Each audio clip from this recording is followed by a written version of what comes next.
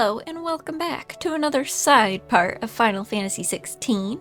So I think this is the last side part before we beat the game. I'm pretty sure. So yeah, where to even begin really? I think I'm going to start here at the reading table. Do all the side quests here. And then do the 3 that are out here in the world. And then we're going to wrap it up with the bounties. And the bounties should get me my final upgrade to my sword. Because right now I'm using Ragnarok. I'm just using the appearance of Everdark. So yeah, that's the game plan. So with that, let's get to the reading table. We have 2 side quests here, in a mood. In case you haven't noticed, your poor hound spends all of his time, all his time of late on the rear deck whimpering like Gav in his cups. Something ain't right, and my gut tells me it's not to do with his supply of antelope bones. What is it this time, Torgal? More than words. Oh, another Torgal side quest. We're starting it off good. Wait, where? The rear deck? Okay. First the skies, then the crystal. What next? Oh, the broom handler's losing it. Oh, look at him, just looking out.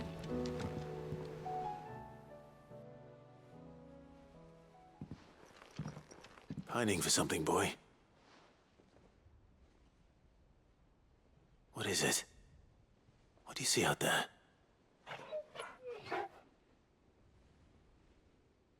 I never did ask where you got that anklet of yours. From Sid, that's why.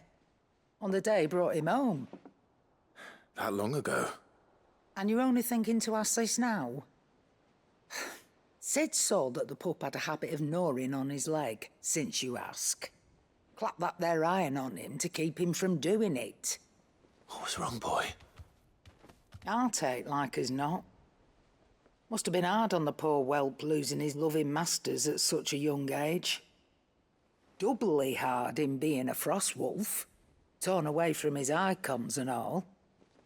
Sid would always tell him, you want that iron gone, you find what it is you're looking for. I reckon what he were looking for was you. I'm sorry, Torgal. Sorry for making you wait so long. Let's get that thing off you.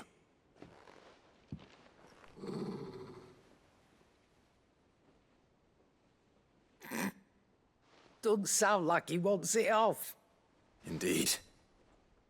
You miss Sid as much as the rest of us, don't you?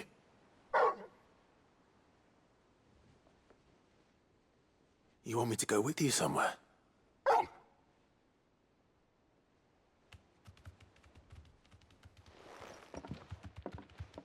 Quick, aren't you? Glad you've been paying attention.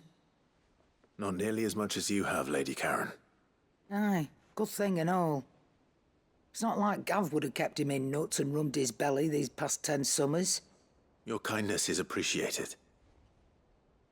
You've been a good friend to him. Only because he doesn't talk back like the rest of you. Go on now.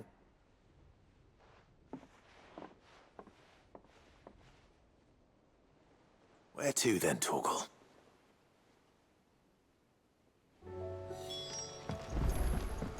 Follow him. Alright. Coming, Torgal, we're coming.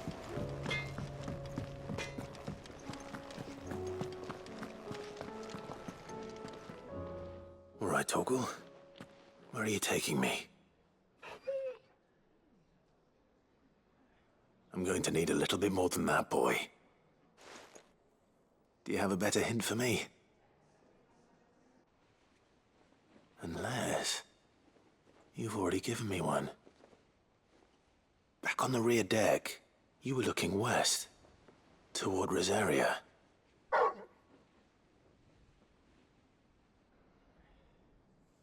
Why don't we try the rookery?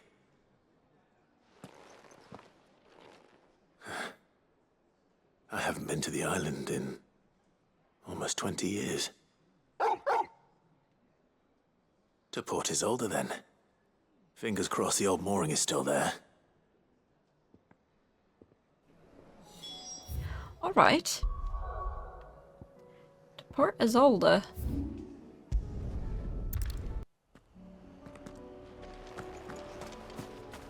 Alright, we're here. Looks like we're going right. Oh, chest.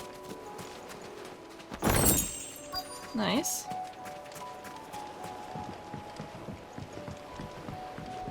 Oh, where are we going? We're gonna board the rowboat?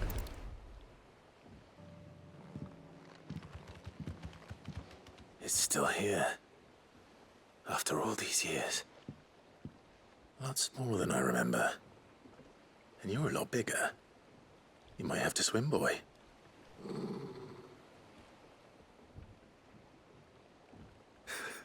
I wasn't being serious.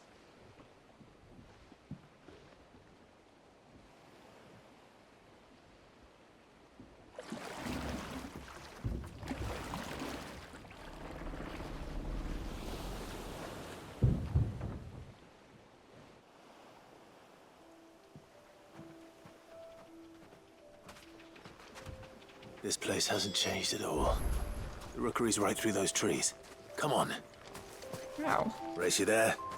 I bet I could still beat you. Oh, this is so sweet.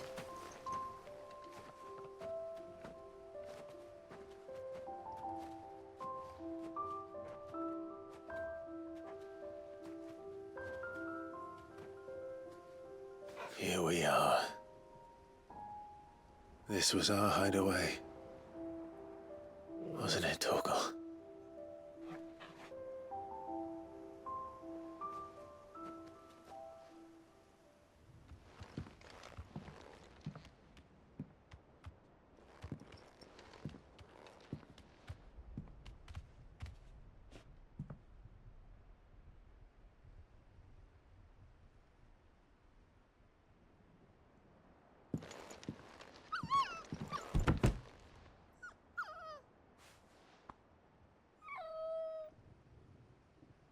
Coming here helped me to forget who I was. Or wasn't. Prince, shield. Son his mother could love. Had I been any one of those things? Perhaps.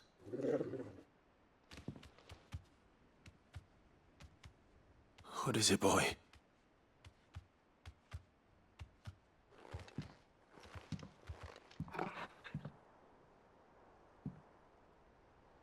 This is all from the castle.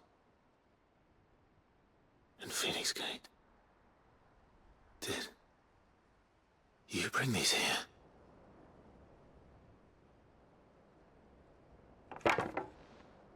My sparring sword.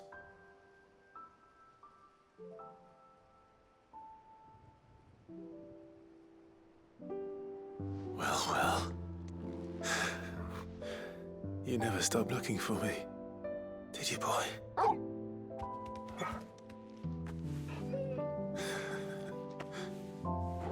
Thank you, Torgal. For never giving up. For never forgetting.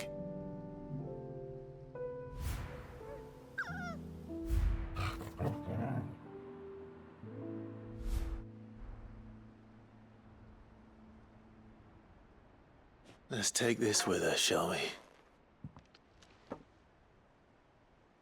So I don't forget either.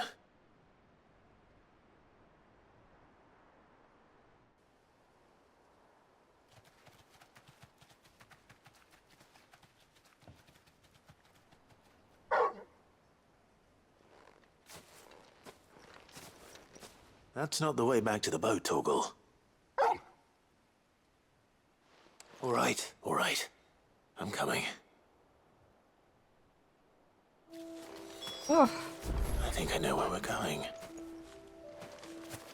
this is the most touching side quest I've ever done in my life. Oh my god.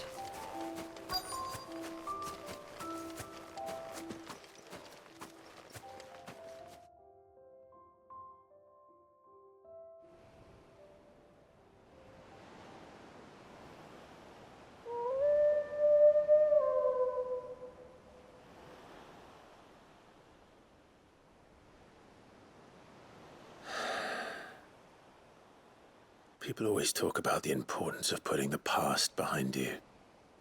But without it, we wouldn't be who we are today. And we certainly couldn't steer our way to a better tomorrow. Come on, Torgal. Let's go home.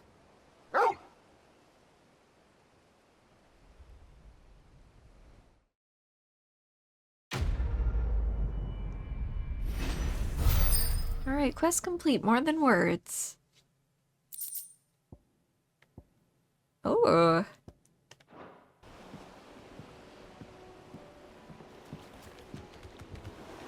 Alright. Now we're out here, out in the field. Time to head back. Alright, we're back at the reading table again. It's the last one that's over here. The two of you have been together for what probably feels like a lifetime now, but there's still a lot of you have to learn about that hound of yours. Still a lot you have to learn. Aye, he'd step in front of a bloody raging behemoth if it meant protecting you, but that don't mean you should take it for granted. At the end of the day, he's a hound, and sometimes he just wants someone to pat his head and rub his belly, and give him a handful of Kupo nuts. You do good to remember that, Karen. Alright. In search of a lost tome, reluctant as I am to add to your burdens. God, my reading's been horrible this part. I would ask your aid in a personal matter, albeit one that may be beneficial to your cause.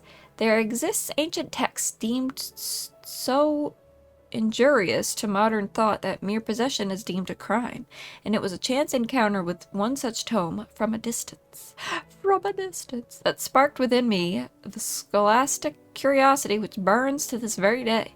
I wish to enlist your aid in reclaiming that text. Should you require further incentive, know that I am willing to offer compensation for services rendered.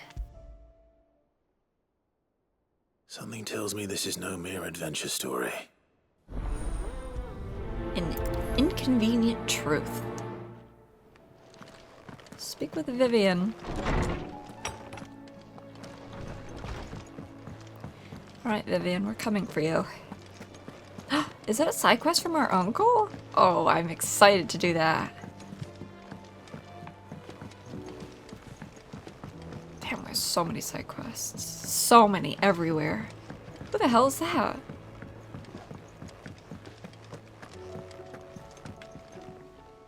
Vivian, I read your note, and I'd be happy to help you find the book you're looking for. Thank you, Clive.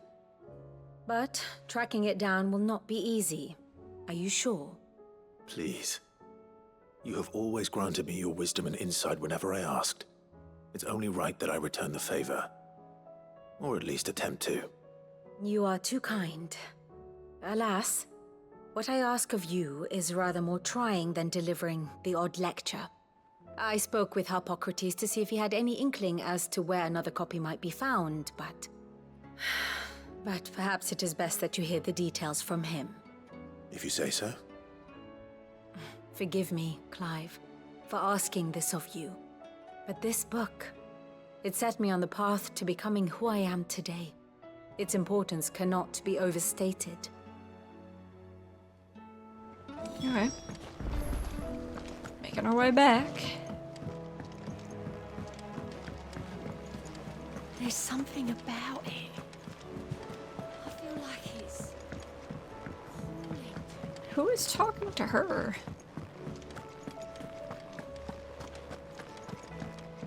Alright, tomes. Oh, I also wonder what level we are with our knowledge. I wonder if we've ranked up at all.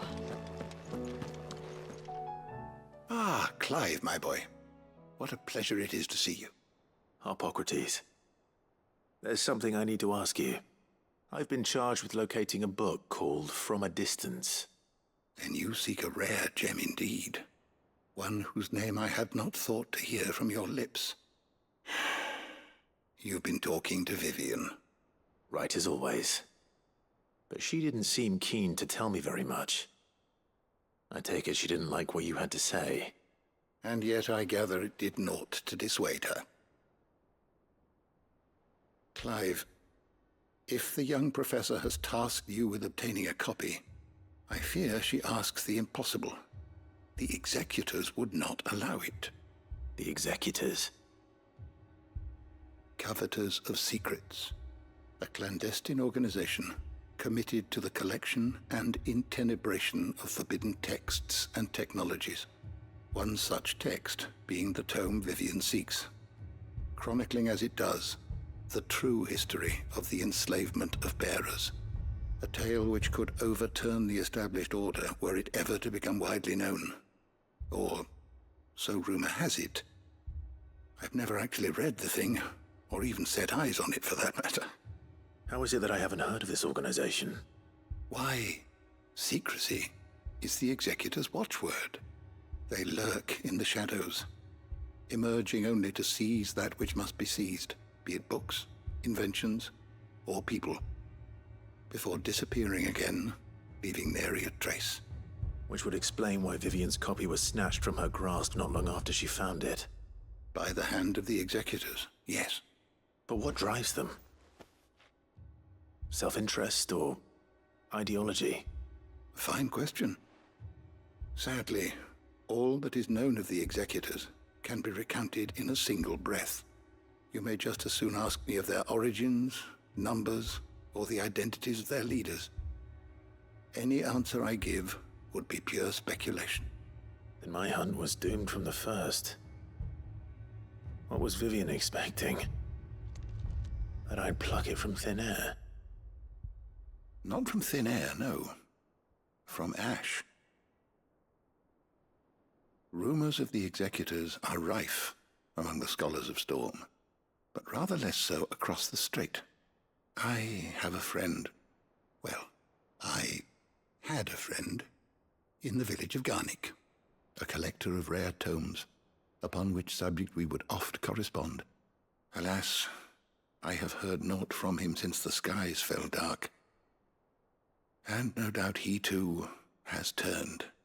But though he did not mention it by name, it is possible that a surviving copy of From a Distance yet rests upon one of his many shelves, quietly awaiting discovery.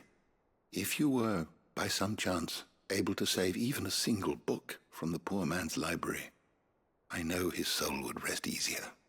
Very well. When I next find myself in Waloed, I'll be sure to pay Garnick a visit. You mean right now? You mean we're doing this right now, Clive? Where are we going? Garnick over here? Oh, okay. Okay, we are almost here at Garnick. The entire village looks abandoned. Now, which house would a bookworm live in? It's over here. Damn, I was hoping to be able to scoop it up from the other side of the fence.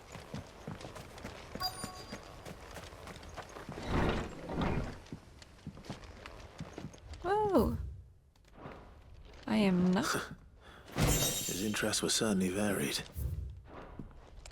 I'm not gonna be reading all this stuff because there's a lot here. Oh, that was it. This is it. But if what it says is true, I need to get this back to the hideaway. Wait, I want to see it. Damn, I wish I scrolled down. No. It wasn't a curiosity, it wasn't a material, it wasn't a consumable. No mention is made as to the name of the author, whether that's because the title page has spent lots of time. Damn, I really wish I read that. My bad. We're gonna get attacked on the way out, I'm sure.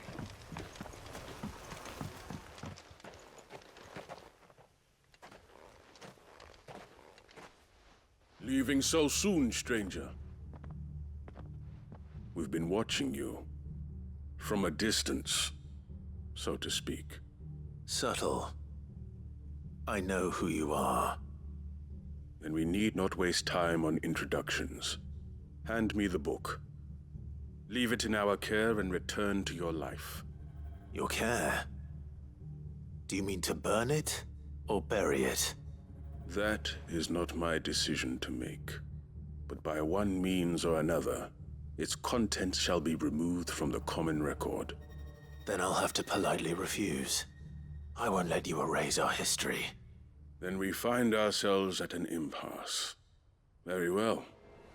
The book can just as easily be pried from your dead hand.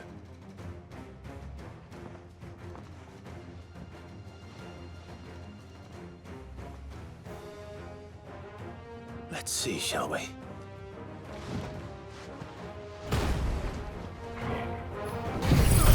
Alright. That necklace he was wearing was heavy. It's like old that damn necklace.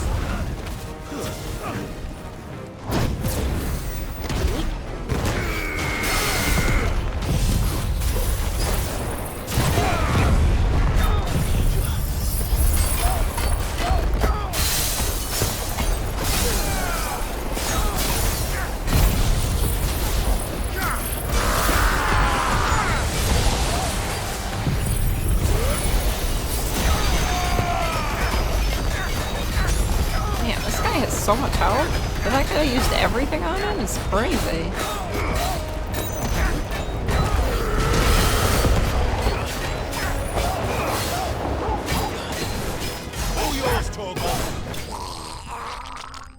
Ew, that was gross.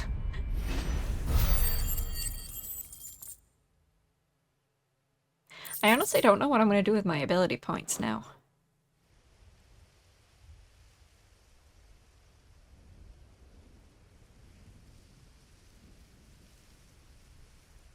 Impressive. But we have other means. We shall claim the book yet. Why do you want it so badly anyway? It lays out in no uncertain terms the vanity and avarice of mankind. It tells the shameful history of the persecution and oppression of a gifted few by a giftless many. Would you say that this interpretation was correct? I don't know. You don't know. Your sword may be sharp, but your wits are dull.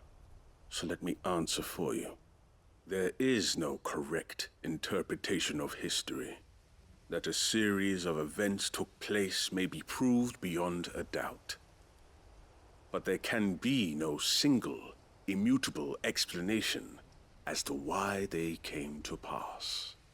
It is a question of numbers and of belief.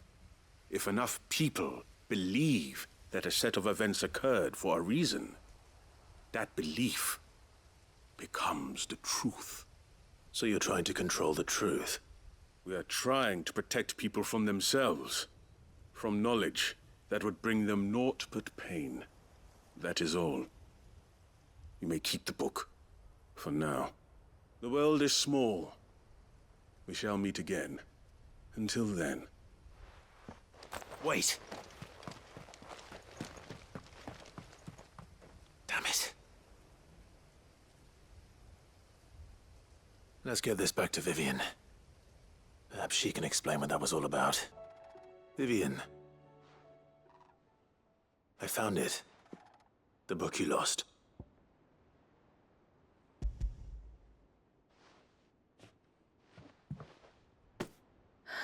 You found it. Thank you, Clive. Even though I asked this of you, I was not entirely sure it would be possible. I feared the executors had seized every copy. I met with one of these executors, and I convinced him to let me keep it. He told me something. That the truth is just a matter of collective belief. And that if enough people believe a lie, that lie becomes the truth. It does. But it also means that the truth is not immutable. That it can be changed. Provided that those who wish to change it can convince enough people that their perspective is the correct one. As the sad history of the bearers proves. You said that the book inspired you to become a scholar. It did. Or its author, rather. She was a heretic, you see. A firebrand and a dissenter. A gallows stood ready for her in every corner of the realm. And by shunning society, or perhaps being shunned by it, she stumbled upon a truth so potent that an entire realm trembled at the prospect of its utterance. I, too, have always felt somehow set apart from the world of men. A stranger to my own species. She taught me that my solitude was not a curse, but a gift. And that, though my journey to the truth might be a lonely one, what I found at my destination would be more than worth the cost. Do you still feel that way? That you're not one of us? Honestly, I'm not entirely sure anymore. Since coming to the hideaway, I find my thinking somewhat clouded. Perhaps the result of studying mankind from a rather closer perspective than I had intended.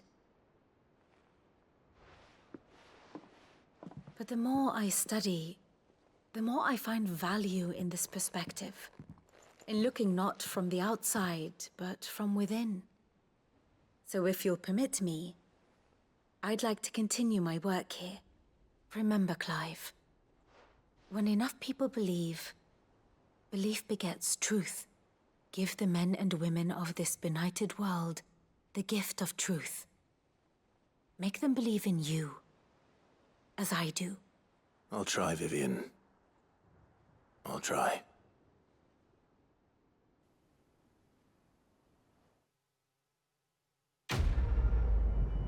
Quest complete. Learning more and more about Vivian. Oh, another thing to put on our wall. Wonder if we're gonna complete our wall in this side part. I guess we'll go in here, since we're right next to the infirmary. And these were here before we did the last big main stuff, so... Please, your grace, stay strong. Tiote. Ah, my lord Marquis. Oh, Phoenix, heal thyself. Yote, is anything the matter? You seem troubled. Perhaps I might be able to help. My lord. Yes. Perhaps you might. It's your brother. His condition continues to worsen, though he does his best to hide it. The lesion on his chest pains him more with each passing day. I had feared as much. There are certain elixirs which can ease the suffering of those afflicted by the curse, but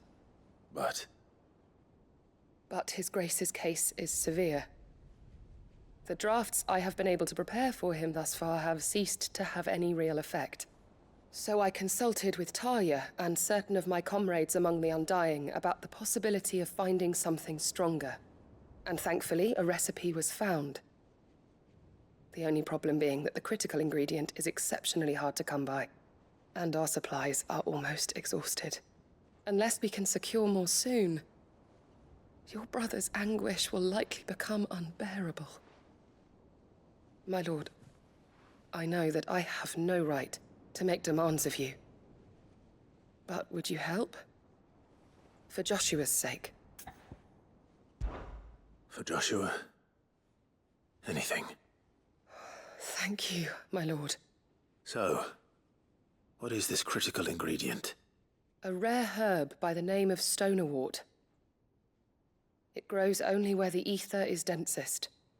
The vigor it stores in its stems helps to counteract the curse. We discovered a patch near the aqueduct in Rosaria. But alas, yet more ether has erupted from the earth there recently, leaving the whole area flooded.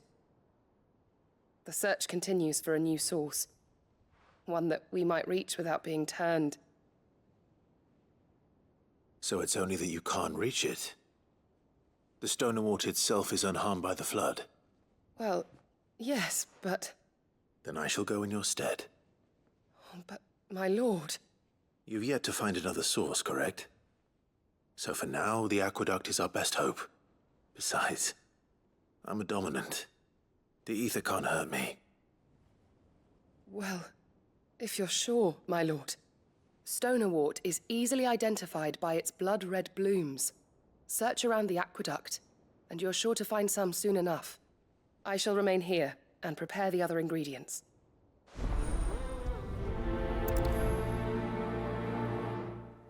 Alright, let's go. We're going here. 3 reeds. Actually, we're going way over here. I'll probably just cut to when I make it over there, so I'll see you guys in a second. We are here. Here's the aqueduct. Now to find our stonerwort. Yote mentioned blood-red petals. Oh boy. Just my luck.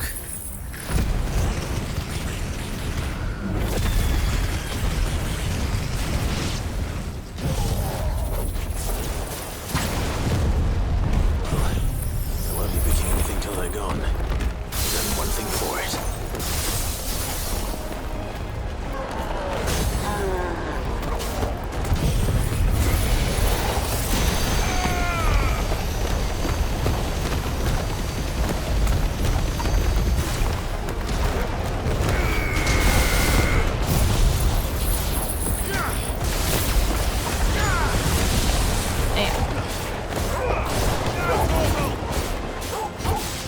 I want to waste my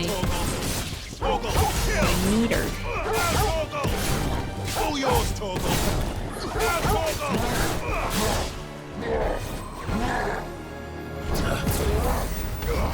Nice try. Oh, nice. Alright, here we go.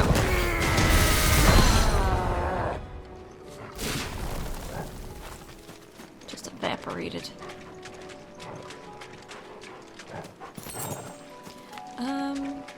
Ooh, chest. I wonder if the chests out in the world like this can ever have anything good. Oh, here we go. It seems like the Here only... it is. Better collect as much as I can before reinforcements arrive. Oh. All right. That should do it. Let's get these back to you. Yote. Yote. I brought back all the stone and water I could find. Will this be enough?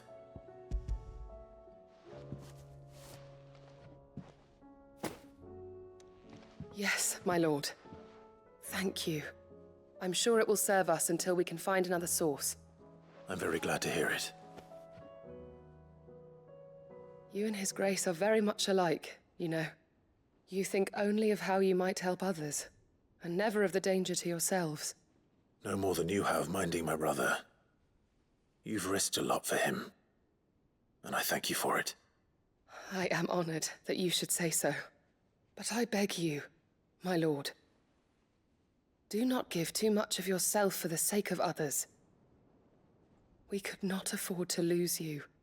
I'll keep that in mind. Oh, Yote is so sweet. Phoenix, heal thyself complete. 650 ability points. Alright, and then so this one over here. Oh, a new quest is available now that we did that. I wonder if it's this. Alright. She can't kick this up much longer. Glory to Griga. There you are. And not a moment too soon. What's happened? Tya's busy working herself into an early grave.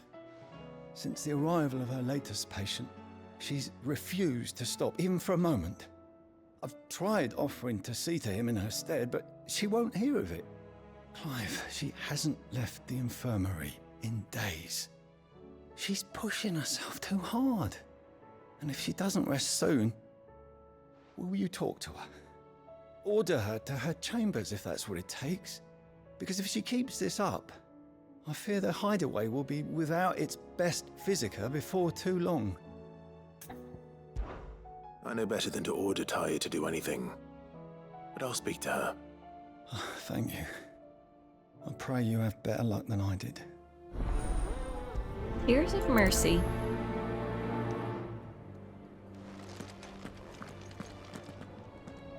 Well, Taya, Rodriguez worried about you. And if what he says is true, then so am I. We all admire your dedication, but you do need to rest. I will, when it's time. Until then, I'm staying put. We owe him that much. Who is he? Someone from my past. Someone who doesn't deserve to die alone. It won't be much longer. The crystal's curse has almost finished its work. If I had the tears, I could ease his passing. But without them, we've nothing that will touch the agony of those last few hours. How would tears help this man? Not my tears. Tears of mercy. Alicia, it's the only thing strong enough. You wouldn't, Tyre. Surely. There must be something we can do for him. Sometimes an easy death is the greatest kindness we can offer. You do well to remember that, Rodrigue.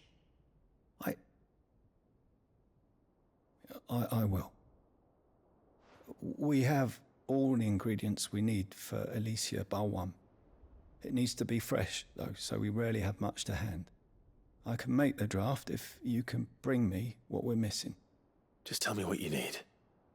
There is a species of venom-weeping spider that lives in the forests of Norvent, near Lorbert's Pass.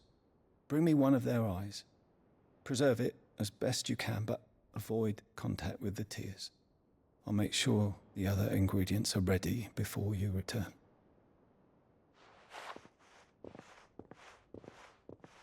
Thank you, Clive. I won't forget this. Right, off we go to collect an eyeball. Over here. Alright, we're at the spiders. The Mightling. Rodrigue could have mentioned his spiders would be the size of curls.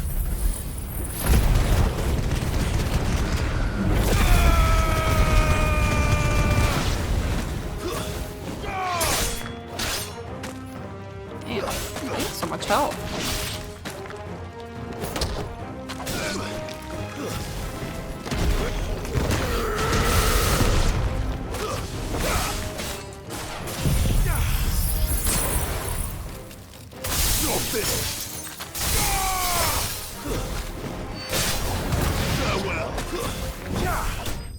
Nice. Enemy slain.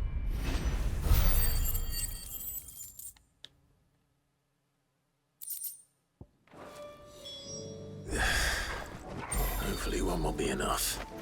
Rodrigue will have prepared the other ingredients by now. Thank goodness you're back. Tyre looks like she's about to collapse. Is this what you needed?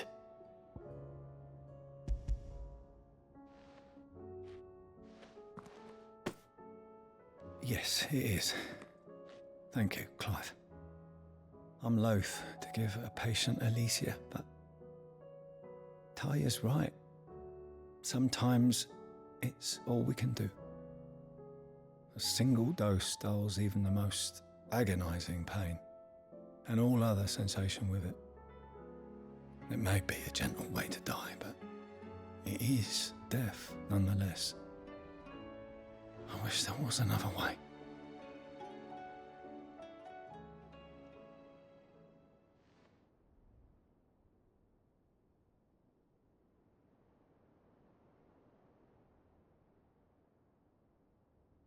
How are you feeling? Light, mid-here. Drifting on waves. Good. Just relax. Let the waves carry you to a better place. Thank you, Tyre.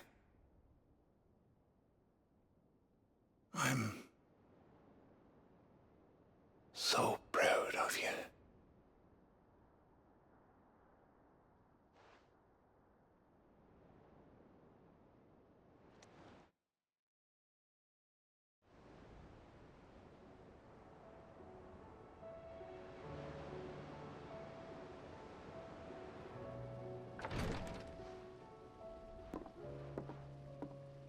He's gone.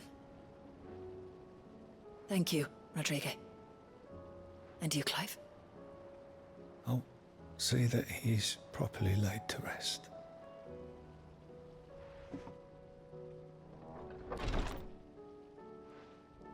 The man you helped today was my mentor, back in the Southern Isles, on the front lines of some meaningless war.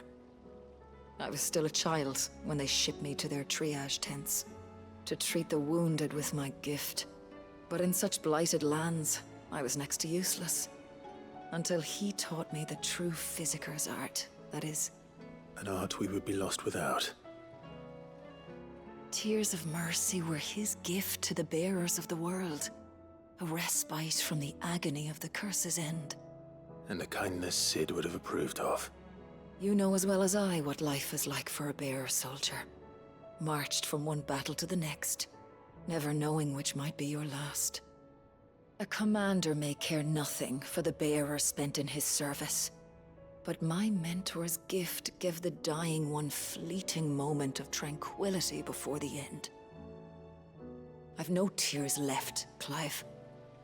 I've seen too many of my friends taken. Something needs to change. And we need to be the ones to change it. And we will. I promise. I hope so.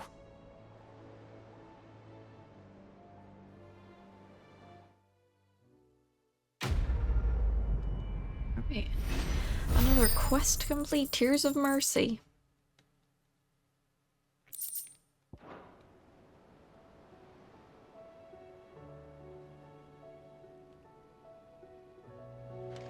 Oh, is that it for in here? Wait, no, there's another one. Alright, Taria, what do you got now? Clive, I wanted to give you something for the kindness you showed my mentor. What's this? A chest of all the medicines you're ever likely to need. Seeing as you're so reluctant to come to the infirmary, I thought you might as well take a part of the infirmary with you. I'm sure it will be very helpful indeed. And Talia, try not to work too hard. And work Rodrigue all the harder, you mean? He's a quick study, but he's got a long way to go yet. I'll take that particular piece of advice when you heed it yourself, thank you very much. Besides, who else is going to see that your brother takes his medicine? Who indeed?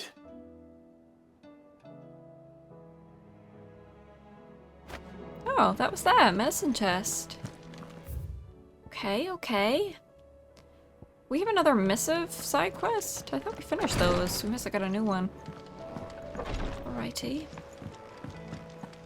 We've got so much stuff to do. And we got a new bounty? Oh boy. Alright, let's do this person next. Cid, I was wondering if you could help me. It depends what with. A bearer, but recently freed from his bonds, is keen to join the Curse Breakers. As you know, the work we do is not easy, which is why we test every volunteer's suitability. I was hoping you could oversee this one's evaluation. I don't mind, but why this one? Because he wants to be a scout. Our ranks are filled with men and women capable of breaking chains and putting slavers to the sword. But scouting, we're few with the nose for that, which is why we still rely so heavily on Gav. And since he accompanies you on so many of your missions, I thought you might be better placed to recognize the traits in him that we should look for in those who'd fill his boots. Sounds reasonable. So you happy to oversee the boys' test, then? One can never have too many scouts. Truer words, Cid. I'll let the initiate know that you'll be attending his trial, and that he is to proceed directly to Northreach in readiness. No time like the present, eh? No time like the present. I'll await you there. Alright, trial and error. Northreach. I don't suppose they could have chosen somewhere closer. To Northreach. Nazaire might at least have mentioned where in Northreach he'd be testing this recruit. Why, I'm right here, of nervous. course. Well met, Cid. This is the initiate. Ember, present yourself. At your service, Master. Please, just Cid. There are no masters here. Your life is your own. Oh, of course. Thank you, Cid. The sergeant says you'll be evaluating me at my trial. To become a scout, yes. You are aware of the dangers inherent in that role. I am. But I swore I'd face them. Just like the man who saved my life. And who would that be? Gav. It was him who found me and freed me. No magic, no support, just one man and his nose. Came and sniffed me out. It taught me what one man can do if he puts his mind to it. And I've been training ever since, so that one day I can be someone's saviour, just like Gav was mine. I'm sure he'd be flattered. You clearly have good intentions, Ember. And it sounds like you're under no illusions. Stick to this path and you'll make a fine Cursebreaker. So, what? Have I passed? You haven't even started yet. Now listen.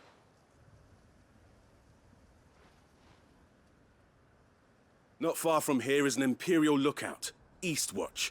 The guards there record all their sightings in a logbook. You are to find it and bring it here. And bring it here, right. Anything else? No. Sneaking into a heavily guarded Imperial outpost and stealing the logbook would be quite sufficient. You'll need to assess the situation, determine a point of entry, create a distraction and effect an escape, all without being discovered and thrown into an Imperial oubliette. Ember, Gav isn't our best scout because he can do everything. It's essential that you know your limits. Know my limits, right. I won't let you down.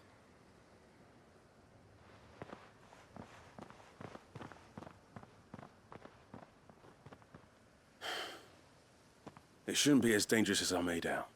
But keep a weather eye on him all the same, would you? On my way. All right, Ember. Impress me. Okay. I guess we'll mount up and head for Eastwatch. Run like the wind. This is an odd quest. I'm glad the pleasant music is back in the game. It's been so long, I forgot what the skies looked like before, so I don't even know if... I don't think the skies are back. I think they're still very gloomy and dark. These are clean kills. Perhaps young Ember really is ready. Or maybe not.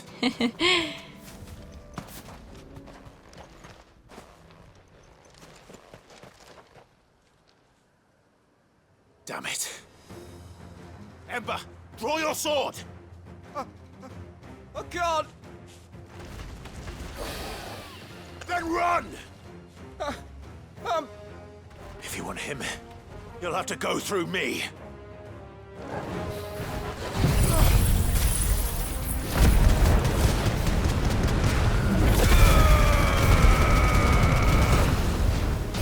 Hot Avis.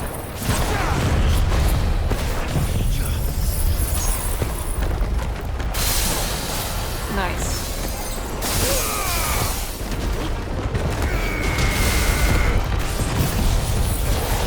I wonder if this will kill him. All my stuff.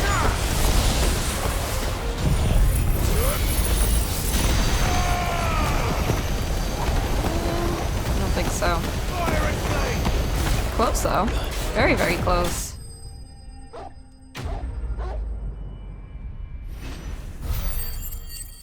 Easy enough.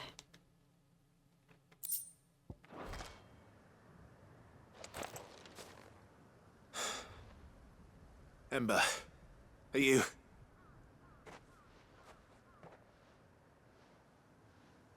Gone. Of course. Scouts really are a rare breed. Back to Northreach it is then. Oh. Damn, I thought it would fast travel me there and it didn't. Kestrel's break? Huh? Alright, I'm just gonna fast travel there, I think. I didn't expect you back so soon. Where is Ember? How did he fare? I thought I'd find him with you. He must have fled. I followed him to Eastwatch, where I found him being set upon by a wild Avis. He was just standing there. Didn't even draw his sword. I had to step in and take care of things. But by the time I had, he was nowhere to be seen. I assumed he'd set off in your direction, but apparently not. I'm sorry, Sid. I knew the boy had a nervous streak, but he seemed like... The right man for the job? I believe this is the logbook you tasked me with retrieving. Eh? How did you... Don't you tell me you breached the tower while Sid was busy saving your skin. What? Wasn't that what you asked me to do? To bring the thing back without getting caught? He has you there, Nazaire. And he did it all on his own. But Sid, he did what he thought was best. And now I have to decide whether I agree. Of course. We'll await your evaluation back at the hideaway. Don't you leave my sight. Yes, Sergeant.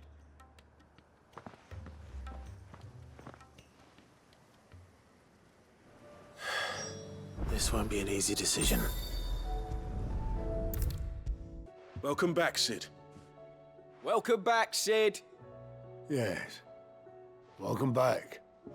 Trip wasn't too much of a pain in the arse, I hope. Truth be told, it was me who suggested roping you in to help with the trial. But from what I hear, things didn't go quite as planned. No, they most certainly did not. Oh shit, I didn't realize it actually gave me a choice.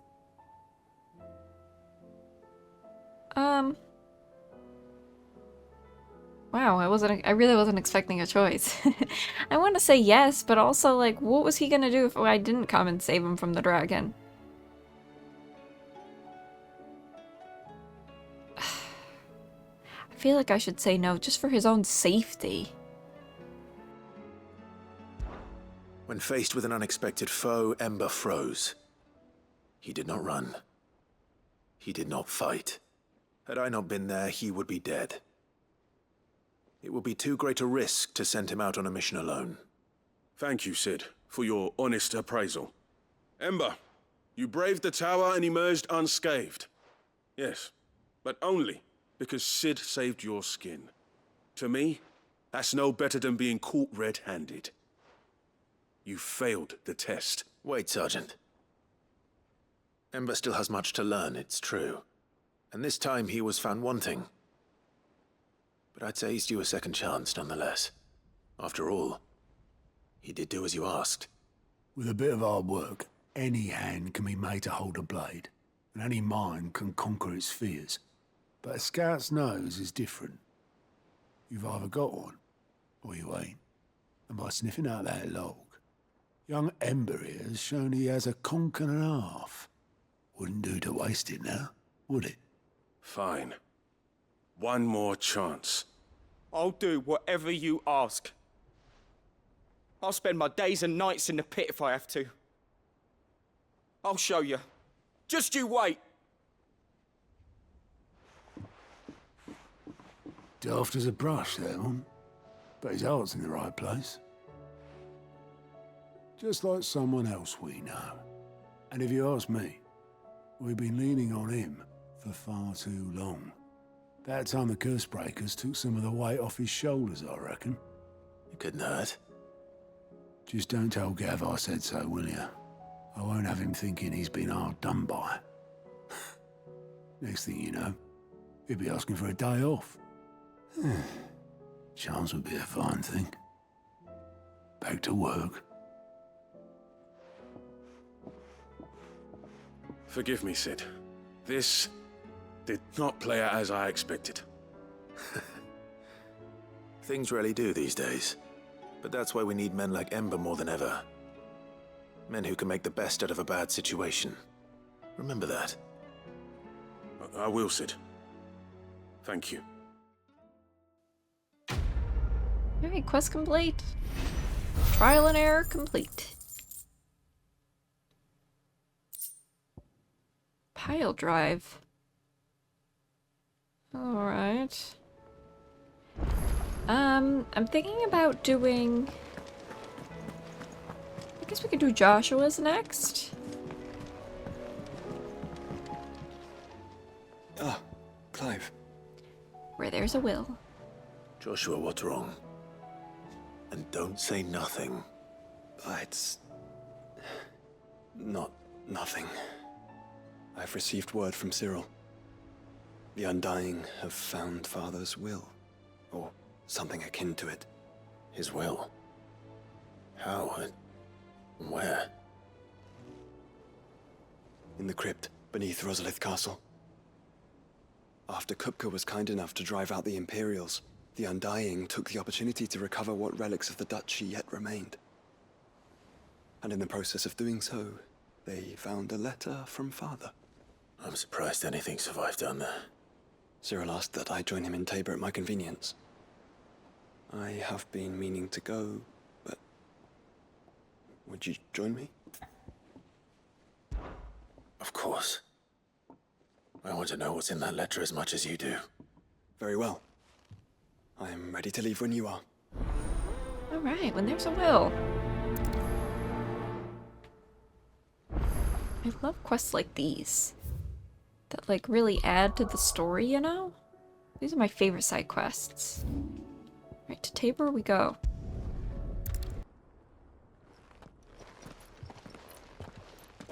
Your Grace, my lord, I trust your journey was not overly onerous.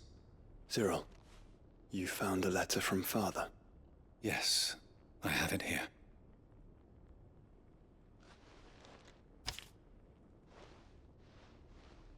If you would do us the honor, my lord. Okay, my beloved sons, I know that I ask much of you in this coming war, but I see no other way to secure a future for our duchy and our family. Yet even should we succeed in subduing the savages and winning back Drake's breath, the threat of the Blight still looms, and only with all of Rosaria striving as one might we at last overcome it. I have made plans to see us through, but such are the obstacles that stand in our way, it shall likely fall to you to continue my work. I know that you have the strength, the courage, and the will to do so. This shall be an arduous inheritance, and so I offer you another, that you might be reminded of the love and the faith that I hold for both of you, your father. An inheritance? It would seem the late Archduke penned this missive shortly before his passing. The day before we left for Phoenix Gate. What are these plans he spoke of? His plans for the duchy, your grace. Your father entrusted them to my predecessor, the former bearer of the Burning Quill, who entrusted them in turn to me. The complete emancipation of bearers is their stated aim. But your father's dream did not end there. His grace also spoke of building hospices to care for those stricken by the curse, and the founding of a new university to further the development of non-magical technologies. With the Blight spreading ever more widely across the Twins, Archduke Elwyn saw this as the only means of securing Rosaria's survival. He wished to see men and bearers treated as equals? To see centuries of common wisdom overturned? Small wonder he did not think it achievable within his lifetime. But he thought it achievable nonetheless. Had he not, he would never have written this message. Nor would he have entrusted his vision to his most faithful aides, those who would have stood with you, shielded you from the machinations of the less benevolent personages at court. It's a pity only they are still with us. 'Tis true that those most loyal to your father were the first to suffer the Duchess's wrath. But one at least remains, and she has come bearing gifts. What do you mean? Mayhap it is better that she explain, my lord. After all, the duties entrusted to me by my predecessor extended only to recovering his grace's will and arranging a meeting with the one who might execute it, or a part of it at least. And where is this woman? She awaits you in the archive, your grace. Thank you, Cyril. Shall we then?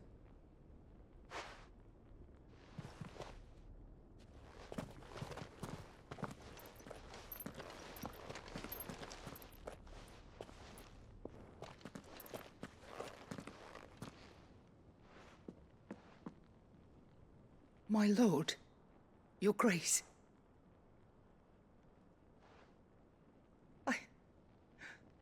I hardly recognize you. I am Goditha, retainer of House Rosfield, loyal servant to the Phoenix and his shields. Your father, the Archduke Elwyn, entrusted me with the delivery of a gift. I only hope you can forgive my tardiness in bringing it to you. Lift up your head, Lady Goditha.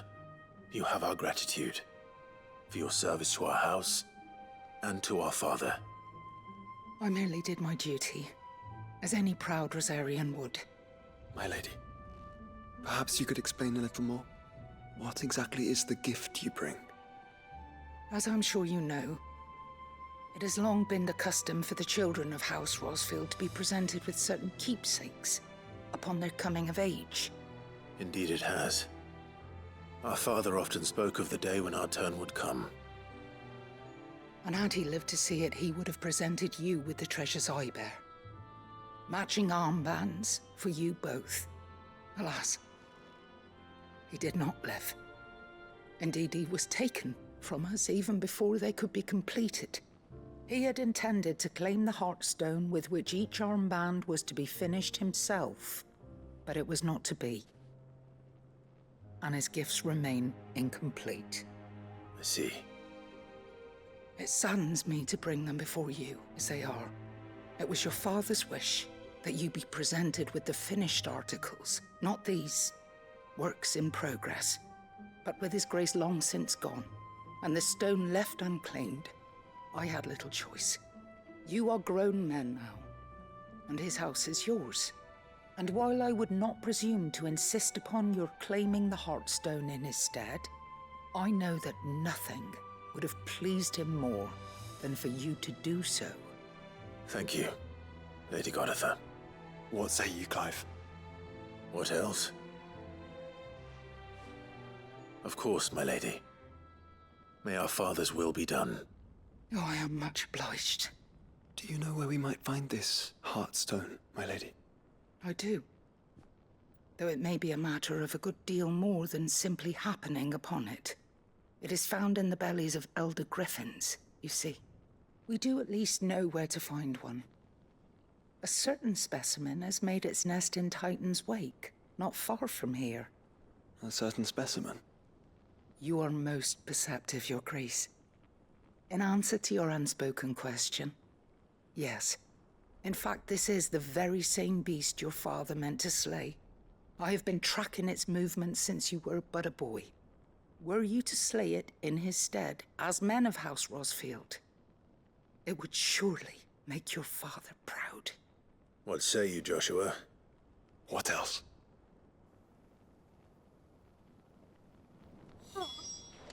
Their quest to do together. Titan's Wake is to the south of here. But we must not be hasty. The good lady has been disappointed once already. Alright, let's see. Oh, it's quite far. Alright, I'll probably just cut to when we make it there. Eyes peeled, Joshua. Oh shit, here it is. Oh, that griffin looks cool. Straight home now. Smurg? There it is. For House Rosfield.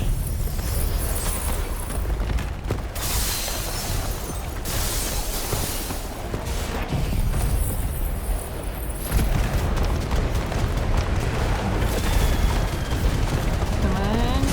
Nice.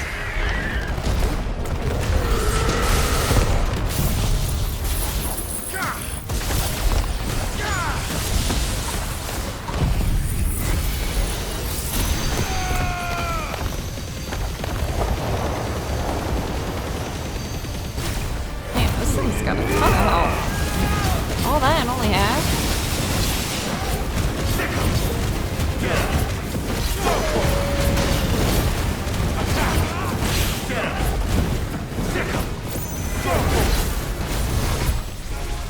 God.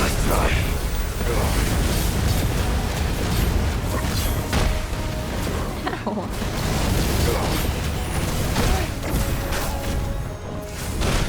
Oh shit.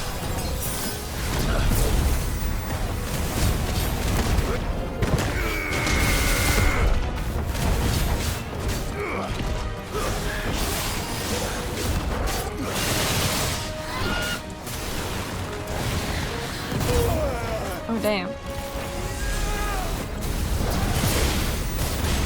Here we go, here we go.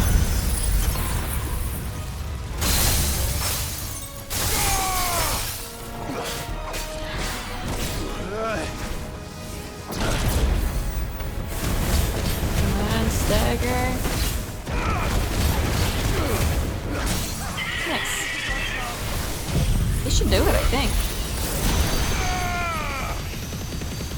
Maybe not.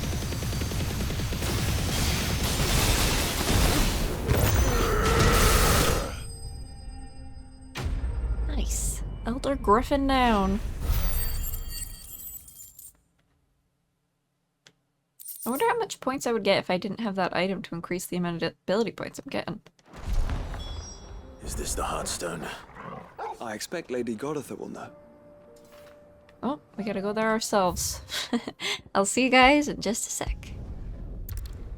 Oh, thank the Founder you were safe. The Griffin is slain then? And the Heartstone claimed.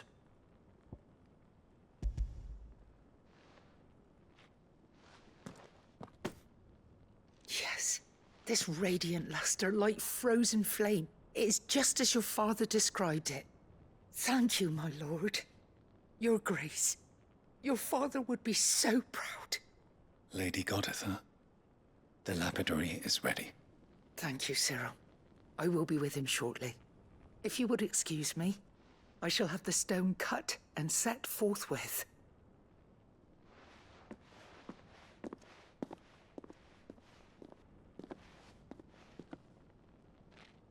The armbands are complete. Pray, take them. They are yours, after all. Heartstone is harder and more enduring than garnet, or even ruby. It symbolizes unwavering will and devotion. And the graven vines encircling the stone represent the unbreakable bonds between you. It's a message. Father knew we had enemies both inside and outside the duchy. Enemies who would thwart his vision. Only with unwavering devotion would it ever be realized. And only if we stood together, as Phoenix and Shield, as brothers in arms, only then might those enemies be overcome. Indeed. His Grace knew the enormity of the task he would entrust to you, his heirs. But this was more than just a message. It was a promise. That he would always be with you. Thank you, Lady Goditha, for remaining the steadfast custodian of our father's will. Forgive me, my lady, but there is something I don't quite understand. The Undying told me that after Father died, Mother claimed all of the ducal treasures for her own. Even if the armbands were incomplete, she would surely not have overlooked them. So, how were you able to keep them from her? Because I was the keeper of the vault. Though I was but a lowly servant, your father spoke to me of his intentions for the bands, of the deep love he had for both of you, and his hopes for your future. In the days before the disaster at Phoenix Gate, I discovered that the Duchess had ordered her jewelry be sent away from the castle. It was then that I knew she meant to betray us. I tried to warn your father, but it was too late. When word of the fire reached Rosalith, I knew my time was short. So I took up the armbands and I fled into the night. And thank the Founder you did. Yet my duty to your father was incomplete. Not knowing what else to do, I followed the Griffin, thinking I might claim the Heartstone on its passing. And so my pursuit continued, until Lord Cyril appeared before me. He informed me that His Grace's will had been recovered, and that his sons were alive and well. Lady Goditha, on behalf of my father and all the people of Rosaria, I thank you for your loyal service. As do I. Thank you, my lord. Your Grace, for coming back to us, for giving my service meaning.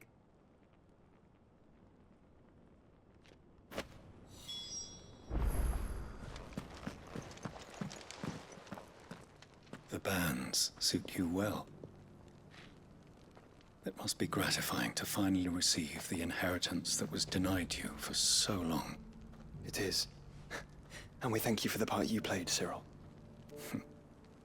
If you would permit me to play my part a little longer, might I suggest that you make your way to your father's memorial atop Hawk's Cry Cliff. Let him see that you have received his blessing, and that his vision lives on in you.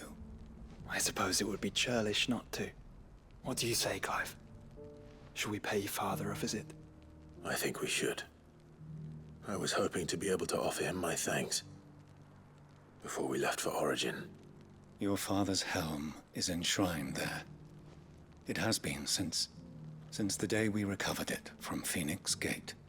I prithee claim it. For it too is a part of your inheritance, and I do not doubt that your father would prefer it in your hands than perched upon some lonely rock. Thank you, Cyril.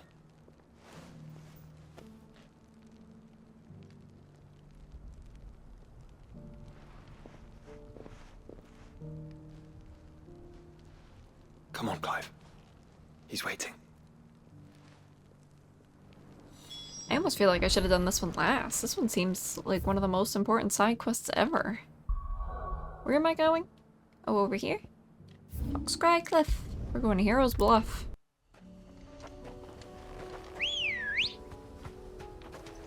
Let's go. Yeah! Unwavering will and an unbreakable bond. Do you really think we're strong enough? To save the world? Of course. To have overcome Father's political enemies? Of that I'm less certain. Especially knowing what we know now. What Mother was truly capable of. But perhaps these bands would have helped. Knowing he was with us would have made all the difference. Oh, I didn't expect them to talk on the way here. I'm so glad that they did. It's just back there.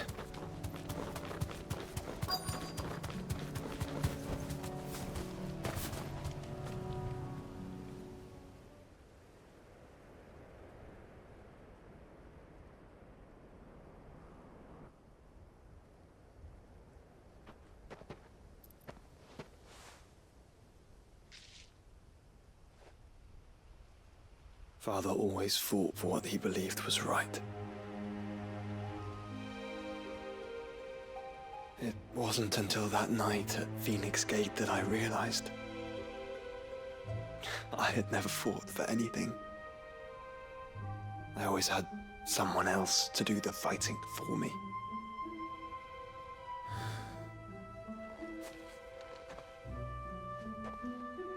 No matter how fate conspired against him, he never lost heart, never looked back, never stopped fighting.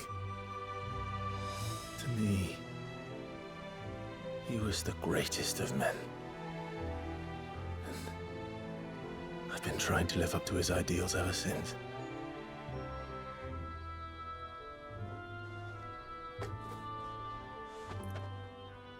We all have, Clive.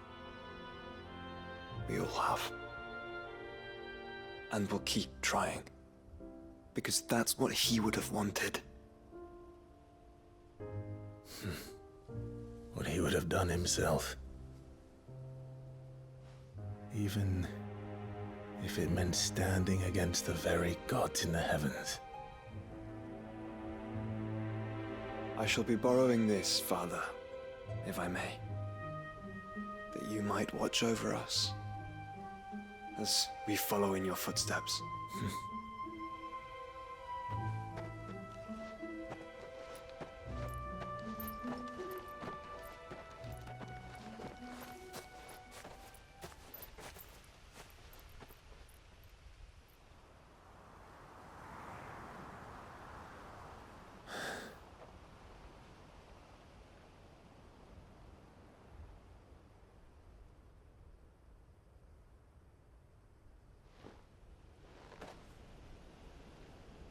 We won't lay you down.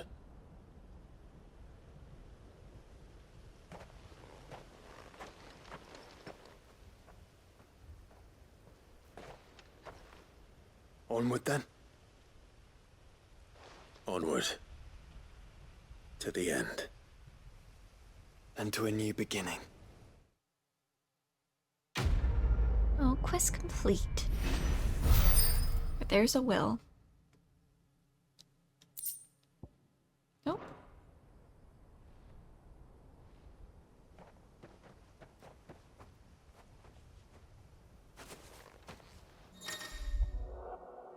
Oh. Oh, Joshua joins Clive's party and will remain with him until departing for Origin. Oh. Nice, alright. I'll take it. He's gonna help us with all those damn bounties. We've got so many bounties to do. Alright, for the next one, I kind of want to do...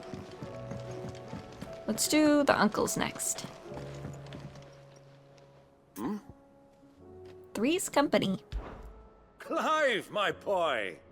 Rutherford informs me that we owe you our thanks. Hadn't intended for you to get involved, but such are the times we live in, huh? I would have done the same for anyone else. You're far too modest, Clive. You'd make a terrible nobleman. But tell me, is the realm truly in as dire a state as Rutherford suggests? From what little I saw, you were right to be worried. I suppose I should have expected the worst. But I was rather hoping the great and good of the realm might have things a little more under control. Alas, it seems that firm leadership is in short supply these days, and without it, the people are bound to lose their way. We must move quickly. But where do we start? True, the challenges that face us are many. But in my estimation, there are two key areas to be addressed before any other. The realm's armies and her larders. As you've seen firsthand, it's every man and woman for themselves out there. Certain cities have banded together to try and maintain some semblance of order, yes? But such cases are few and far between. And yet, the only remedy for the chaos that faces us is unity. A unity that transcends even the borders laid down by our ancestors. In short, if Storm does not stand together, she will fall apart. But how would one even begin to unite the realm? The armies, my boy. As I told you already, we begin by restoring order among the ranks of those sworn to maintain it. Sadly, I doubt I could convince even the lowliest gaggle of privates to dig a latrine together. But I do know someone the High Commanders have been known to listen to on occasion. Field Marshal Eugen Havel. I thought he was retired. He was, until an Akashic army tore through Randalar and killed most of the rank and file. There is no man alive more capable. Literally. And as luck would have it, I've already spoken with him on the matter. Of course you have. And he's agreed to help. On one condition. That he first speaks with you personally. Havel has always been a man of frustratingly rigid principle, and he has certain qualms about clasping arms with, well, with an outlaw. I extolled your many virtues as best I could, of course, but the old goat was adamant that he be allowed to appraise you in person. You don't mind, do you, my boy? Of course not. As long as chaos reigns, we will never build a better world. I'll do whatever it takes. And if the Field Marshal wishes to speak with me in person, then so be it. That's the spirit. I'll leave for Randalar at once. Would you send a Stolas? Of course. Rutherford is already in the Dalmekian capital. I'll have him tell Havel to expect you forthwith. Excellent. Thank you, Uncle. No, thank you, Clive. Three's Company. Alright. To Randalar. Randalar is over here. Buckled. Oh, we're going over there. Alright, see you guys in just a second. Alright, we are nearly there. And it's very nice having Joshua with us for these side quests. Can't be Rutherford, can it? Boy.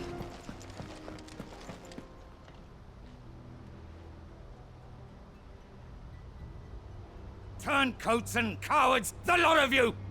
If it's a fight you want, it's a fight you shall have! Allow me. I don't need your... Please, Field Marshal, oblige him. This won't take long. You're right. It won't. Men, finish him.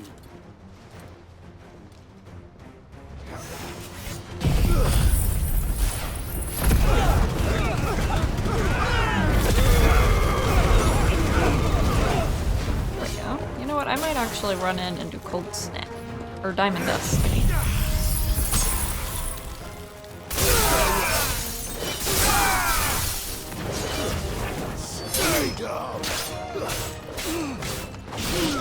There.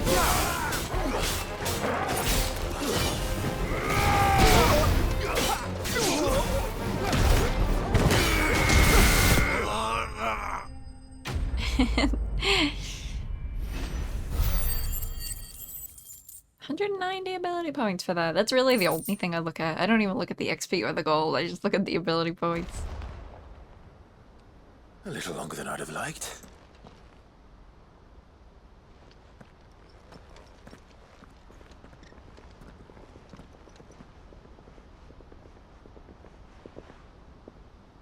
Field Marshal Havel, I presume. Are either of you injured? No, my lord. You arrived just as our escort turned on us. Fucking traitors. I'd heard reports of soldiers in the outlying regions abandoning the oaths they swore. But I hadn't thought the corruption had reached so close to the heart of the Republic. It's a fucking disgrace.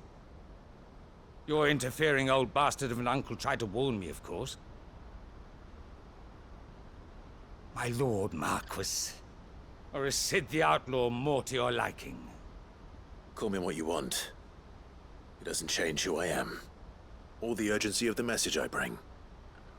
My uncle has a plan to right the realm, and he needs your help to see it through. Before I agree to anything, I'd have you answer one question. What do you stand to gain from all this? I won't deny that I might benefit from further chaos. But I seek a new beginning for all of us. And while the choices I've made may not always have been the right ones, I know I made them for the right reasons. For so long, so many of us have been told how we could live, how we could die, when it should have been our decision all along. Now we have a chance to put things right. But in order to take it, we must stand together. Even if it be beside those with whom we don't see eye to eye.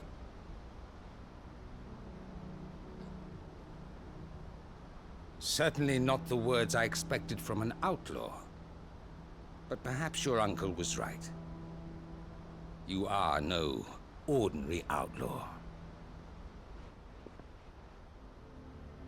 I'll never hear the end of this. All right. I'll start by ordering my most trusted guard to bring the Dhalmekian fringes under control. Next, I'll make contact with my counterparts in the Imperial Army and see if I can't convince them to try and restore order in their own territory. Thank you, Field Marshal. But they are not the only ones we will need to convince. What do you mean? I don't doubt that I can bully some sense into a few generals. But those they answer to require a different kind of persuasion. And when it comes to honeyed words, well, we will need an envoy. One who can court even the most stubborn of statesmen. You, perhaps? I'm flattered. But I'm no diplomat either. And I have other problems to attend to. What we need is a skilled arbitrator. And I may know just the person. Is that so? And would he happen to be an outlaw too? Of a different kind, perhaps. Well, beggars can't be choosers. I suppose we'll all have to find a little of the outlaw in ourselves if we're to make it through this. Very well. Send your man to me right away. I shall.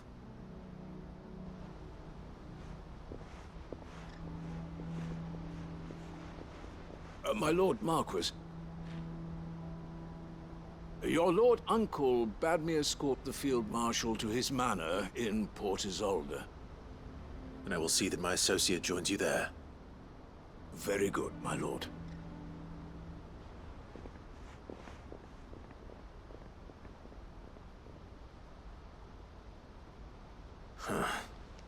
An envoy. I'm not sure I'm the man to talk anyone round. I can barely convince my brother to take his medicine. No. This is a job for someone with experience. Someone like Quentin. I hope I can convince him at least. Man, I didn't see that coming. Witness who we're gonna try to get. That does make sense, though, I will say. Okay, and we're here. At the new Lost Wing. Quentin, I have a proposal for you. Do you now? Something tells me you'll be asking more of me than a cask of Gotand gold. Go on then. Propose.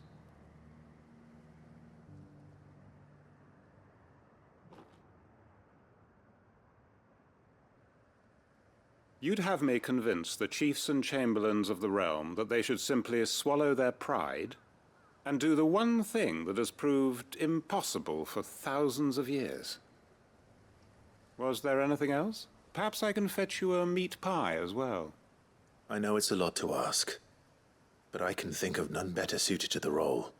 And you'd have me give up what little I have left to do it. I told you, Clive. The people of Lostwing are my family, and I cannot abandon them. You'll have to find someone else. I'm sorry to hear that. So am I. And why might that be? What he's asking. How's it any different to what you've done so far? They want you to speak for those who can't speak for themselves. That's what you do best. If it's the vineyard you're worried about, we'll see that the grapes are picked and the tons filled. You know we will. It's not that. Then what is it? You said yourself we're family. Don't you trust us? You know that's not what I'm... Then what are you saying? That only we are worth saving? Why turn your back on everyone else? You convinced us we could build new lives for ourselves, and if you can do that, who's to say you couldn't convince the entire realm? A stirring argument. I fear that any rejoinder I make might fall somewhat flat by comparison. So you'll join us?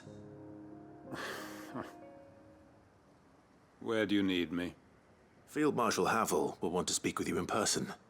He's currently in Port Isolde. I can arrange for a party of Cursebreakers to accompany you there. That would be very much appreciated. I hear the roads are far from safe these days. Hopefully not for long. My uncle will want to know that his plan is taking shape. Oh, alright. Back to Byron. Uncle, I bring good news. The Field Marshal has agreed to your plan. Ha! Of course he has. I didn't doubt you for a moment, dear boy. Rutherford is accompanying him back to your manor in Port Isolde as we speak. They will await your return there. As will one other. One other?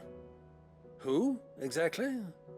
Lord Havel was concerned that even if he could get the realm's armies to agree to an accord, he might not be as successful in convincing those with political power. He asked if I might have a solution, and I suggested a certain Imperial Lord Magistrate turned Liberator. One of your co-conspirators? Master Quentin would probably call me one of his, but yes. Another outlaw, then. Just the thing we need to put these rotten politicos in their places. Good thinking, Clive. I'm glad you approve. The more the merrier, eh? Uncle, assuming Havel and Quentin can solve our problem with the armies, you still haven't mentioned how we might manage the grain shortages. Oh, don't you worry, my boy. The 7 high houses will be seeing to that. They have all agreed to make the most generous of donations. Oh, of course, it did take a little persuasion, but luckily I had some unexpected help. From who? Why, you, my boy. Rumor has it that you rescued the Lady Ariane's head steward Rockford from a horde of bloodthirsty bandits. It was more of a handful. Well, the old battle axe was so pleased. She had a shipload of talents delivered to my private docks by the next new moon. And when the other houses saw the parsimonious old crone's purse strings finally loosen, They as good as tripped over themselves in the rush to follow suit. I'm happy to hear it. Now, I must be getting back to the manor. Join us there at your earliest convenience, would you? Of course, Uncle.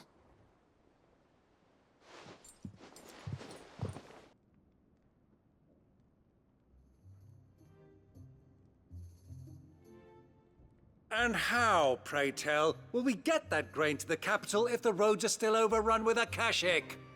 You'll find another bloody road. I only have so many men, and I'm not about to send them headlong into an ether flood. That is, unless you'd have them turn as well. Well, they'd certainly eat less. Says the man with a belly bigger than a band of curls. My soldiers actually need their rations. Without any food to keep them going, they'll be dead even before you've sent them on your fool's errand. If I may, gentlemen, perhaps I might suggest an alternative approach. Though supply routes are indeed disrupted, there is no shortage of ships. Indeed, they bob away in every bay from here to Randalar, awaiting a safe haven. Allow them to make port and fill their bellies full of grain. And once those who crowd the cities are fed, ferry the displaced back to the countryside to work the fallow fields. But I'm sure that you wish to continue your discussion. Forgive the interruption. Two such firm friends as yourselves need no help from the likes of me. Rutherford spoke fondly of the great bond between you. Us? Friends? I can't stand the man! Clive, I'm beginning to question the quality of the company you keep. And what kind of company were you expecting him to keep? The man's a criminal! Criminal? How dare you? You are not fit to breathe the same air as this fine, upstanding young gentleman. Upstanding? He calls himself Sid the Bloody Outlaw! Once more unto the breach.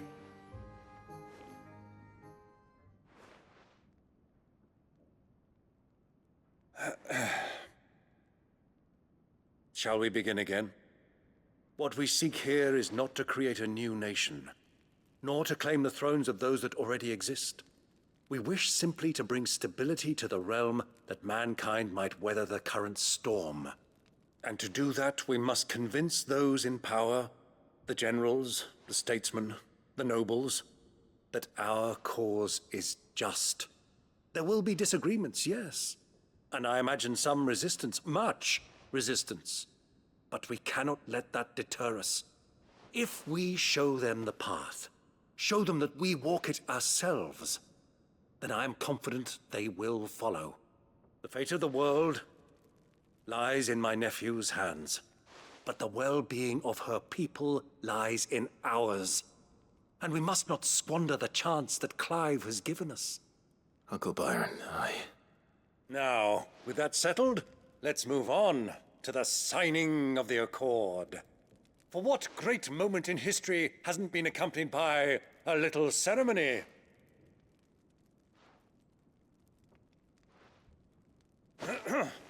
Citizens of Valisthea, I present to you the Triunity. Rutherford, Mike Will.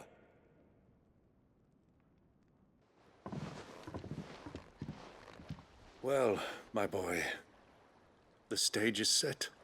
That it is. This is the role you were born for. Now I ask only that you trust in the talents of your supporting cast. We shall play our parts to the best of our abilities, that you might have the opportunity to shine. The realm needs its Sir Crandall. And there is no better Crandall than you, Clive. I want you to keep this signed accord as proof of our faith in you. I will. Thank you, Uncle.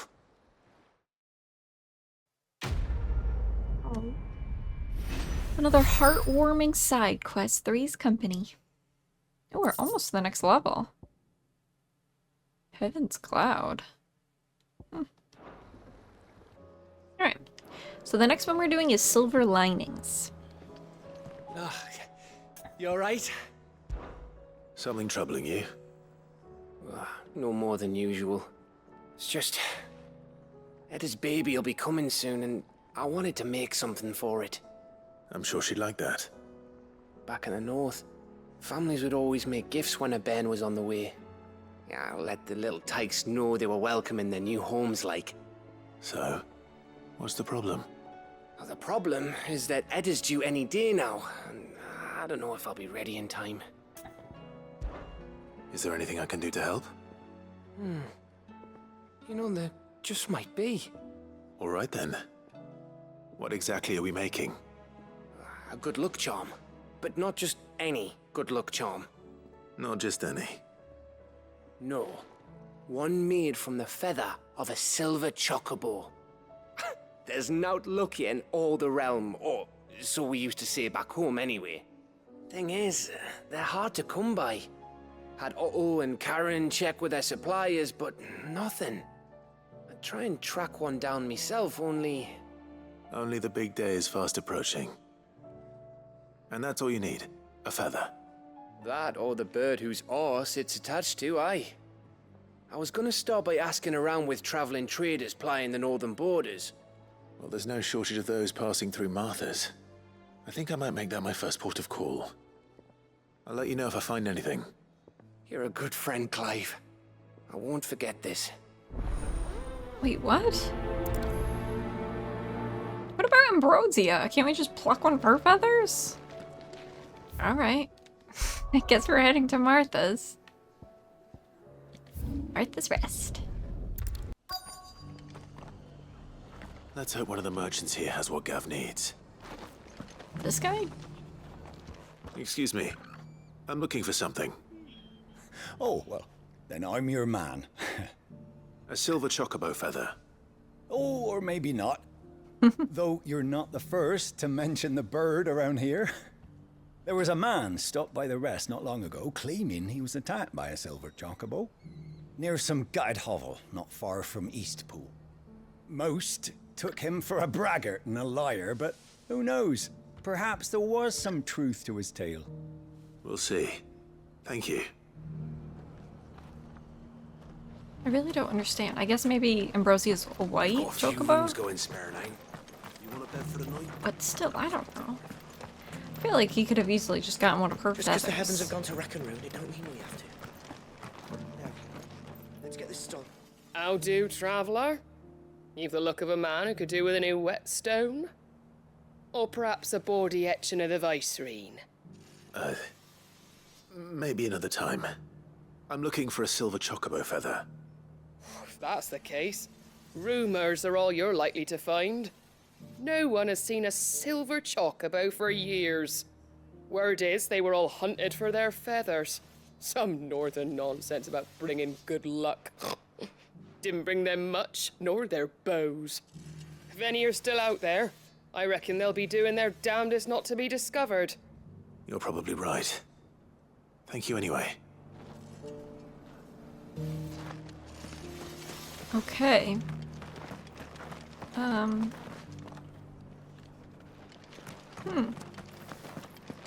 It doesn't still hurt, does it? So look around over here. Oh, here we go. Can I help you with something?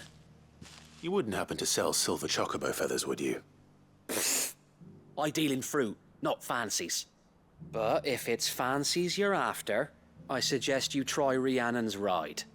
Was a silver chocobo seen there? Oh, yes. If you believe the ravings of a madman. It wouldn't be the first time. A silver chocobo sighted in the hills near Rhiannon's ride. It sounds almost too good to be true. But since I'm already here... All right. Come on. I'm gonna be a little annoyed if this chocobo looks just like Ambrosia.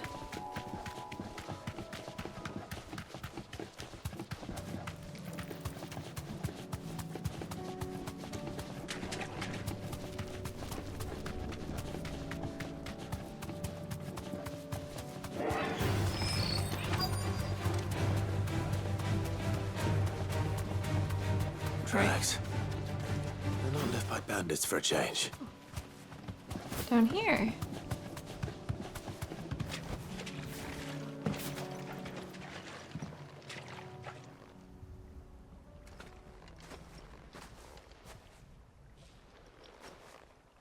More tracks. And these look fresh. The chocobo was here. And recently. Perhaps it still is. I really hope we're not gonna kill this chocobo.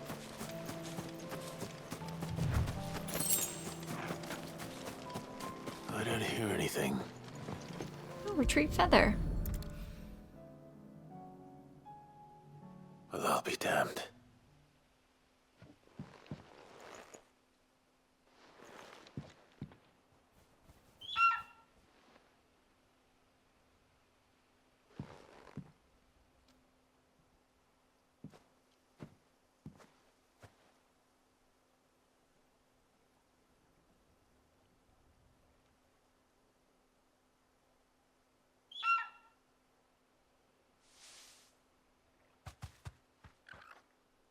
It's all right.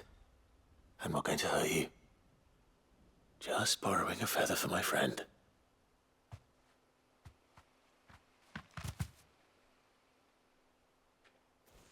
Thank you. Let's get this back to Gav before they change their minds. We totally could have just taken it from Ambrosia. That's so dumb.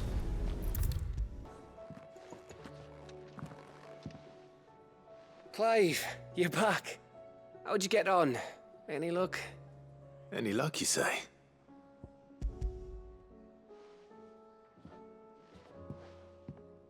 Crystal's crack. Is this what I think it is? Where in the hell did you find it? It's a long story.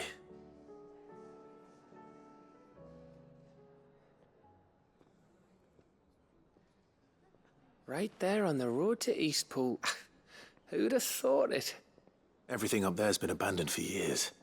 The empty cabin made for the perfect shelter. Though I fear my presence may have forced the poor creatures to look elsewhere. Don't blame yourself, Clive. The Blight's right on Eastpool's doorstep. They'd have had to move on before long, even if you hadn't have turned up. They'll find a new home. Trust me. After all, that's what us endangered animals do. Anyway, what matters is, you managed to nick us one of their quills before they could run off. And now all that's left is to fix it to the carving. I didn't know you could carve. Reckon there's a lot you don't know about me.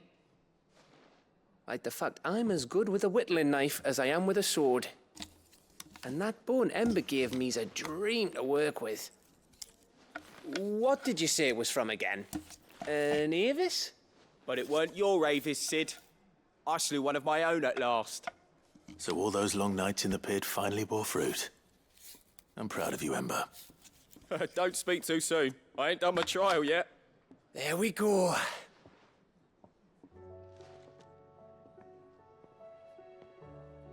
What do you think? I think if you ever hang up your scouting cap, you'll be able to make an honest living. Oh, will I? I should go and see if Ed is awake. Give it my best. You can give it to yourself. Come on. Ah, me lords. How are you feeling? Well, thank you. Is something wrong? Wrong? No, nothing like that. What it is, Go on, please.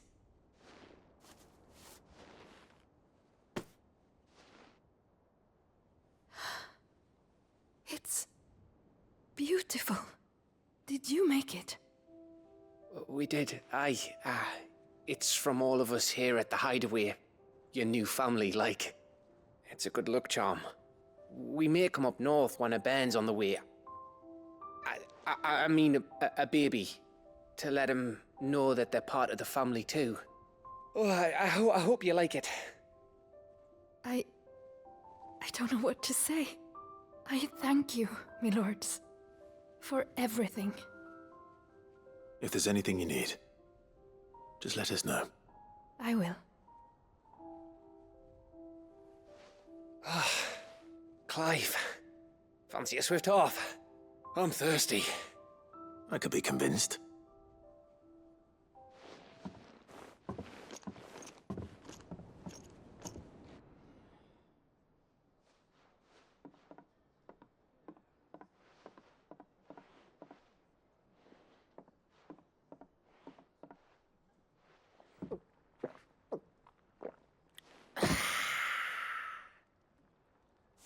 Don't you think you've had enough?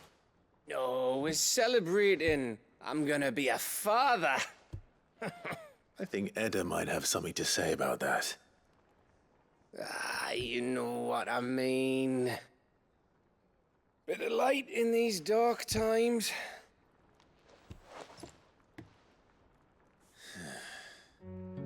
Wasn't long after me 10th name day, my mum told us she was with child again.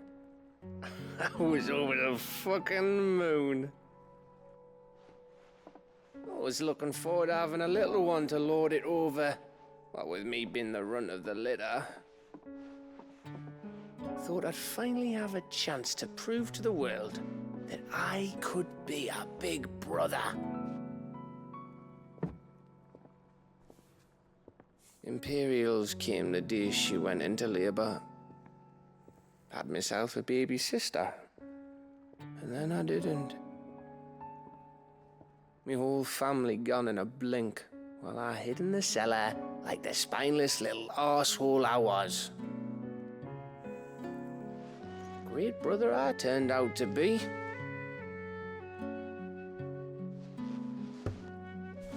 I'll never be a leader. And I'll never be a hero. I'm just a daft little dog who comes running when his master calls. I'll never be like you, or Sid, or Jill, or even Torgal. Have you finished? Maybe.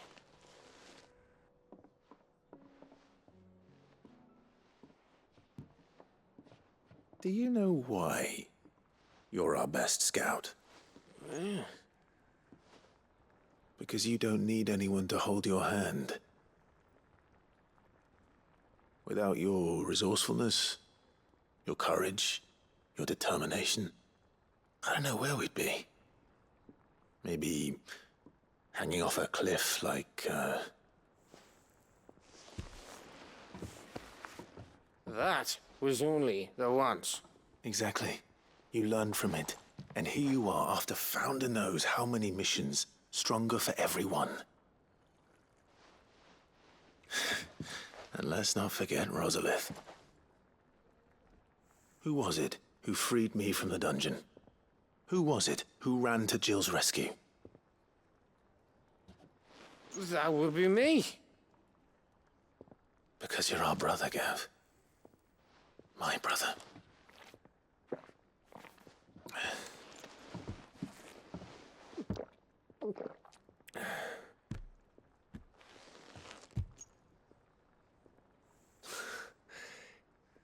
Your brother.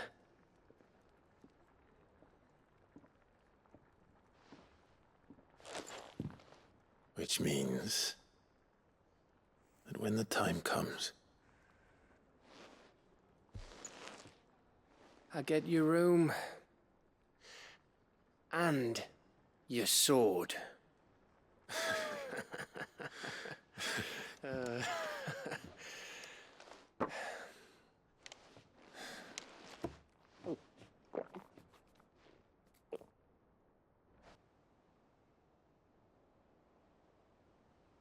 I may have had one too many. You may have had 10 too many. I said I was thirsty. Better get back to work anyway, after I walk this off. Clive?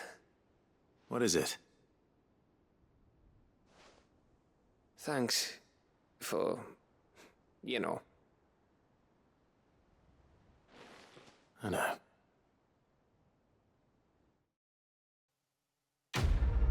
Quest complete. Silver linings. Oh, level up. Level 46. I forget if the max level is 60 or 50. I feel like it's gotta be 50, right?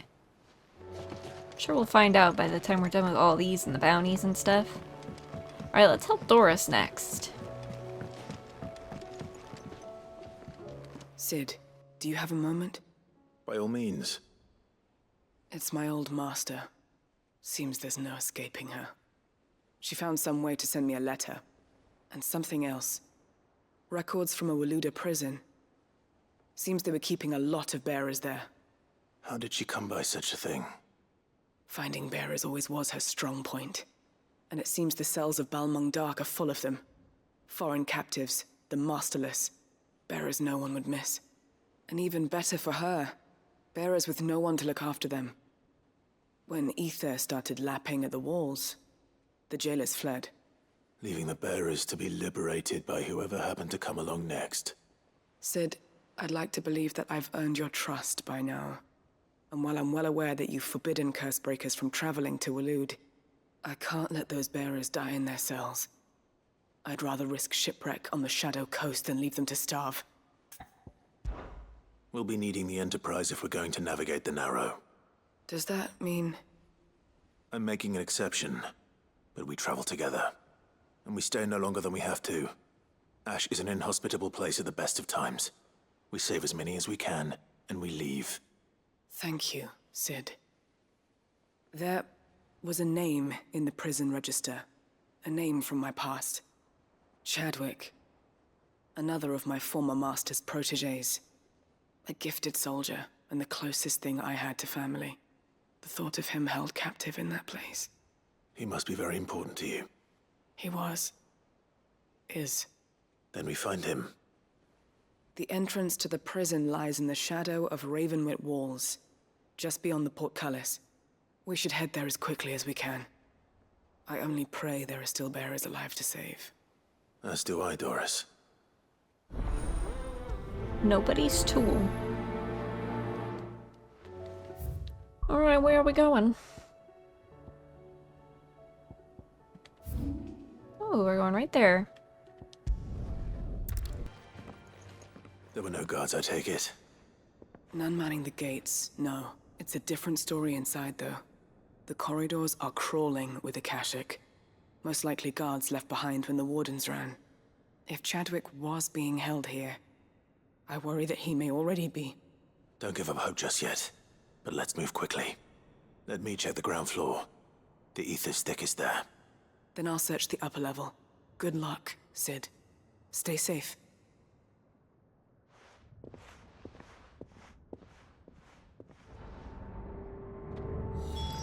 Just how bad are the floods inside the walls? Bad enough to turn a bearer? I hope not.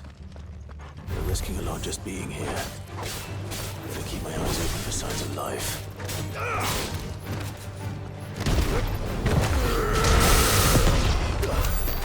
Nice. Kingdom of Waloed hereby designs a facility, a prison for the detainment of bearers for both foreign and domestic. So this place was no ordinary prison. And I doubt they'll have taken the creature with them when they fled.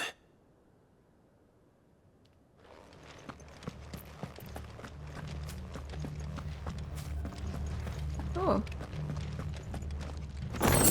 Chest.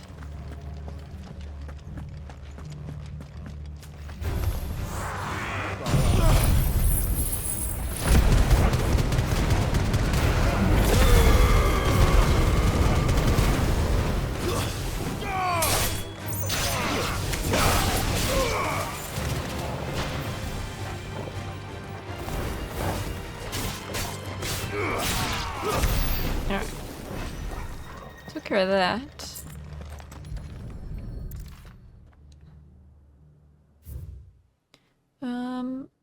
recommendation concerning Kuza beast deployment. Kuza has been long recognized as an especially aggressive species. This being the case, it was hoped that successful deployment on the battlefield might be a means of inflicting heavy casualties on the enemy. In exercises conducted thus far, however, the beast has proven incapable of distinguishing between allied and enemy combatants.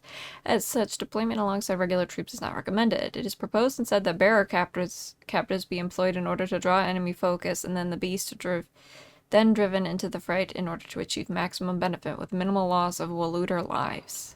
Minimal loss of Waluder lives. And what happens when they run out of bearers? Even the Imperials take better care of their branded than that.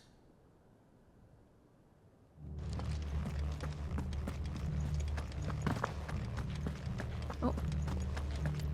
What is this?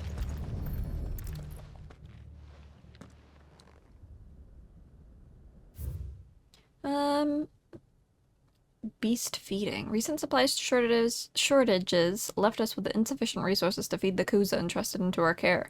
Fortunately, the creature was observed to kill and consume the bearers assigned to fight beside it in a mock battle conducted as part of its training. The beast was further observed to enter a state of visible contentment upon feeding in this way, suggesting that live bearers may even be its preferred source of sustenance. While this behavior is unexpected, it is not unwelcome. Bearers no longer of use for training purposes can now be repurposed as required. They were feeding bearers to it. This is even worse than I'd feared. Nothing but a caching down here. Hopefully things are looking better upstairs. I should go and see how Doris is getting on. I think the second floor was over here.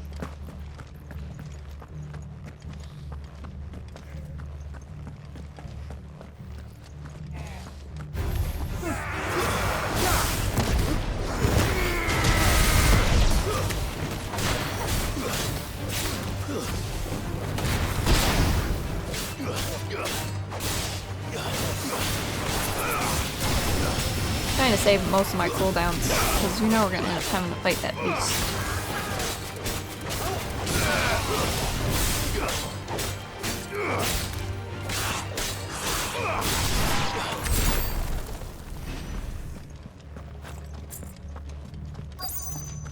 Alright, she's in here.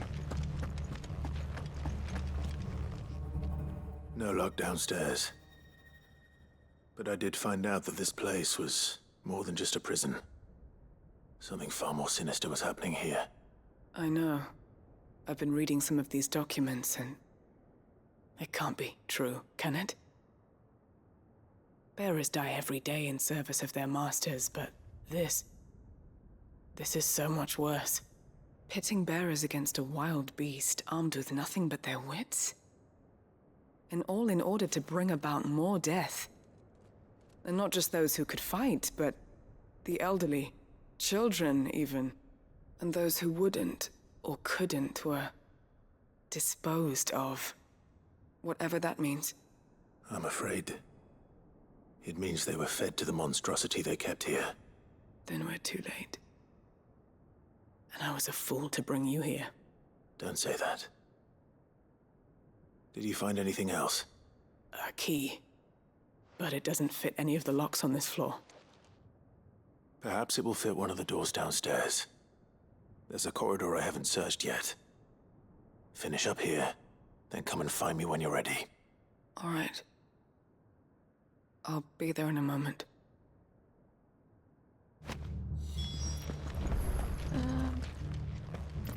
I'm going way down there.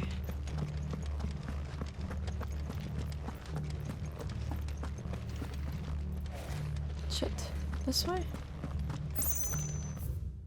Okay. Just making sure I'm going the right way. Now that everything's off cooldown.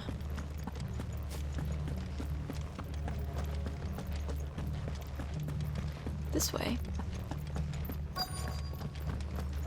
Ooh, release lock.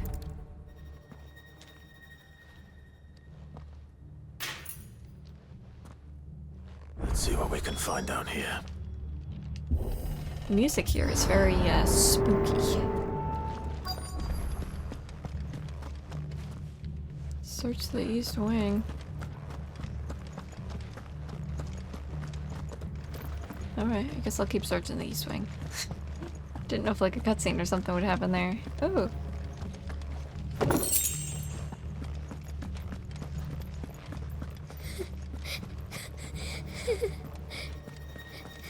Oh. Survivor. And she sounds close. Who are you? There's no need to be afraid. Are you alone? Are there any other survivors? Some of the guards. They're still here. But something's wrong with them. Everyone else was eaten by the monster. Of course they were. Thank the Founder. It was worth our coming. But I'd rather we didn't linger. Are you ready? Ready when you are. You poor thing. You must have been terrified. Did Chadwick send you? What? He fought the monster. Distracted it so I could run away. He must have sent you. He promised to free the others too. Where is he? He opened your cell, didn't he? He wouldn't be here otherwise. Chadwick.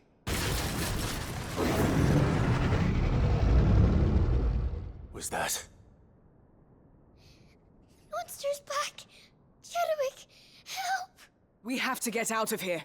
Doris, keep the girl safe. All right. You put that bearer-eating bastard in the ground. Oh.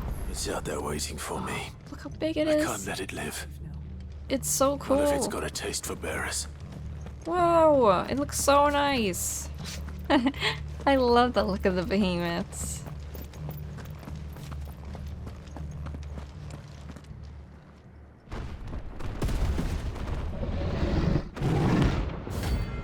Oh, it's a— oh, okay. Okay.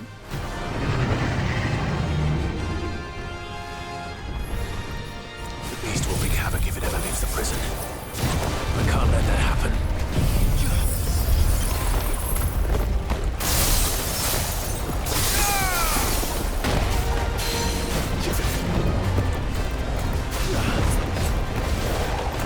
Jeez, get down here.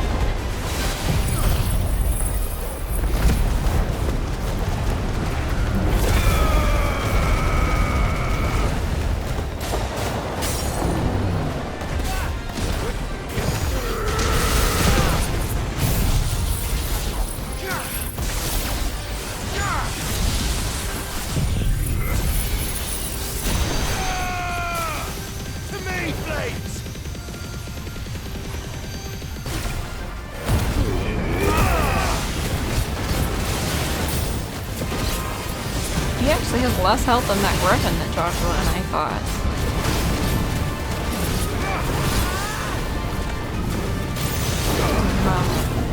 Get away from this. Whoa!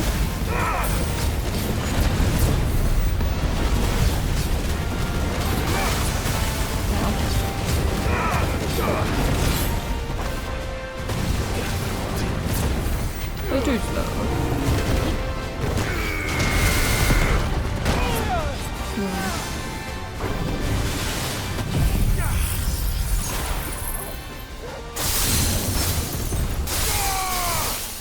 Oh shit, did I accidentally use up all my potions thinking I was using sick? Oops.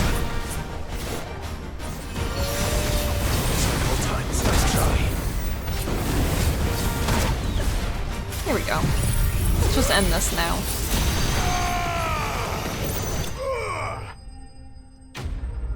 Notorious Mark slain. So much good stuff.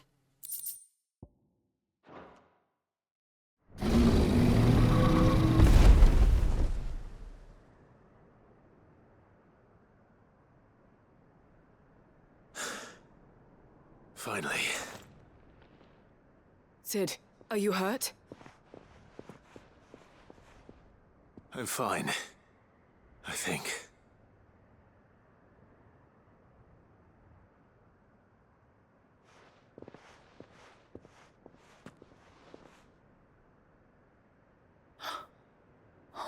No. What is it?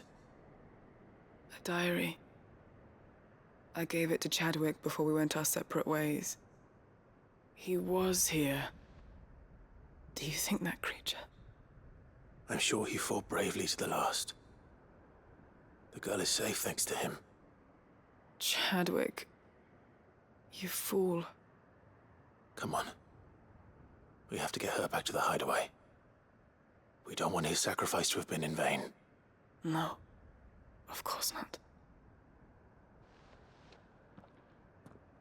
I'll see that she's looked after from now on.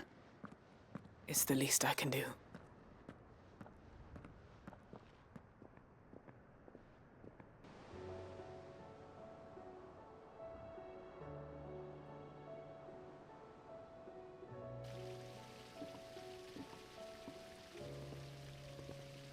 From what I hear, you've barely left the girl's side in days.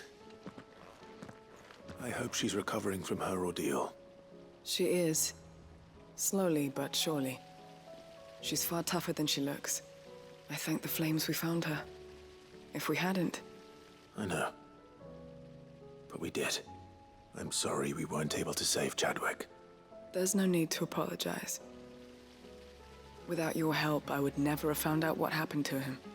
How he fought to the bitter end to save her. To save Haida Marie. That's the man I remember. The man I thought of as a brother. I wish I could have met him. I'd like to hear more about your past. If you don't mind, that is.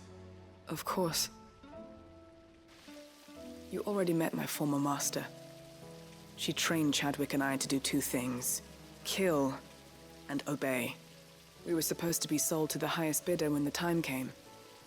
But no bid was ever high enough to convince her to part with us. For years, we were her daggers in the shadows. But we could never quite shake our doubts about the things she made us do. And then, one day, we just couldn't do them anymore. So we escaped. But staying together was out of the question. They would have found us too easily. After so many years of training, the pull to serve was always strong. It scared me to think he might have taken another master, become a dagger in someone else's hand. But even in captivity, the battles he fought were his own. And he died not as someone's tool, but as a hero. Haida Marie is proof of that. Bearers can cast off their shackles. And the Cursebreakers will show them how. I'll fight until my dying breath to see it done. For Chadwick, and for all of us. Thank you, Doris. We'll be counting on you.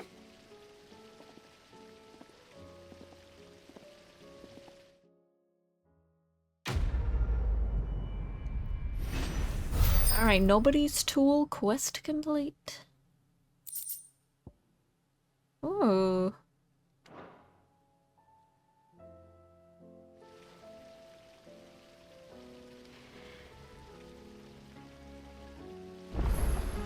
Alright. Well, while we're back here, I might as well do these next. This way. I'll do this one first. This chest one. Oh, it's from the kids. What do you think happened to Miss Midadol?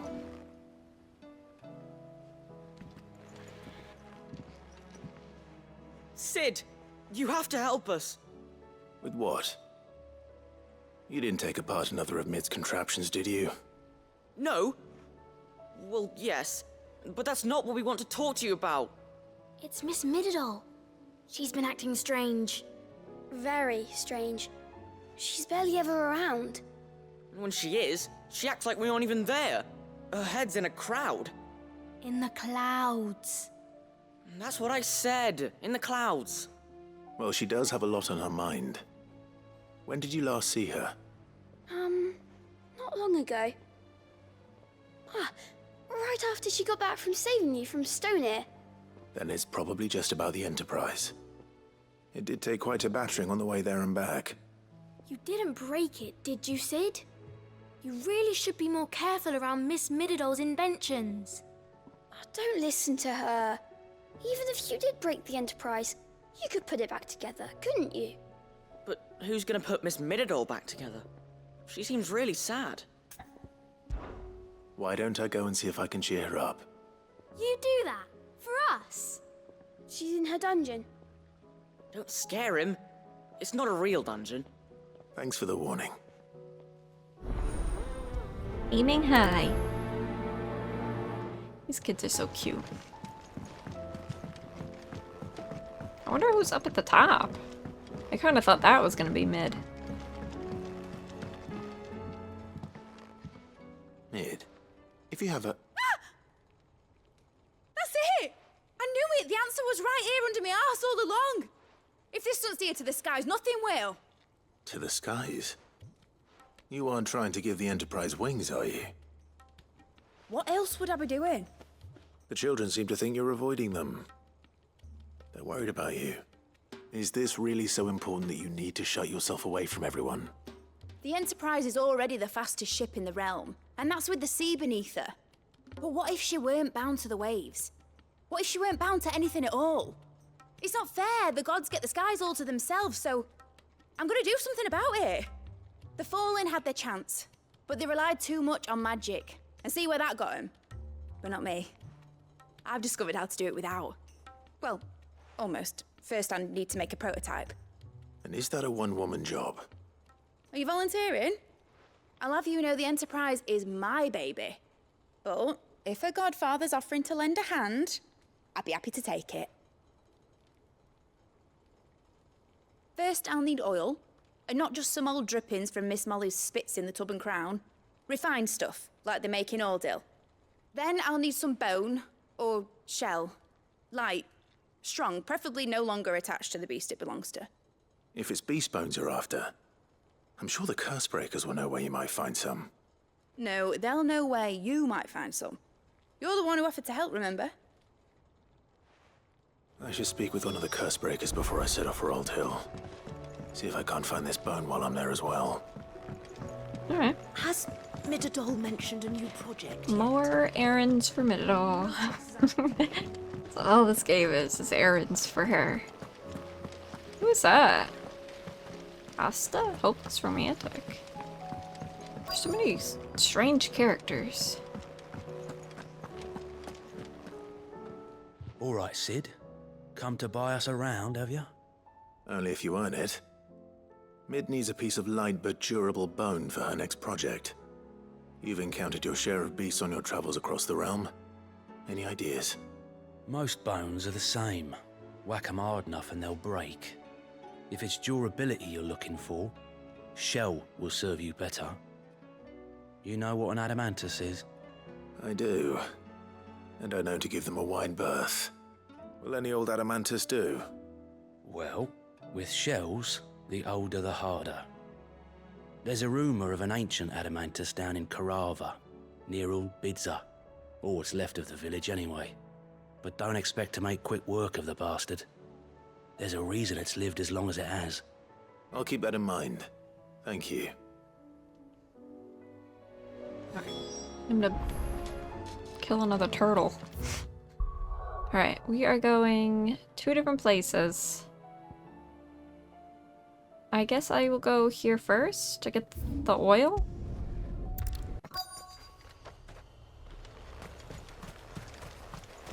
Alright.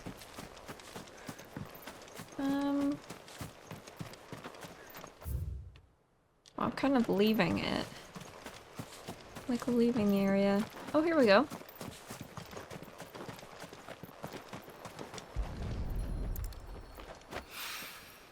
Mid's oil. After what happened here, it's a miracle there was any left at all. Maybe over here?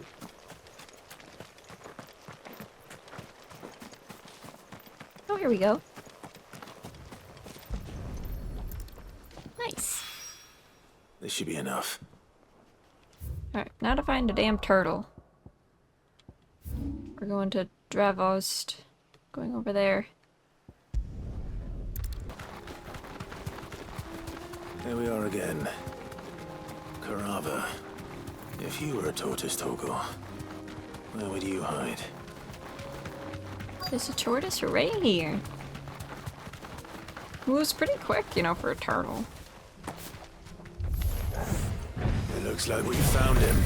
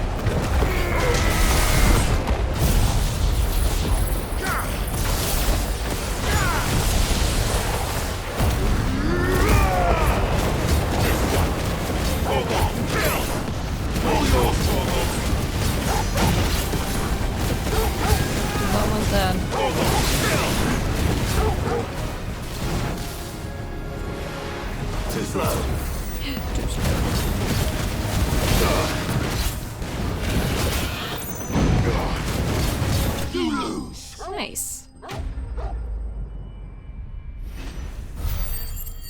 Poor turtle didn't even see it coming. I better get these materials to Mid so she can finish her prototype. Mid, tell me this is all you need.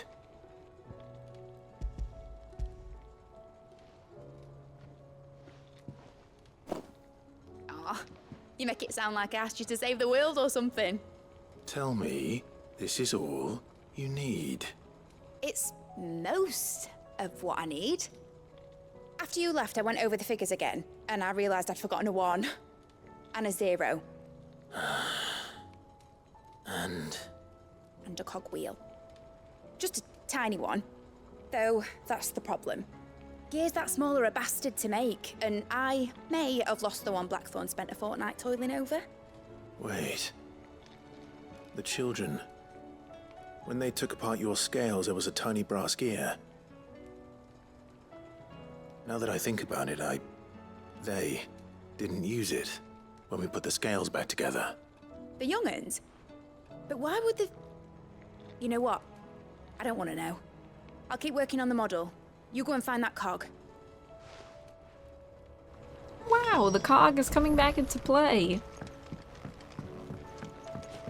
Speak with the children. Surely they haven't lost it. Surely, hopefully. Sid! Is Mid still hiding from us? She wasn't hiding. She's fine. She's just busy working on her next project. A new invention? What is it? What is it? Is it an airship? I bet it's an airship! Do you think she'll let us help? That just so happens to be why I'm here. She needs something special, something only you three can provide. A brass gear. A tiny one. One that might fit on, say, a set of scales? Oh, the one you forgot! We remember! We saved it, just in case. It's in the bag of bits. Since your lesson, we've been disassembling, then reassembling everything we can find. All the pieces that are left over, we keep under our beds, just in case. That's good to know. Look! I found it!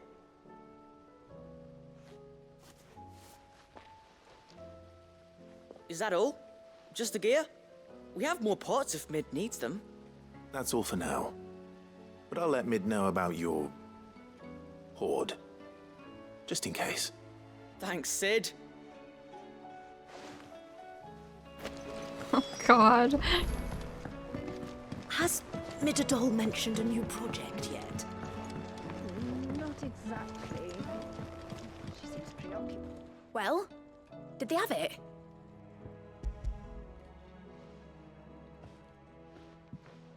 They did. And they kept it somewhere nice and safe. Will it work? Will it work? He's perfect! You're a genius, Clive. What exactly are you going to use it for? Only the most important job of all. The wings aren't going to move on their own, but with the right cog in the right place, well, You just wait and see.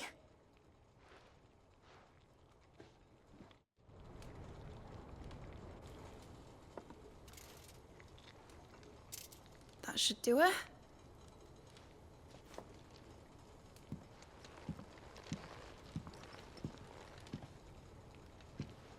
Here goes nothing.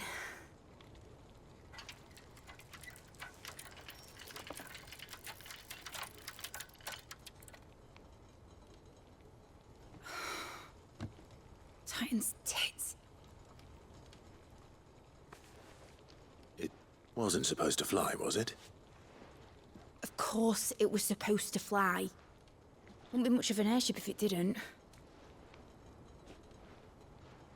Honestly, these bloody engines are driving me mad. I was so sure this would be the day she soared. The Mithril engine was made to make dreams come true. But maybe this is one dream the world's better off without. Show folk how to take flying. It won't be long till they're raining death down on each other. People will lose their homes. Children, their mums and their dads. Like I lost mine. I'm sorry. So am I, Clive. So am I. Sorry that I have to choose. Do I follow my head, or do I follow my heart?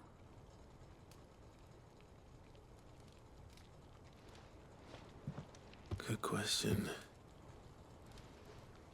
The first time I stood on the deck of your ship, felt the wind in my hair. It was like I was flying. But imagine how it would feel to actually do it. My dad always said there were two ways of living life. Chasing a dream or shuffling to your grave. And he were right. Right about a lot of things. Not that I like to admit it. People need dreams to chase. Especially in a world like this.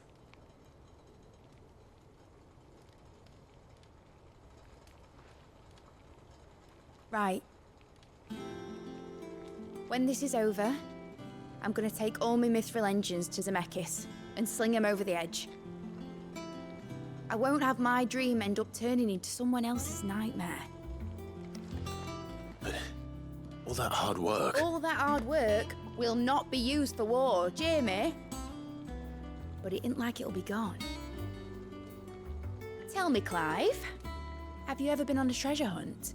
Not since Joshua and I were boys. Why do you ask? Because I'm gonna bury the engine schematics and leave behind a little riddle telling people where to find them. A really hard one, so that only the most dedicated dreamers will ever be able to work it out.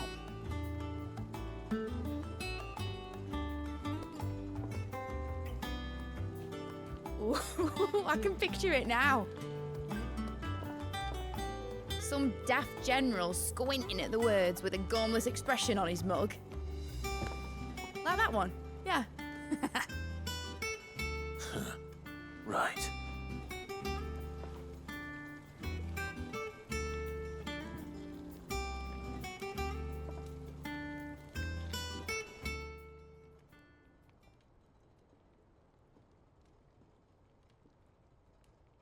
Of course, if I'm putting this engine at the end of a treasure hunt, I'll still need to make it a treasure worth hunting for.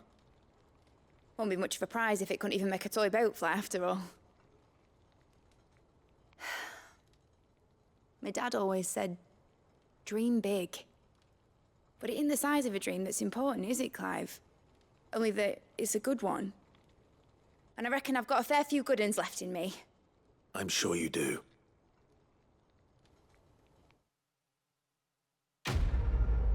Another heartwarming quest complete. Aiming high.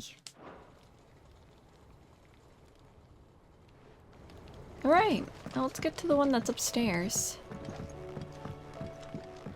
Has Midadol mentioned a new project yet? Not exactly. She seems preoccupied. Who's this? I will not let them be forgotten. Sid, may I have a moment? Of course. It is an honor to finally speak with you. My name is Herman. I've been with the Cursebreakers for some time now, and I wish to be deployed to Ash. Any assignment will do. No. The lands across the Narrow are too dangerous. I will not send good men and women to risk their lives needlessly. Why would you want to go back? I need to retrieve something. Something important. I was raised in an orphanage. The Badbach Conservatory.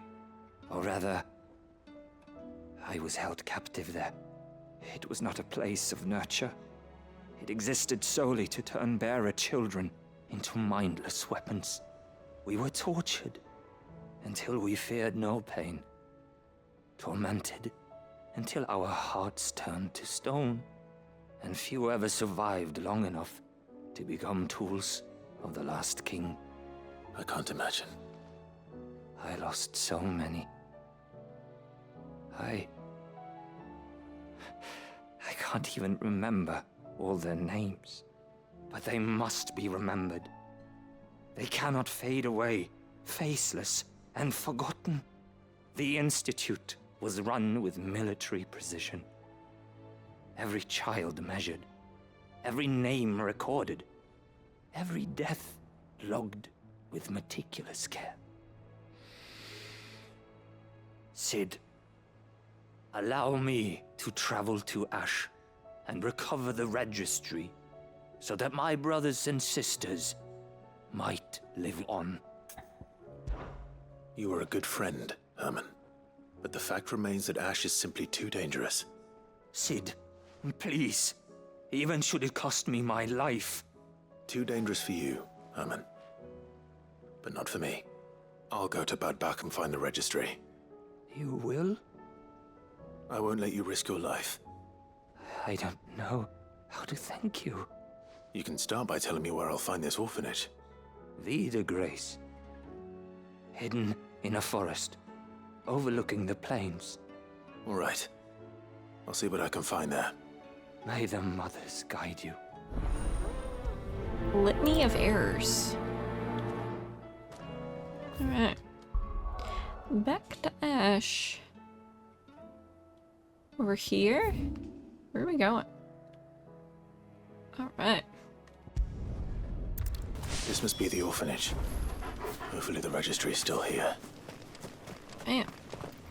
It's another ether flood.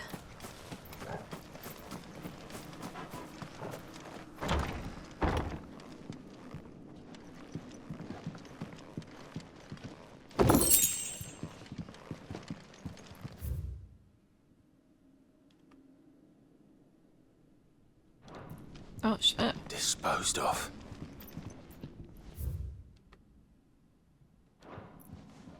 Conditioning. This is nothing short of torture. Herman wasn't exaggerating. It's a wonder he survived this place. I need to find that registry. Where is this registry?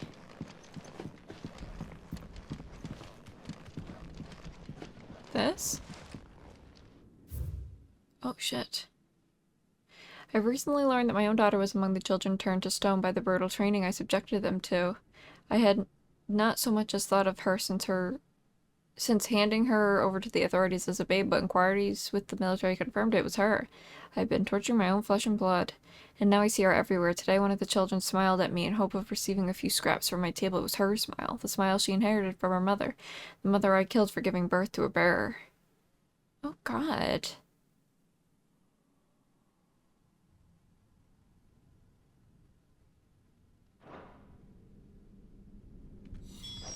This reads like a suicide note.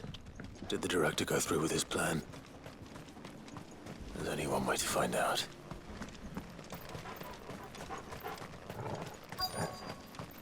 What a horrible, horrible place. Oh, what is this? Tell me it's a potion. Nice. forked white tree. This must be the place.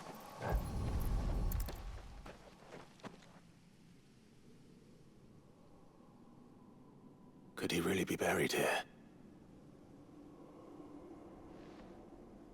There's something hidden among the roots. Let's see.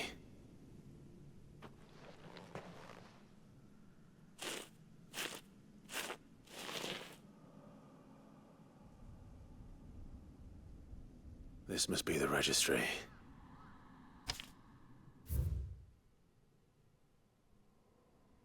Damn.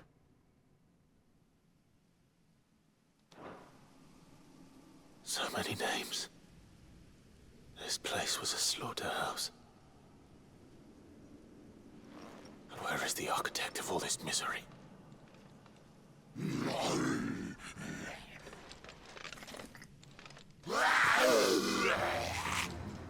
It was only a matter of time, I suppose.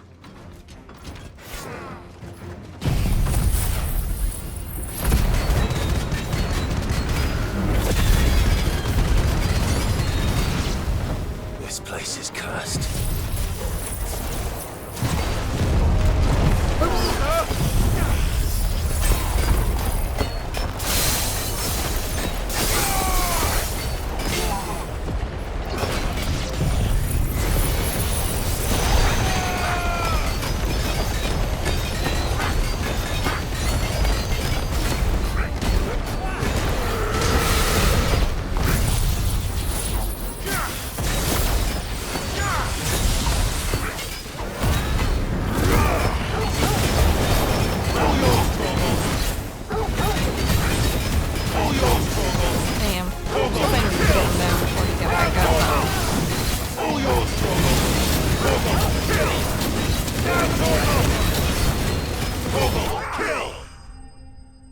I just tanked it. He was so close to death.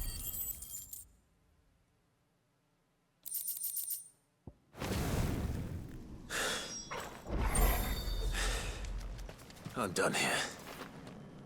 Let's get the registry back to Herman. I hear that you traveled to Ash, Sid. Did you by any chance recover the names of my fallen friends? I did. Yes.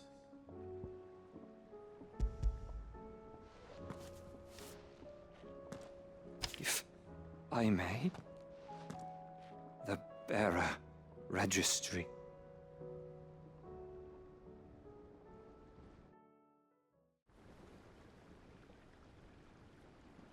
The director was a brutal man. He got no worse than he deserved. The registry was all I found beneath the tree. There was no sign of a body. Or any record of what happened to the children after the orphanage closed. I pray that at least some of them survived. All their names are here.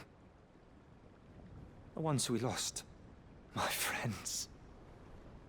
My light in those dark times. I can still remember their faces, like it was yesterday. Children who were taken from their bunks in the morning, never to return. No explanation ever offered. They'd be happy to know that you survived, Herman.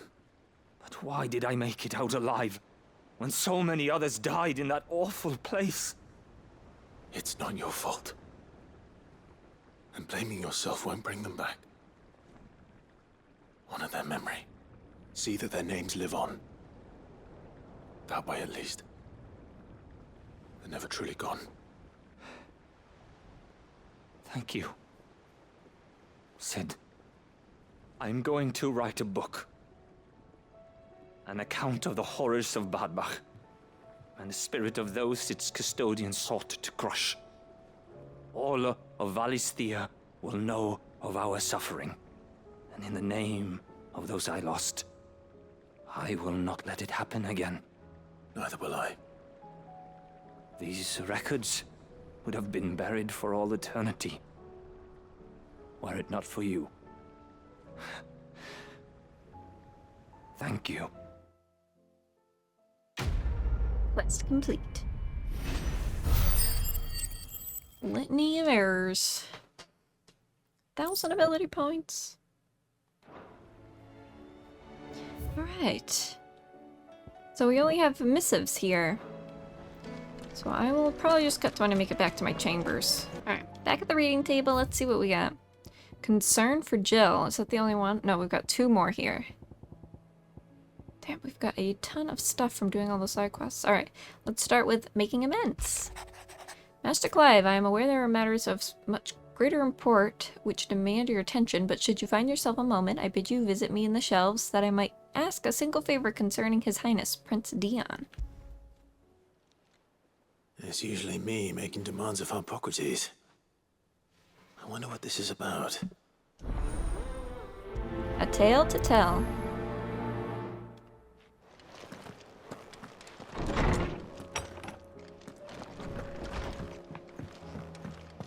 Alright, Hippocrates. I really like Dion's character a lot.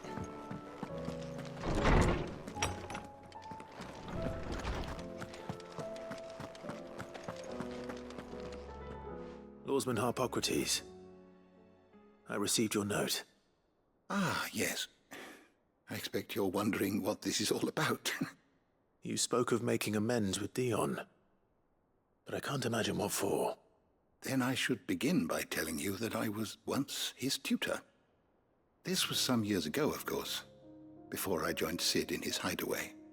At that time, I was counted among the foremost scholars of Oriflamme, and was accordingly invited to the palace to supervise the young prince's education, all to ensure that the future emperor had a firm grounding in, well, everything an emperor should.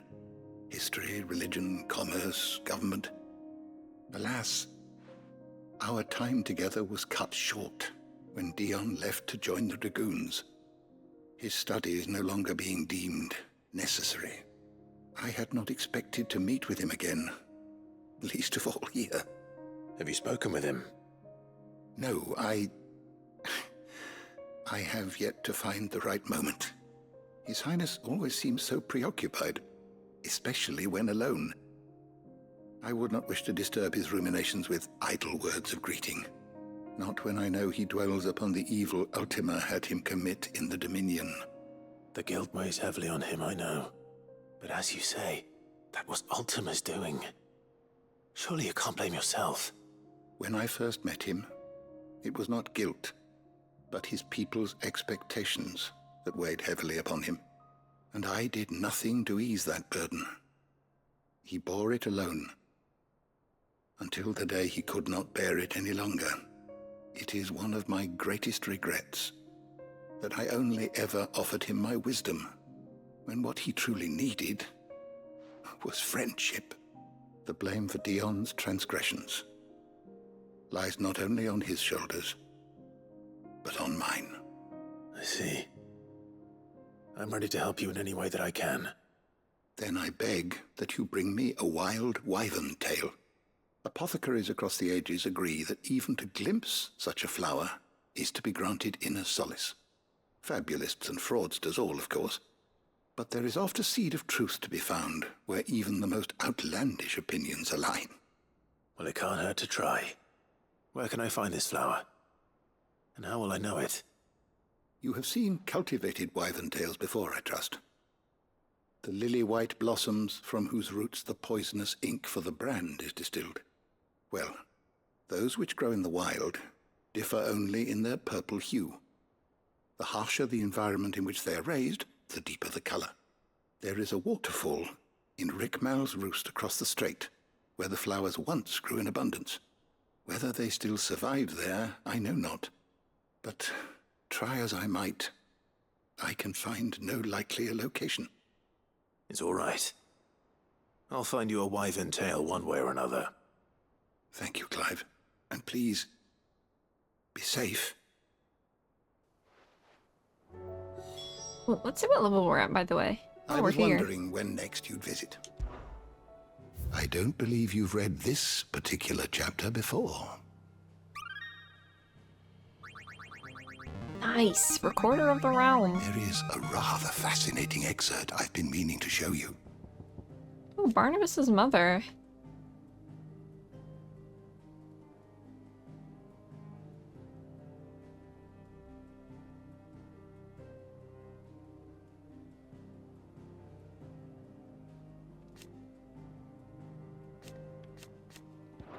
If you have a question for me, Alright. I should be happy to answer it. Oh, let's head out. Let's head out there. Where are we going? This way? Oh shit, it's way over here.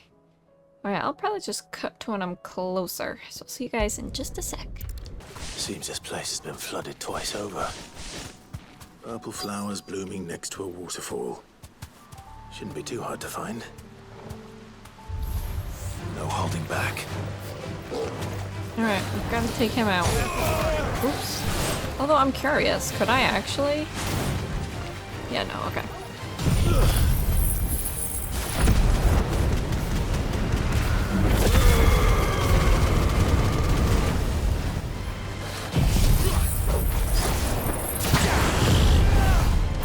Huh? What the hell's going on? Wait, what?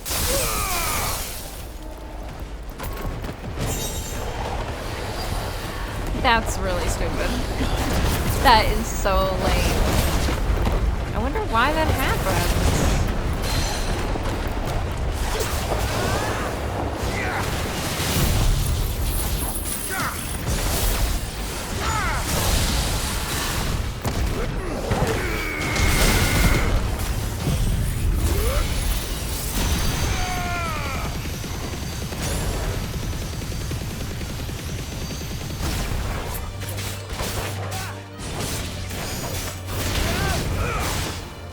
I really don't want to waste my meter on this thing.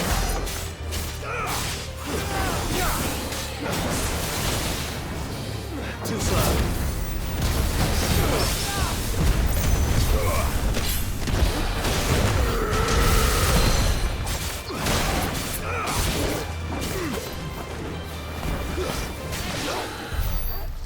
Damn. Here they are. Might as well pick enough for a bunch, I suppose. Alright, back to it. Oarsman, I found the flowers you were looking for. You did? I think I did.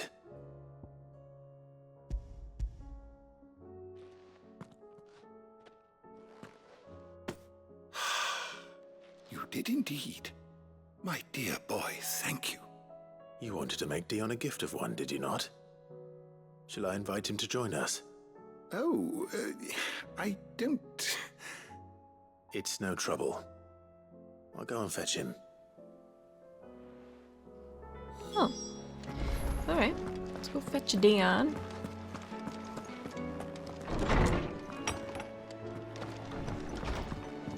Everybody's got so many damn chat bubbles. I feel like I could spend like the next 2 hours just talking to people. Your Highness, would you do me the honor of accompanying me? No. It is time, then. No. Only to the shelves. Our lawsman has something he'd like to give you. Master Harpocrates. No. I dare not show my face before him. Not after everything I have done. I have taken countless innocent lives.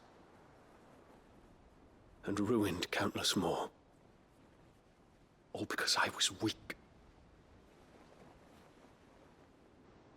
I have sworn to atone for my crimes or die in the attempt. But were I to meet with him again,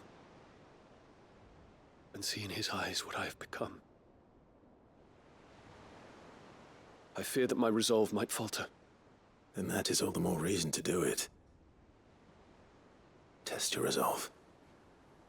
Prove to yourself and to him how strong it truly is.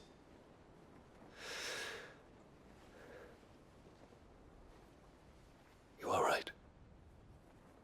I must, at the very least, offer him my gratitude. Very well, then. Take me to him. Follow me.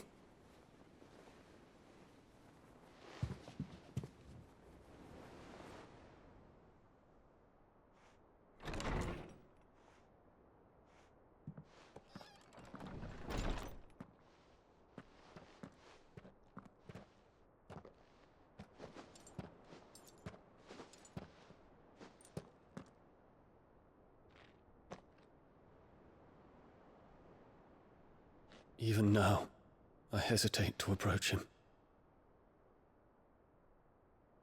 What must he think of me?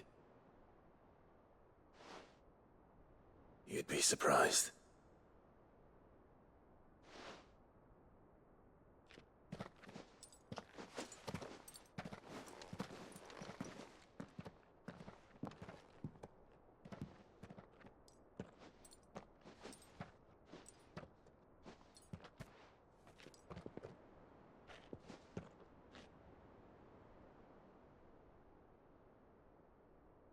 Master Harpocrates, pray, accept my apologies for leaving your tutelage before my studies were complete.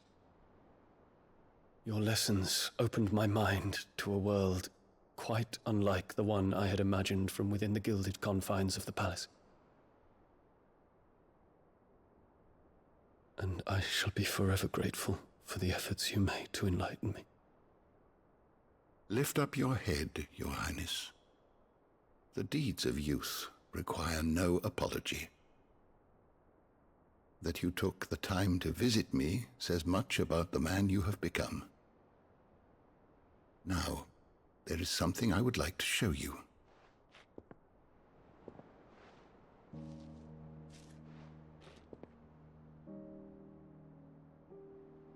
Is that a wyvern tail? The color is unfamiliar to me. Because it is unique to those found in the wild.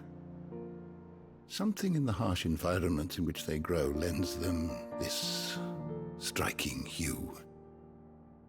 Their roots are indistinguishable from those of their hothouse cousins, but once they bloom, the difference is immediately apparent. In this flower, I see you, Your Highness. Its roots were the roots of a wyvern tail, with all that implies. But they do not define it, just as yours do not define you. I want you to have it, that it might remind you of this truth.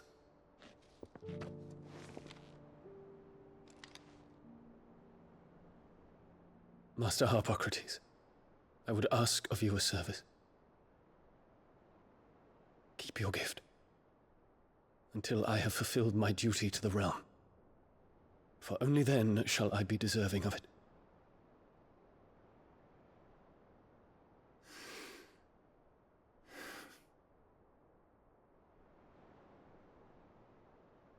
As you wish, Your Highness. I shall await your return.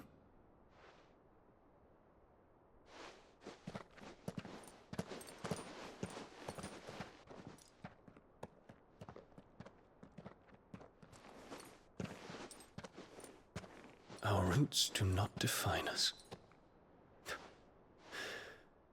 No wonder my stepmother didn't like him. For reuniting me with memories I had thought long lost.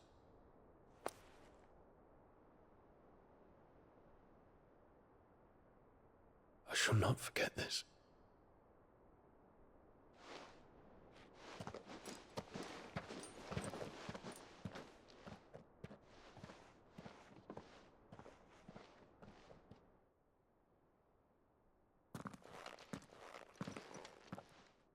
Thank you, Clive. Were it not for you, I fear I might never have found the right moment to speak with him. Not to mention the wyvern tales. I shall plant their seeds, that I might not disappoint His Highness upon his return. I hope the soil in the hideaway is to their liking. Why, these flowers bloomed in the bleak, black wastes of Waloed. I'm sure Nigel's yard will suit them to a T.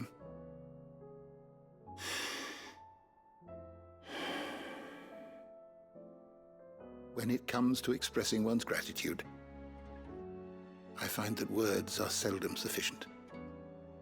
Here. What's this? A stolas quill, or more precisely, my Stolas quill. 'Tis said that an owl's feathers are steeped in the wishes it hears over its long lifetime. All those words just waiting to pour out onto the page. So consider this my wish for you. That one day you may put down your sword and pick up that pen. Well, when that day comes, I'll certainly have a lot to write about. Thank you, Harpocrates. It shall have pride of place in my chamber.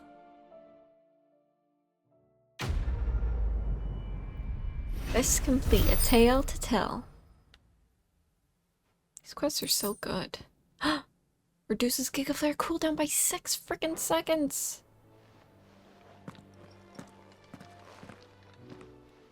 Oh my god.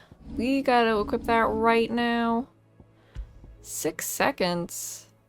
Oh, that's 12 seconds. I didn't realize. No,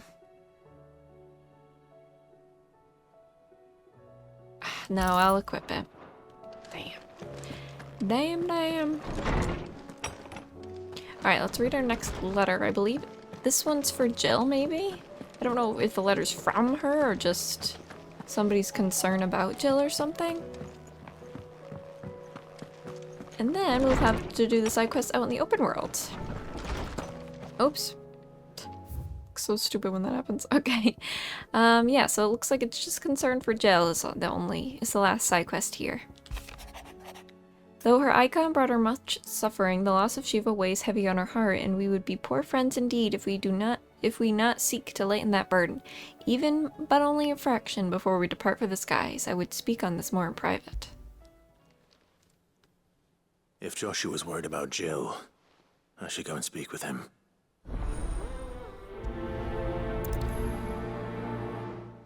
Priceless. I'm thinking more and more about that accessory I just equipped, and I think I might swap it back to Rebirth. Because I find I usually wait to use that ability for when they're staggered. I don't know. So many choices. Joshua, I read your message. You're right. Jill is different. I don't think I'd realized how different, but since we returned from Drake's spine, I've felt it more and more.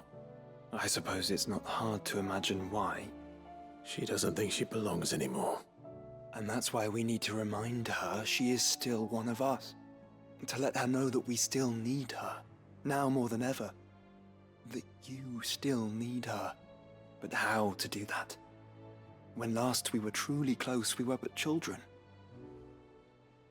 Of course. Do you remember the time we accompanied Father on his annual tour of the Duchy? And Jill and I broke from the procession to ride up Man's Hill. To see the snow daisies, I remember. It was the first time Father had allowed us to join him. And when he realized you were missing, he had the entire retinue down to the pot boys combing the countryside. In the rain.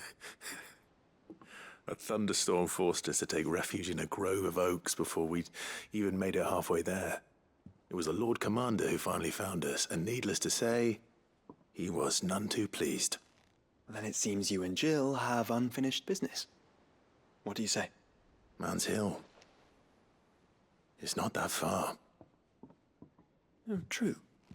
Though I suspect it is also much changed. Little in southern Rosaria remains as it was when we were children. You're saying I should go and scout the area for bandits? I'm saying we should first go and see if there are actually still any snow daisies left. What would you do without me, Clive? Oh, another Joshua adventure! Make for Man's Hill. Oh, it's right here. Alright, it should be right here.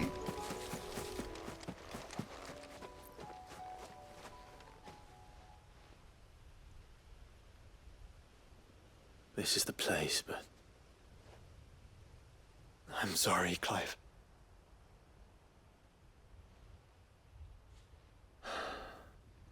has nowhere been spared. What do we do now? We keep looking. Man's Hill cannot be the only place where snow daisies grow. Perhaps, but it's the only place I know of. Knew of. Then why not ask someone who might know of another? Someone at the backyard? To the hideaway, then. Oh. What brings you down from the heavens, Sid? I need your advice. Joshua and I are looking for a place where snow daisies grow. Preferably in abundance. Snow daisies. Then you'll want somewhere not too hot and not too cold. And where the winds are strong enough to carry the seeds. I reckon Man's Hill would be a good place to start. There in the Royal Meadows, perhaps? Both have similar climbs and the right elevation. If the Blight hasn't claimed them yet. Right. Thank you. Did you learn where we might find our flowers? The gardener here mentioned the Royal Meadows in Sambrak. Ah, the fields beyond Northreach. Well, if that's the case, then Yote was right. I recalled that she kept the record of our travels, you see. So I asked her if she'd perhaps noted anywhere that snow daisies grew, and she mentioned Oilafeist Bay. Whose shores border the meadows. Off we go, then.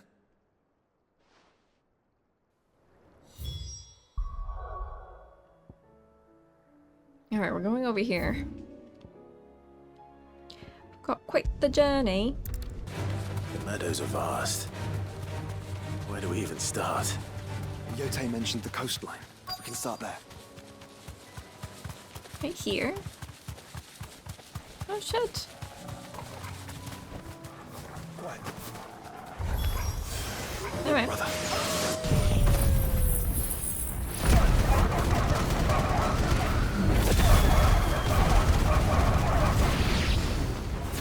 See them? I do. The flowers and our friends.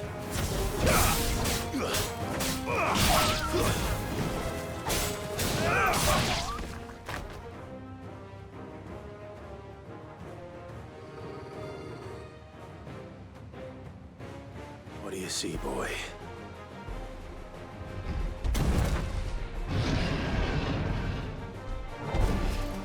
Let's hope this is the last one. Only one way to find out.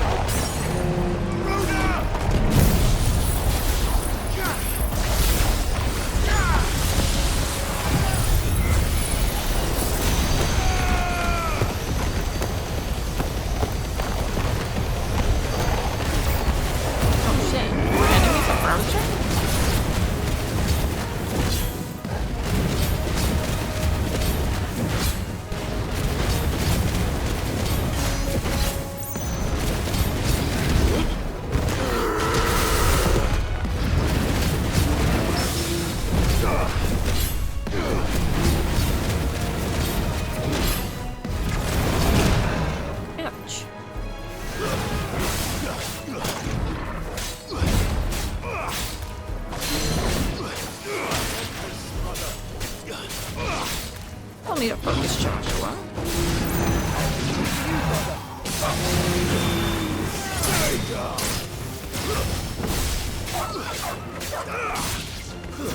Oh.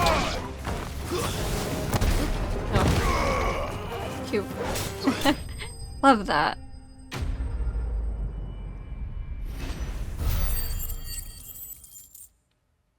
Yeah, we're up to what, 5,000 ability points now. That was harder than I expected.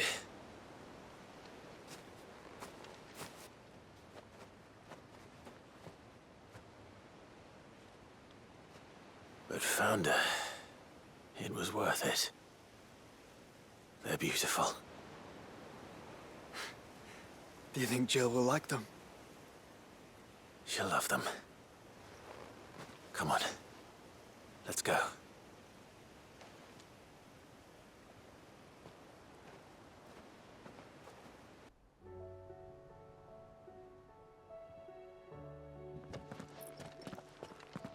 It appears my work is done. The rest, as they say, is up to you. Well, you and the skies. We wouldn't want another thunderstorm now, would we?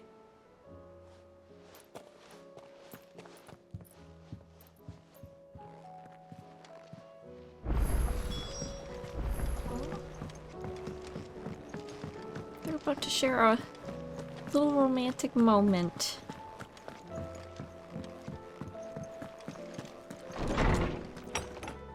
I can't wait to look at my wall when it's all complete. Jill, there's something I'd like to show you. There is? And where might this something be? It's, not here. Now, I know this is sudden, but how would you fancy a trip to Oriflamme?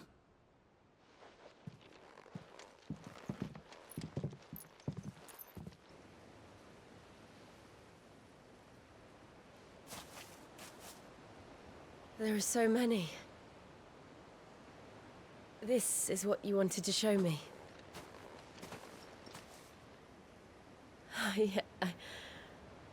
I don't know what to say. You don't need to say anything. The smile on your face is enough. We've been worried about you, Joshua and I. Do you remember when I took you to Man's Hill? Or tried to? How could I forget? You saw me crying and thought a change of scenery might lift my spirits. In the end, it earned me a nasty cough and a stern scolding from your mother. But I felt wonderful nonetheless. I'm sorry. I had no idea what I was getting us both into. But I couldn't bear to see you like that. Before we left, my chambermaid told me she'd overheard your mother talking about my marriage prospects with some of the noblewomen at court. They were debating whether it would be more profitable to marry me off to one of the high houses instead of saving me for the ducal line.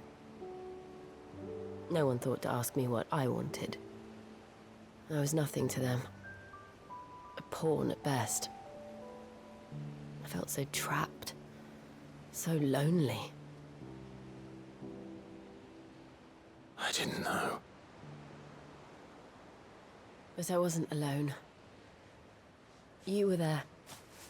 Your hand in mine as we ran for those oaks. And I knew then, no matter what happened, I would be all right.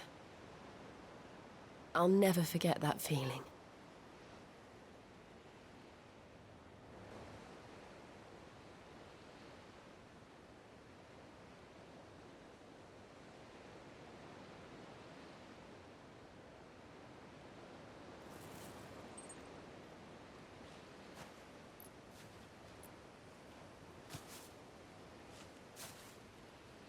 Before we broke camp, the morning after the storm, do you know what I did? No? What? I slipped away from my governess to climb the tor. And from there I saw a sea of petals, all reaching for the sun. And I realized that no matter how terrible the night, dawn would always come.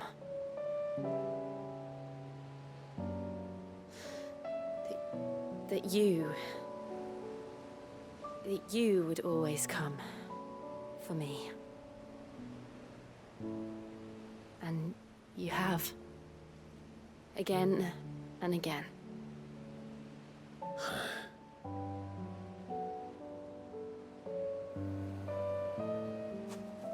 Where do you see us? When all this is over?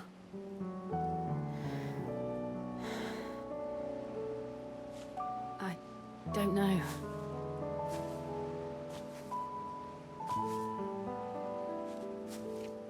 Not here, though. I think I've outgrown the twins. After everything we've been through, the realm just seems so small. I'll need some space to spread my wings. Then that's what you'll have.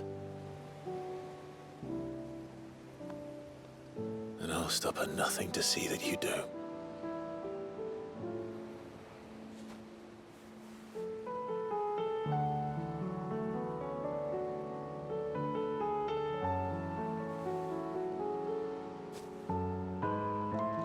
I never was much good at garlands, but it'll have to do. I'll treasure it forever. Thank you, Clive. For this, the flowers, for everything. It's exactly what I needed. You are my treasure.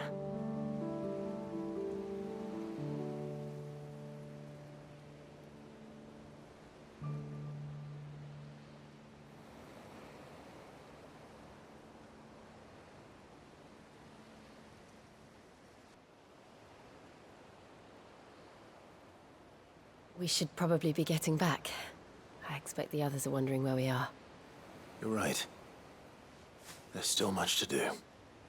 And we'll do it together.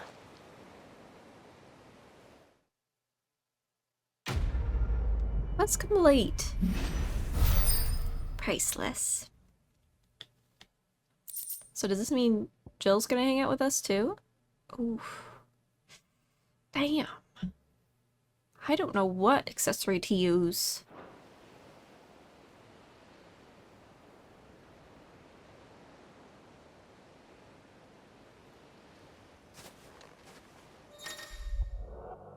Joining hands with Jill. Jill has joined Clive's party and will remain with him until departing for Origin. Echoes of the Fallen. Oh shit. Okay. Now, all of a sudden, I have both of the DLCs able to do. Okay, got it. Well, I'm not gonna obviously do that right now. Because we're not ready. We need to do all the side quests and we need to finish the game. But that's very cool how they did that. Got it. Should I just stay here and do the one here?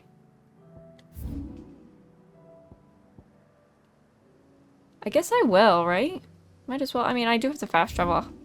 Anyway, I have to get over here to the Vale, but let's do this one next, under New Mangement II. Do you have a moment, Clive? What is it? It's the Duke, unsurprisingly. His Eminence has assumed full control of the garrison and put every able-bodied man to work on the fortifications. The town was left all but unguarded, so Philippe was compelled to form a citizens' watch to fill the void. And though my dear boys have been characteristically willing to assist him in this, they want for bodies. So I was wondering if you would lend them your strength, that the people of Northreach might sleep easier, if only for a few nights. Of course. Whatever you need. Thank you, Clive. What would I do without you? Philippe told me he had men stationed at... Where can I find the mistress of this establishment? Here, my lady. To whom do I have the pleasure of speaking? My name is Sabine, and it is my displeasure to be the daughter of the Duke of Oriflamme, who I understand is causing you and your town no small amount of trouble. I wish to speak to you about what might be done. Very well. Let us speak. I trust you'll forgive me, Clive. Absolutely. Our conversation can wait. Please, proceed. As you know, my father is a most overbearing and supercilious man, and I join you in objecting to his every action. Indeed, I owe you my thanks for continuing to argue against his reckless plans. Yet I fear he is not one to be swayed by reason. No. He must be made to face the consequences of his actions. And who would make him do this? I would. Myself and several other like-minded individuals. Were you to join us, we would surely have the strength to drive him from Northreach for good. Does that not seem a trifle drastic? Drastic action is precisely what is called for. Unless you are content to see your people downtrodden and dispossessed.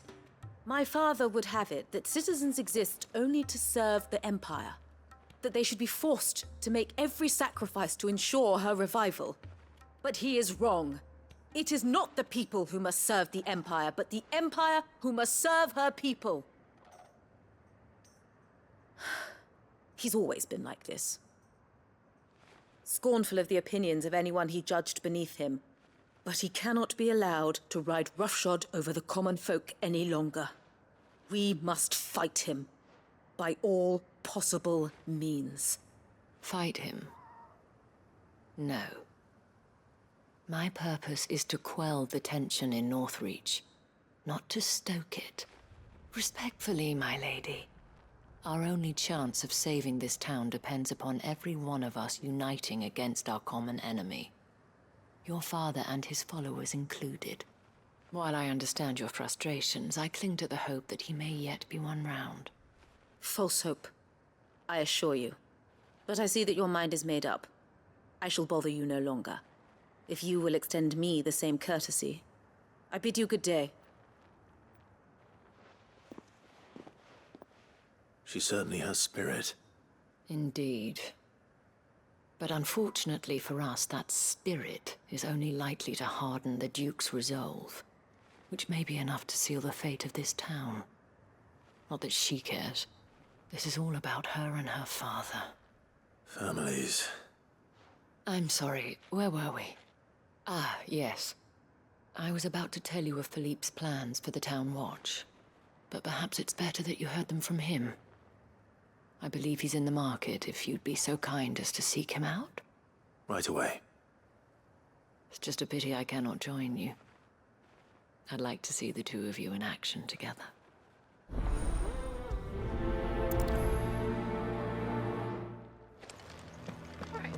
Oh, I love how the whole gang is here. We have Jill, we have Joshua, we have well, we always have Torkel. The gang is all here, so these bounties should hopefully be a breeze now that there's all of us here. Cannot wait to do the bounties. I'm so excited to finally upgrade my sword. What does the dame have to say about all this, I wonder? Oh, uh-oh, So you're Sabine's... content to abandon the people? Please, I beseech you. If you are a true son of Northreach, you must fight to defend your home. That's exactly what I am doing, milady. Or trying to, at least. The land is crawling with fiends, and someone has to keep watch. Even when our true enemy is hiding in the garrison? Fine. You're not the only able-bodied man in Northreach. Thank you so much for your help.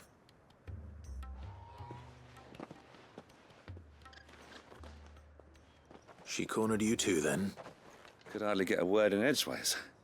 Like father, like daughter, eh?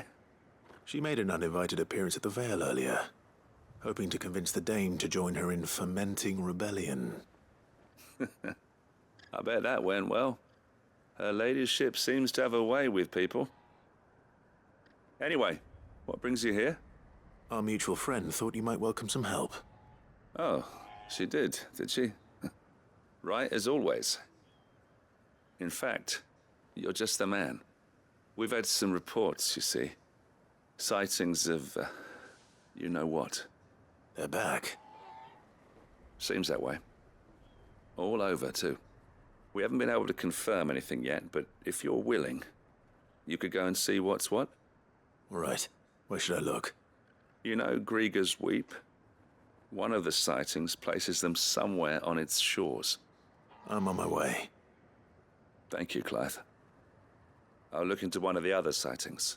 Let's rendezvous back here later.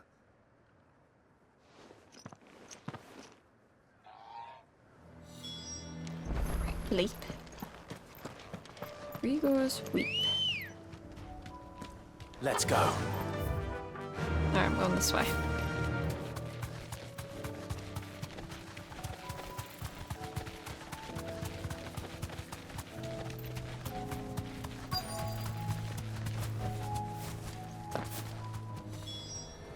Damn it. reports were true. I need to stop them before they get to the town.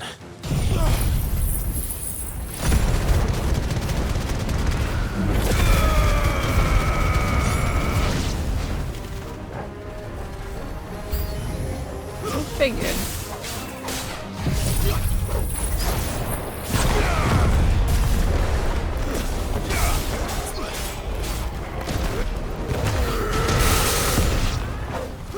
Cure who?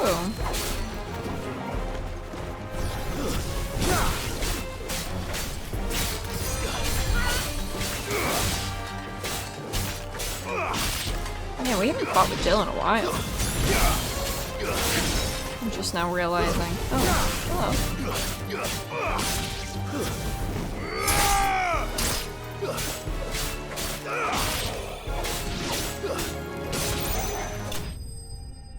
Nice, they took care of that other guy.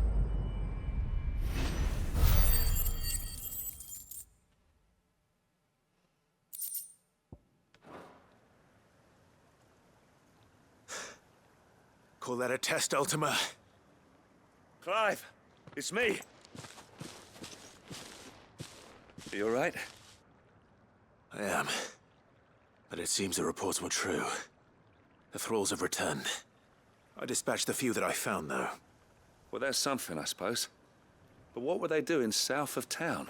They all came from the north last time. We might be able to fend off an attack from one side or the other, but from both? Do you have eyes in the north? Some. I should probably go and have a look, though, just to be sure. You head back to Northreach. I want you there just in case war breaks out while I'm away. What do you mean? Her ladyship's been busy working her magic on the townspeople, stirring up ill feeling towards her father. She'll have her marching on the barracks if we're not careful. What? This is exactly what the Dane was afraid of. I'll do what I can to calm things down. Be careful out there, all right? Don't worry, I'm not like you. One sniff of those things and I'm running back to town screaming blue murder.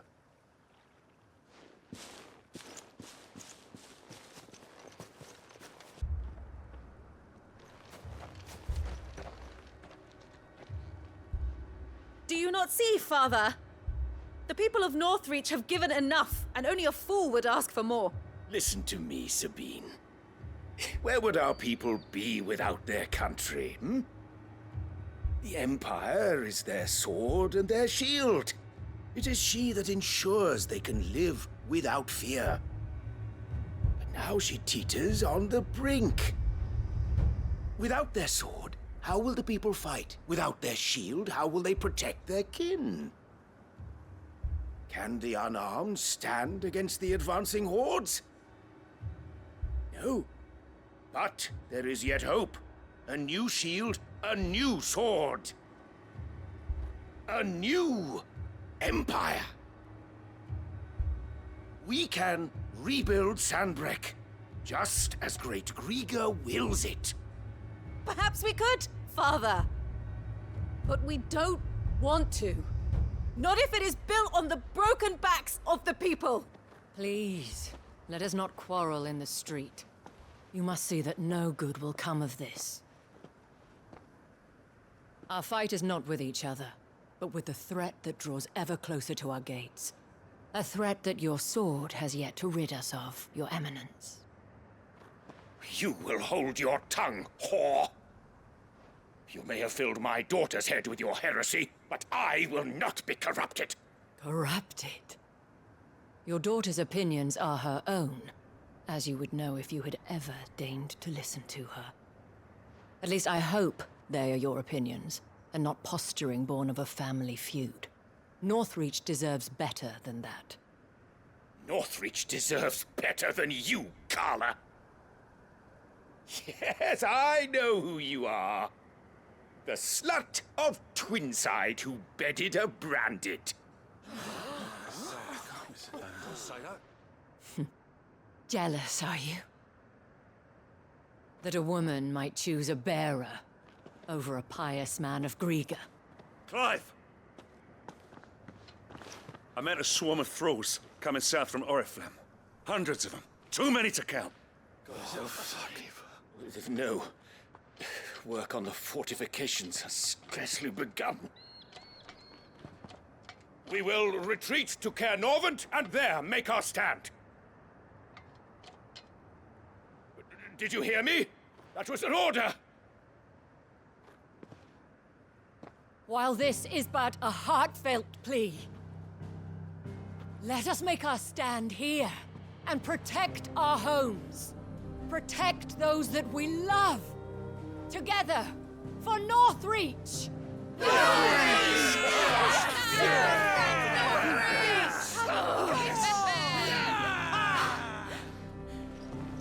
You heard the dame.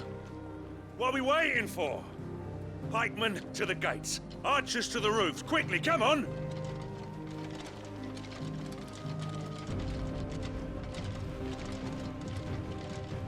But she is but a common... whore, yes. And we'd follow her to the gates of hell.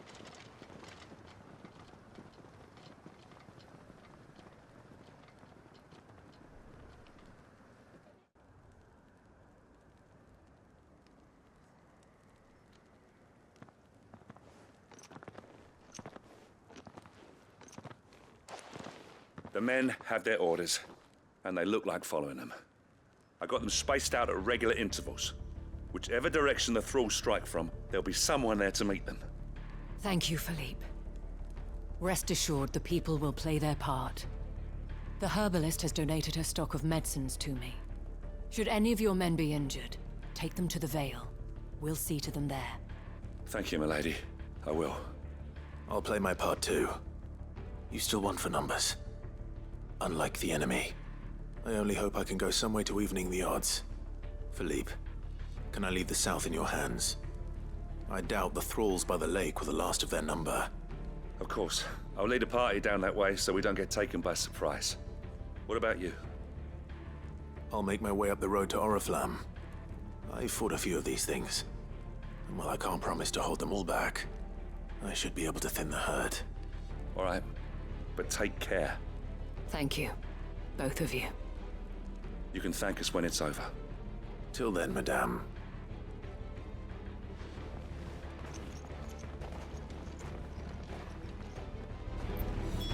This is a very intense quest. Wait, make for Oriflamme. Should I? No, I guess I can't. I was gonna see if I could fast travel closer, but steel in the hands of every man. I cannot.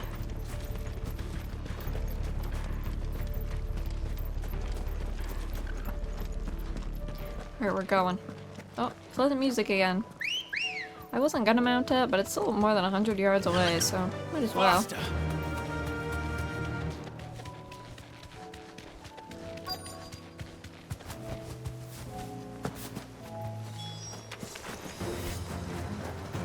There are so many of them. Not for long.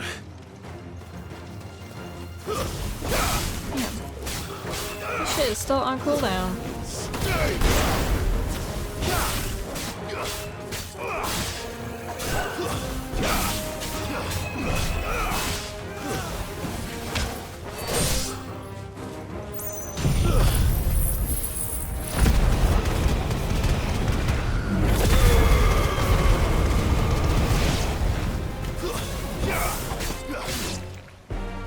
Is it over? No. It's only just begun.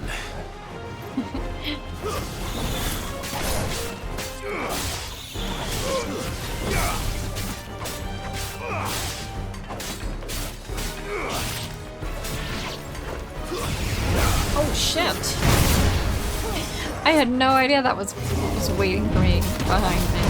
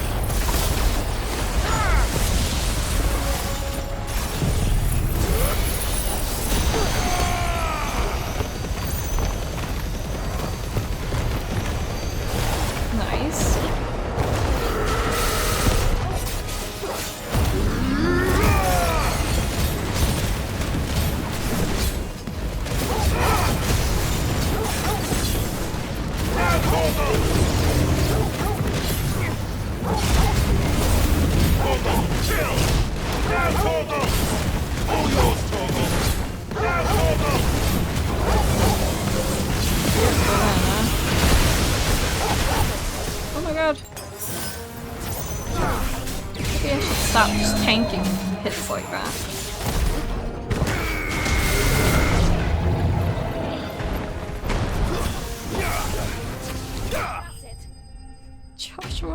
Joshua's stuck on that one little specter.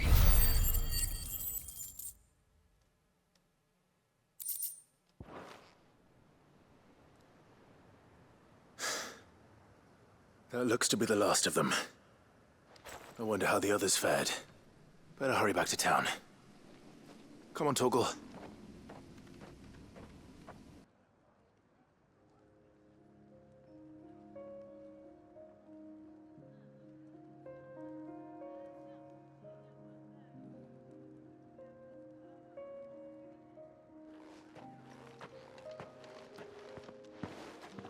Clive, it's good to see you. And you. The road to Oriflamme is clear. How did you and your men fare? Well, we ended up fighting for our lives down by the lake. Took a few nicks, but nothing the girls of the Vale can't put right. Glad to hear it. Well, it seems we've survived. For the time being, at least. I thank you both for answering the call. You were right. And I was wrong. About everything.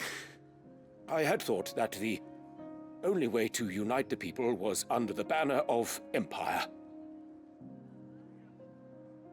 That without a strong hand to guide them, they would drift apart.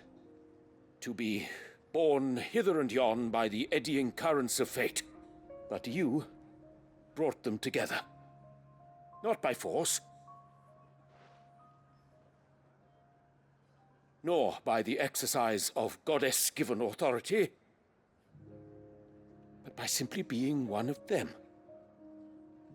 By knowing what they feel, because you feel it yourself. Our purpose was ever the same, Your Eminence. You were merely distracted by a loftier vision of empire and glory, while our eyes beheld matters closer to home. You have the right of it again. As did you, Sabine. His radiance said it himself. Sanbreque is naught without her citizens. I forgot that, and I am sorry. I'm sorry too, Father. I should never have taken things so far. I only wanted you to understand how the people felt. How I felt. But my anger got the better of me. Do not blame yourself, my dear. This was my doing. I should have listened to you. To all of you. Your Eminence, your ladyship. I do not doubt that you came here with the best of intentions. But I believe the same could be said of us all. We all want safety, security, prosperity. Not just for Northreach, but for the entire realm. And we may yet achieve it. If only we work together. Will you join us in this? Yes. We shall. Thank you, Your Eminence. Now that that is settled, I must go and see to the wounded. The Vale's doors are always open to any soldier in need of relief. And today there are more than ever before.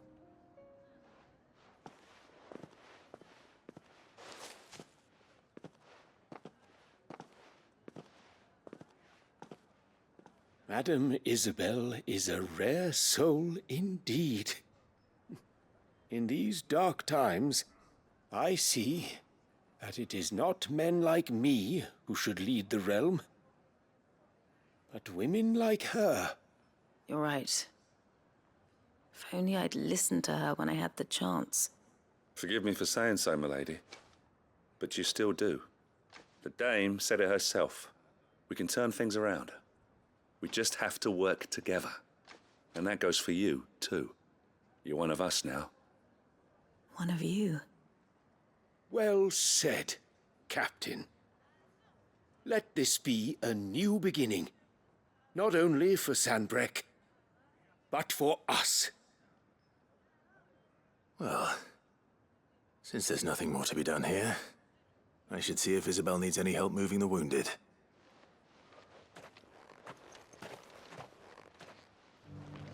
Did we get you anything?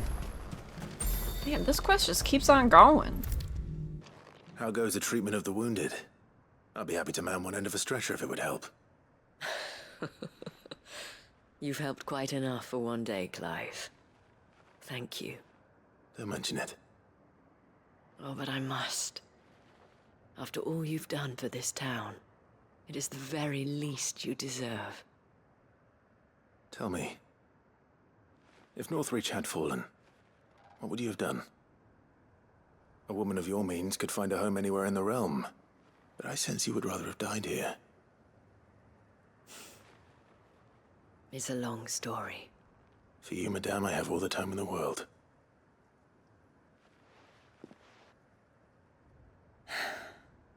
Very well.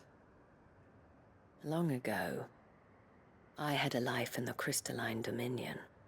I was Carla then, courtesan to the nobility. So sought after was I that it was only they who could afford my time.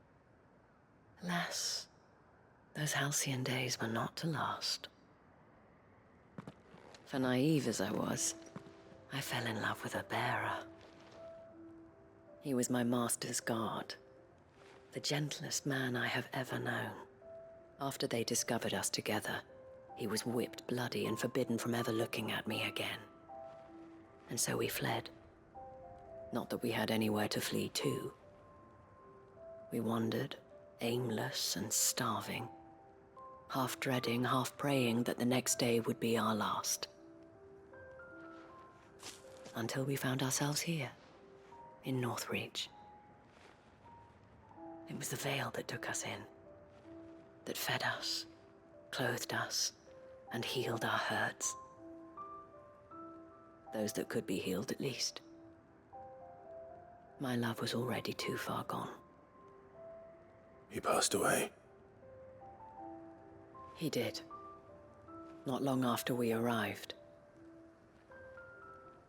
But at least we were able to share a few moments of peace before the end. It was the greatest gift I have ever received. But the generosity of this town and her people did not end there. The men and women of the Vale supported me through my grief. Shared in it, though I was still a stranger to them. They treated me like a sister. And so I swore that I would always do the same.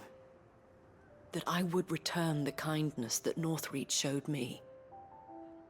That I would repay my debt to the Vale.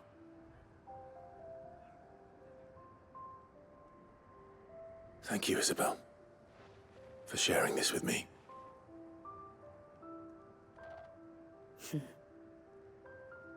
You're a lot like him, you know. Perhaps that is why I have such a soft spot for you. Never stop fighting, Clive. And I shan't either. I know that it will not be easy to keep Northreach together. But our efforts will be rewarded. Just look at us now. The people, the soldiers, even the Duke of Oriflamme and his daughter, all united in defense of this town that we have come to call our home. And what of you? Can we count on your support too? Always.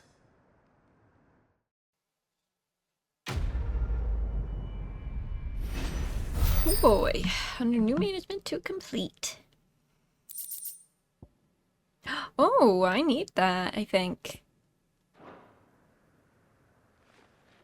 Wow, I can't believe that gave such a good item. Righty, what do we have now?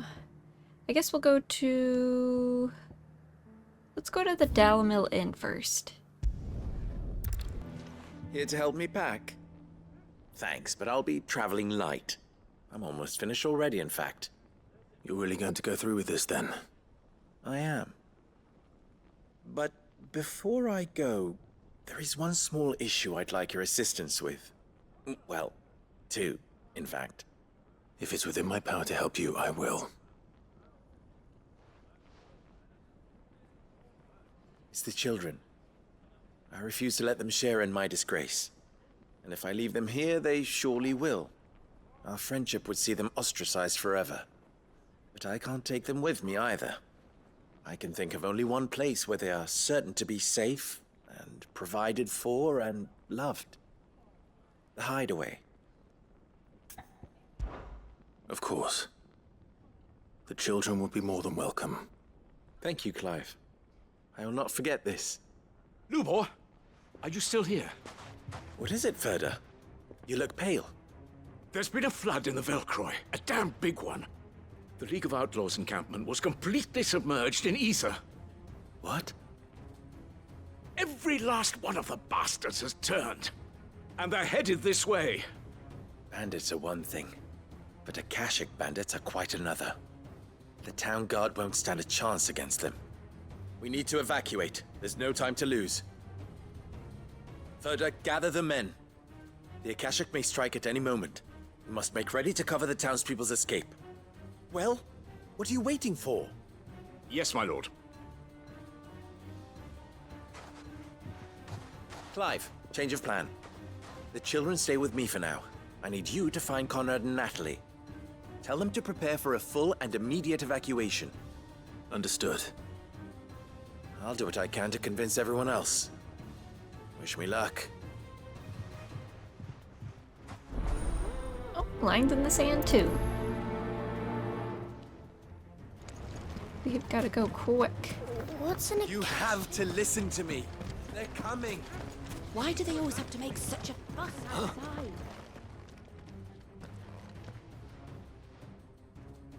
Ah, it's you. What do you want, Lord Underhill? To pass on an important message. There's been an ether flood out in the Velcroy. The camp where the so-called League of Outlaws were gathering has been swallowed. They're no longer just bandits. They're Akashic now, and they could be here at any moment. You need to begin preparing for a full-scale evacuation right away. Oh, do we? And who was it who gave you this disturbing news, might I ask? Lubor, perhaps? The man spreading the same poison out in the square as we speak. You may believe his lies, my lord, but we know better. But why would he lie about something like this? Some twisted attempt at revenge, perhaps. If he had not been unmasked, he may well have been elected our leader. A great honor for one of his kind. One he might well feel aggrieved at having been denied.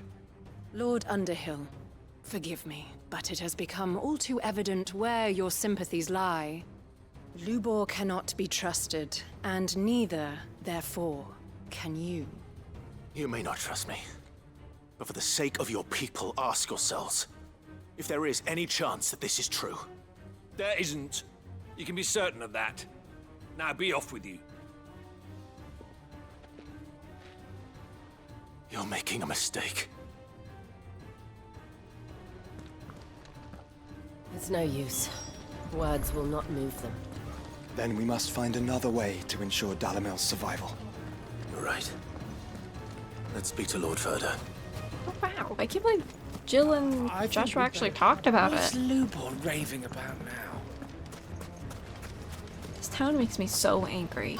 Like, I hate that they just turned on Lubor. Lord Ferda. Sid, what's wrong? I went to warn Conrad and Natalie about the Akashic, but they wouldn't listen. They've convinced themselves that nothing Lubor says can be trusted.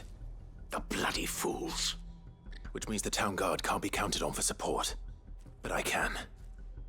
If there's anything I can do to help you defend Dalamil, you only have to ask. I appreciate it. Sid! Ferda! I've been looking for you everywhere. Victor? I thought you'd left. I couldn't abandon a friend in need. And Lubor is in need at this very moment. Come quickly.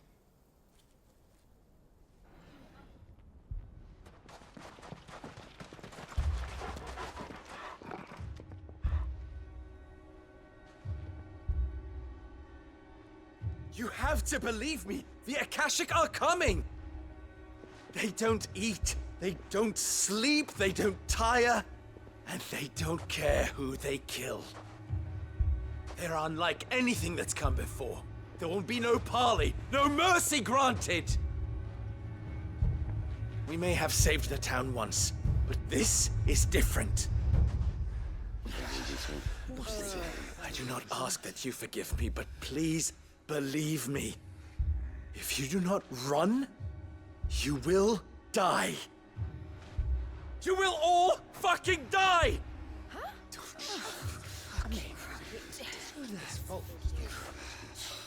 You'd like that, wouldn't you, bearer? Yeah, with us out of the way, your kind will be free to claim Dalamil for yourselves. You who should run! Run, bearer! Yeah, run! Run! Far, far away! Run! Just go! Yeah. Yeah. Yes! Go! Come on, then. Go on! Go! Just go. Just go. Lubor, wait. Someone's coming.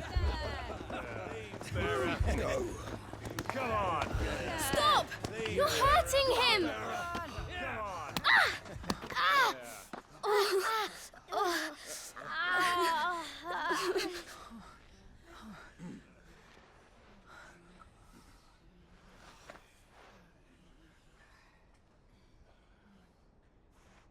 What did Lubor ever do to you? He solves all your stupid problems, and he keeps all of you safe. You know there's nothing he wouldn't do for this town. Who was it who made that cleaver you use every day, Conrad? And what about your counting table, Natalie? Who fixed that? Whose men make sure the streets are clean so all your boots don't get dirty? Who spends all day, every day making sure things run smoothly round here? And none of you ever say thank you, ever.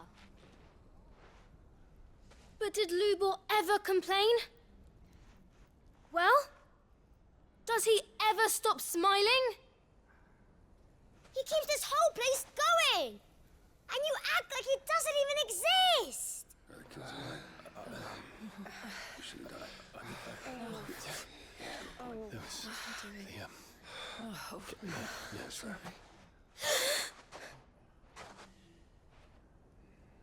Lubor, we've heard enough. Wait! We will not run. The town guard will not abandon the very place it is sworn to protect. And I will not give up for lost the stores that we labored so hard to fill.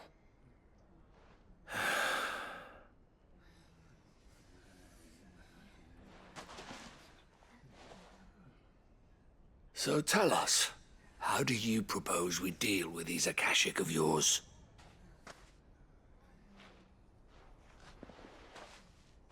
We won't run, but we will fight. All right, then.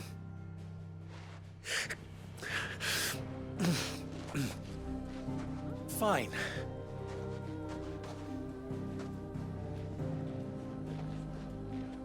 Gather around if you don't want to die.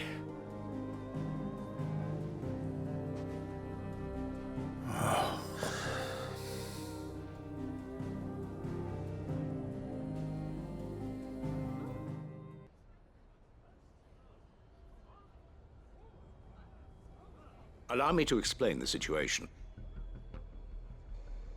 The ether flood occurred near the village of Cheratina, deep in the Velcroy. The place had been abandoned for years, until the League of Outlaws decided to make it their base of operations. Now they're all turned, and if the scouts' reports are correct, heading in this direction. They are mindless monsters, driven only by hate and rage, and they are utterly unpredictable. With the bandits, we at least knew how and where they were likely to attack. When these creatures come, Dalamil will have the bitterest fight it has ever faced on its hands. The town guard will muster at the north gate. The rest of us will take the south. Both forces will provide men to serve as scouts and messengers ready to spread word of the size and nature of the Akashic Force as soon as it is spotted. And as soon as it has been, we will converge on its position and see that it is driven back from Dalimil at all costs. Conrad, can I count on the support of the town guard? Always. I leave the selection and coordination of the messengers in your hands, Victor. And the command of our men in yours, Ferda. If you would both be so kind. Consider it done. As you wish. Natalie, I would ask that you and your people have the townsfolk barricade themselves inside the bathhouse. And tell the merchant not to waste time securing anything beside the essentials. Preserving life is our one and only concern. As long as we survive, it doesn't matter what trinkets we might lose. Our riches can be regained. And if anyone doubts that, let it be known that the Briar's Kiss stands ready to cover any losses. Very well. I shall tell them. Where do I fit into this plan? Where else but the most perilous place of all? I would like you to travel to the home of our erstwhile League of Outlaws, Cheratina itself. The main host is most likely still there, and Dalimil will not be safe until it is eradicated root and branch. A little gardening. How pleasant. I doubt it. I have a feeling these weeds will be particularly stubborn. Luckily, so am I. So you are. All right then, we all know what we have to do. Now it's simply a matter of doing it. For Dalimil.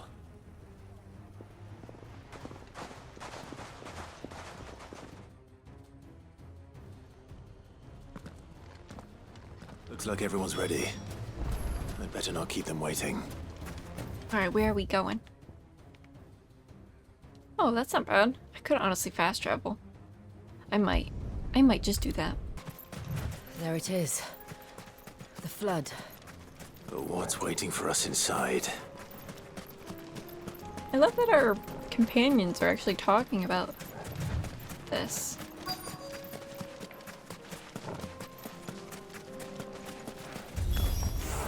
We can't leave a single one alive. Alright.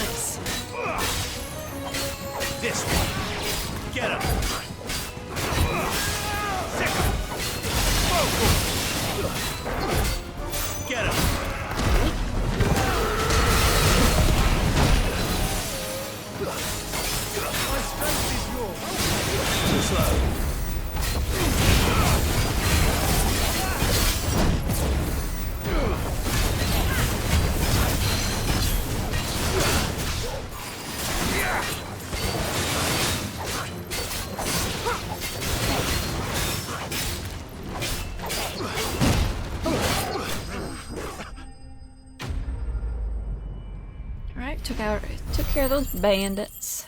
Oh, another level up. Oh, 47. The League is disbanded. I should get back to Dalimil and see how the others fared.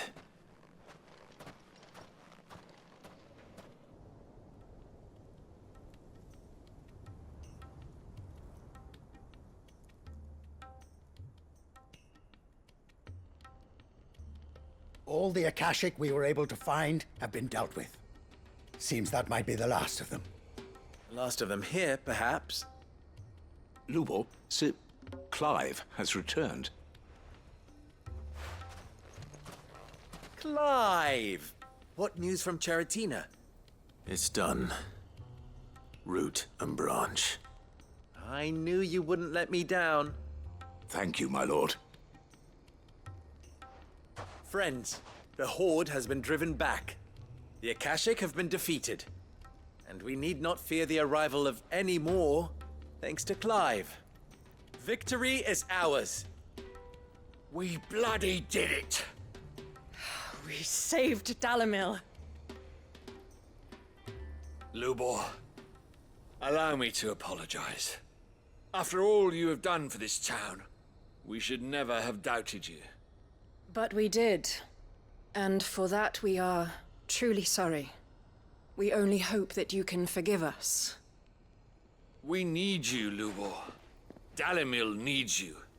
So, if you would still like to be considered for the position of mayor, you have our backing.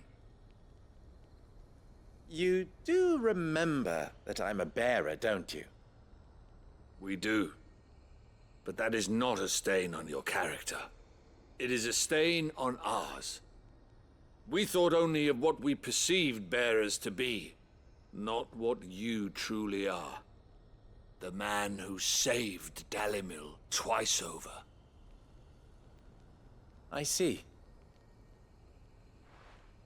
But I will only accept your proposal on 2 conditions. Name them.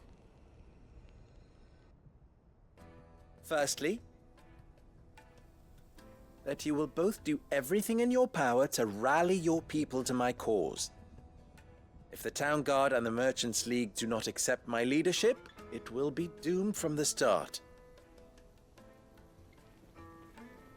Unity is the key to defending Dalimil, and I do not doubt that we shall need to call on our combined strength again. When that time comes, I will expect us all to pull together, just as we did today. Of course. You have our word. And secondly, you will accept that if I am to lead you, the mistreatment of bearers must end here in Dalimil. Any bearer within our walls shall be afforded the same rights as any other citizen. They will not be judged by what they are, but who they are. As we failed to do, and came so close to losing everything. We agree to your conditions. And we have only one in return. That you continue to work for the good of Dalimil, as you always have. Condition accepted. Well then, it seems my mayorship is all but confirmed. Do I get some sort of special hat?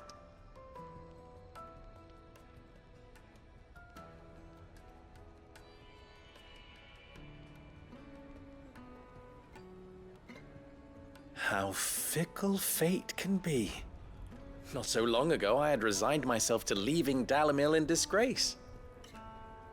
And now, I find myself her leader. Here. For everything.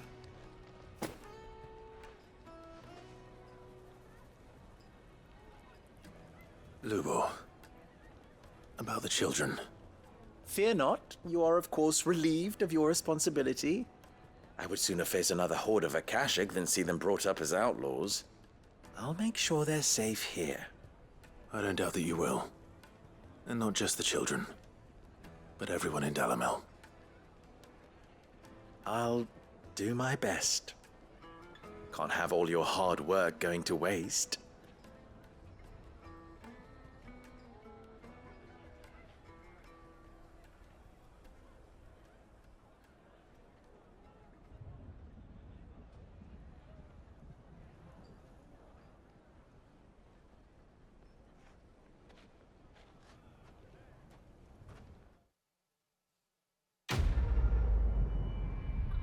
Sweet, quest complete.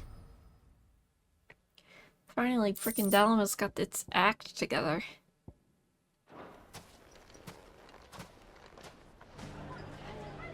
Alright, last but certainly not least, we have Duty Undying II in Tabor.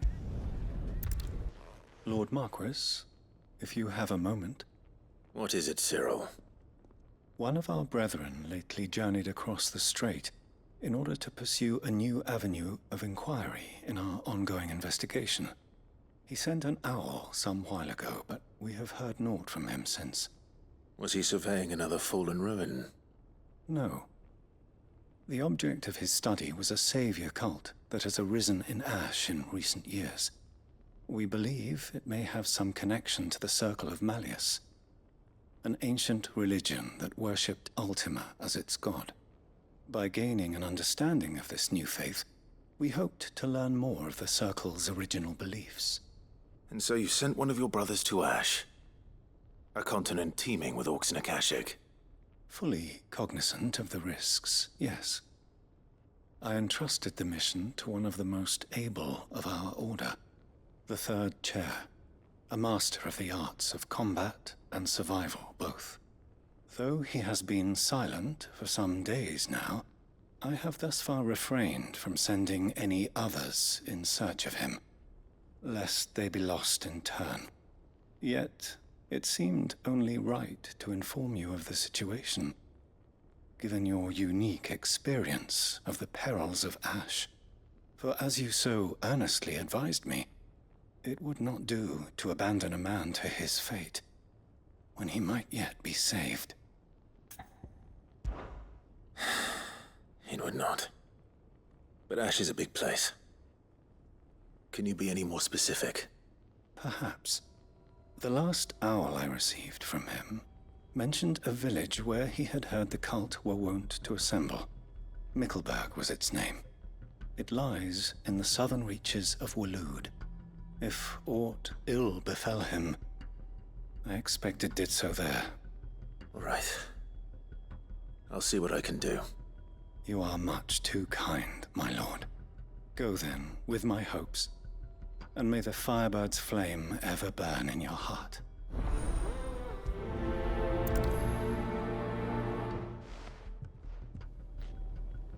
Alright, make full Mickleburg. Going back to Ash. I do feel like, let's see, how many bounties are here? Holy shit, there's 6 bounties in Ash. There's 3 here. Damn, we have so many bounties to do. 1 there. Oh, this area is completely complete. Rosaria is all done. Complete. Damn. Alright, anyway. Got distracted. Alright, I think this is it right here. Might this be Mickleburg? Straight home now. Josh, what seems like it is?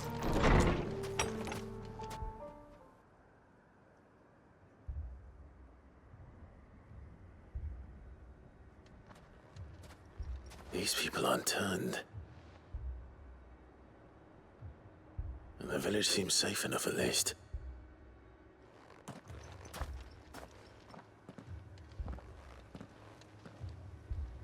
What is going on here? Ah. Did you, too, heed the call? Heed the call? No, I came here looking for someone. To be honest, I wasn't sure I'd find him here. Let alone all of you. Is that so? What are you doing here? Is this where you live? It is my home. The others, they heeded the call. You keep saying that. What do you mean? They came here to perform the rite, just as King Barnabas instructed.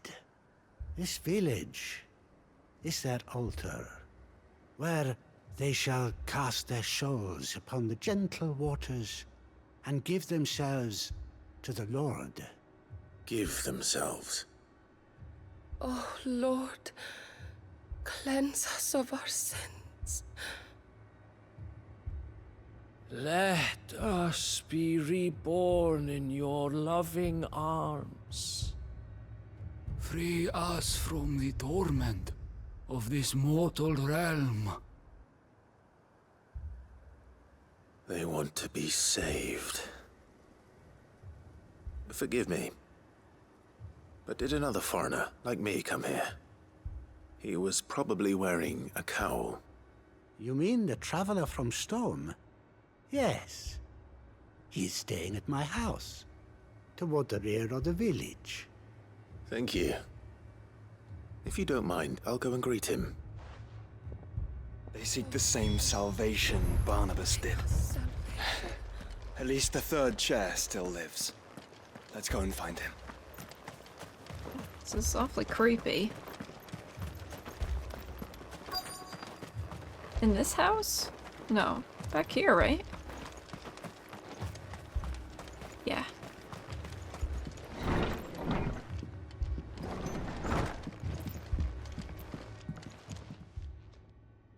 Excuse me. Are you with the Undying? I am. And so it would appear, are you? Lord Rosfield, if I am not mistaken. That's right. And you must be the third chair. I am. Cyril was worried for your safety. He sent me to find you. Then I must apologize. I did not mean to trouble the bearer of the burning quill. Much less you, my Lord Marquis. He said that you had failed to report. Is there a reason for that?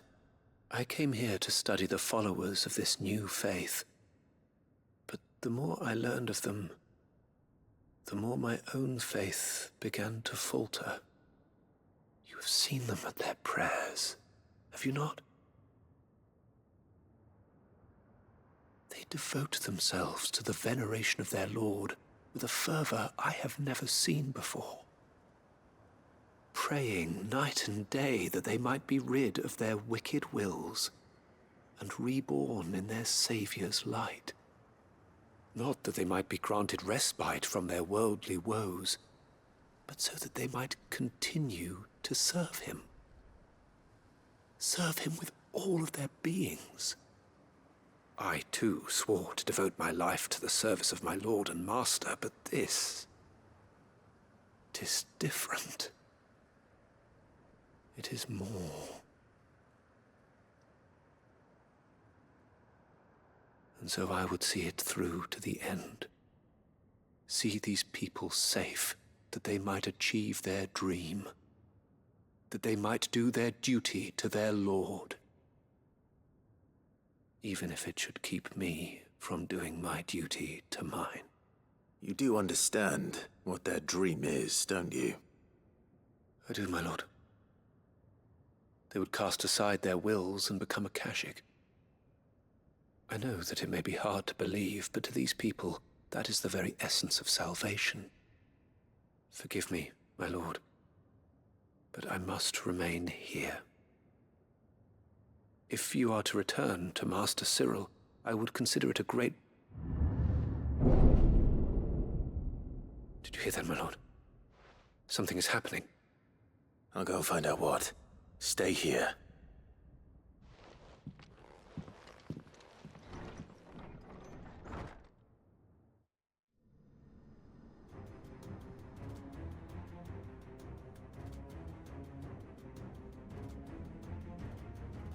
An ether flood. Oh no. There must be something I can do.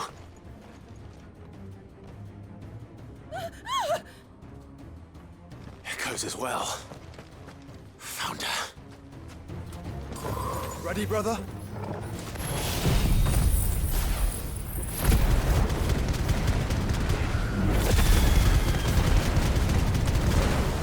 I don't know if I'll use all my stuff because I feel like we're gonna fight a Kashik, right?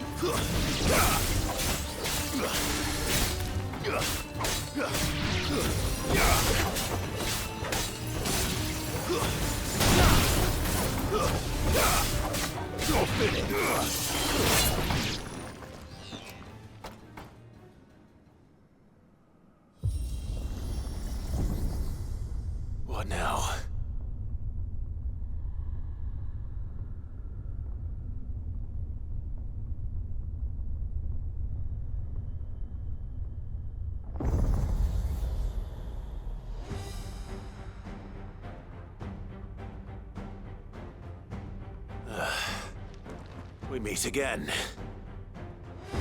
Oh man, Titus. I've killed your kind before.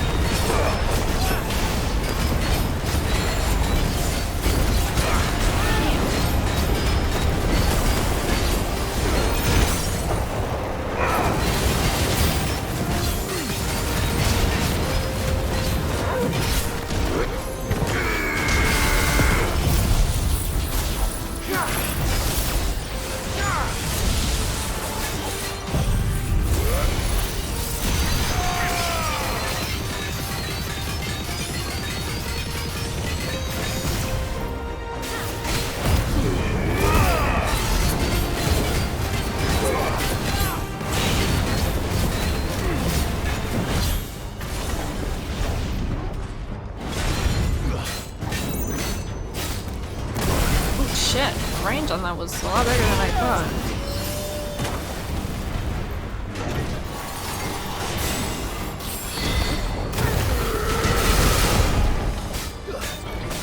Nice try.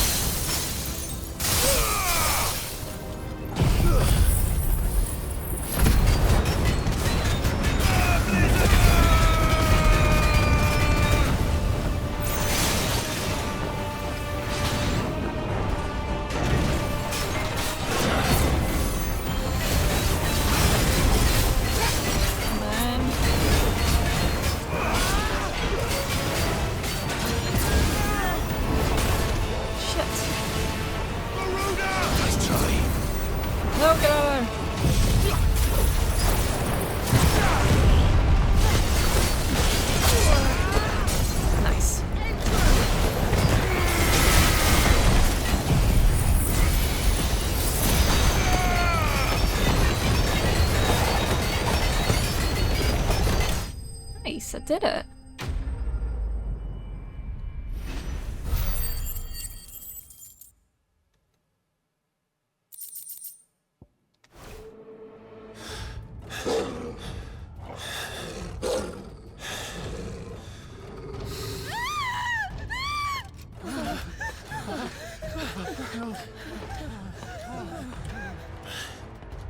Damn it.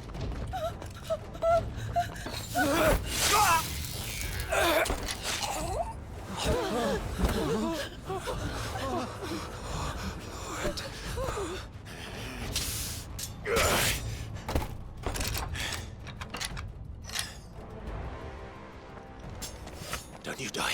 Come on, speak to me. I had to save them, that they might have a chance to find true salvation. By devoting themselves to the service of their Lord. Just as I did, when the Undying plucked me from the gutter and gave me a cause to believe in. A duty to serve was everything to me, and I would not deny them that fulfillment. Even if they must become a Kashik in order to achieve it.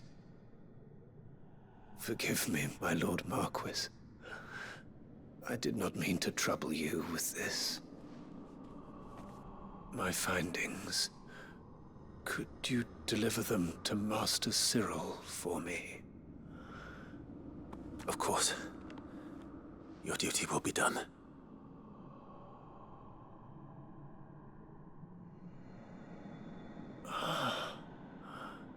Look, my lord. They are saved.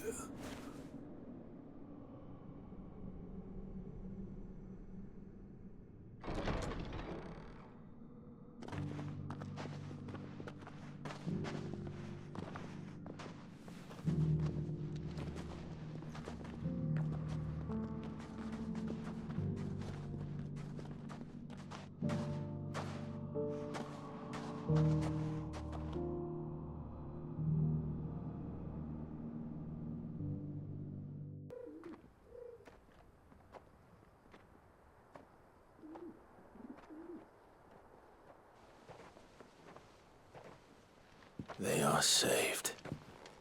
Founder. I should get this report to Cyril. If they didn't have us, like, kill all those Akashic people. I'm not gonna bother. We're right here. Oh, Cyril. My Lord Marquis. Welcome back. I am glad to see you hale and whole. I met with your third chair, Cyril. He bade me deliver his findings to you.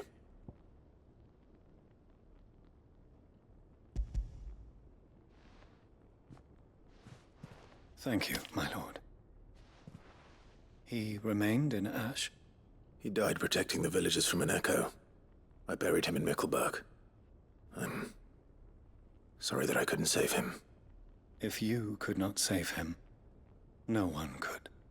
The villagers, they were believers in this savior cult. They prayed to their god that they might be unburdened of their wills. Then an ether flood came, and their wish was granted. Your brother sacrificed himself that they might live, even knowing that that life was death by another name. Then he perished defending liberty. A hero's end.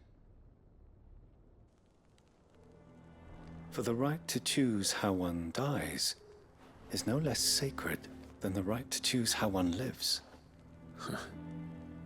Sid would agree. He wanted to build a world where people could die on their own terms. A noble ambition. To die for one's cause is the most perfect expression of one's faith. It matters not how misguided others might judge one's decision to be. Only that the decision is one's own. We live according to the teachings of our order. We believe in them, we protect them, and yes, we die for them. For better or worse, that is our creed.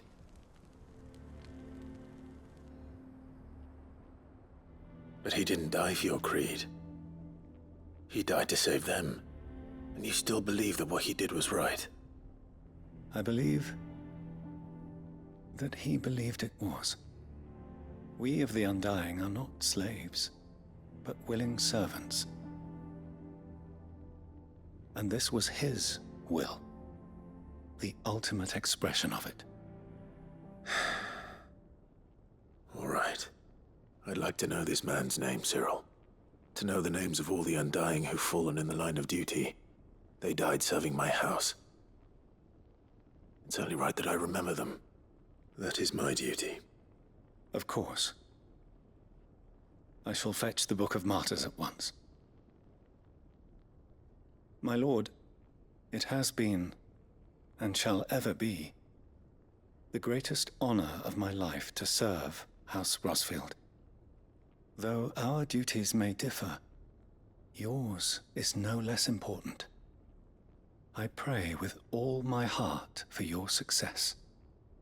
And were they here, I have no doubt but that every one of my fallen brothers and sisters would feel the same.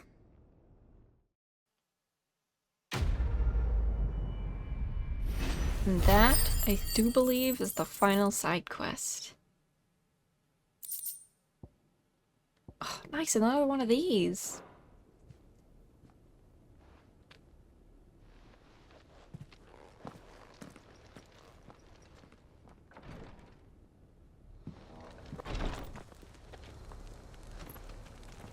Alright, let's see. Yep, I'm not seeing any other side quests. I think we've done them all. Alright, let's go see Desiree real quick. Alright, we're over here at Desiree. Let's see. How may I help you today, Clive? I guess we'll have more. Is everything we've received and everything promised? We will have more of these points, actually, when we do the bounties. Here you are. So, I guess that's really it for now. Come again. I may have more for you. Alright, let's check out the board.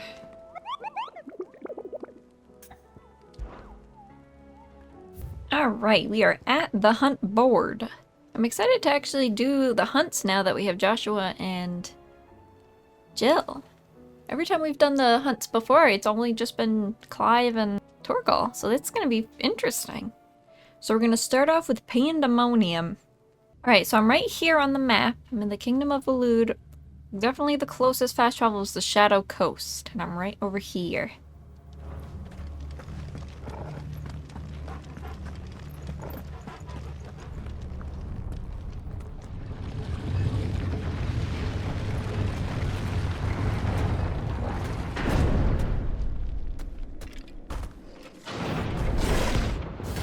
Pandemonium, rank S. It's gonna be a toughie.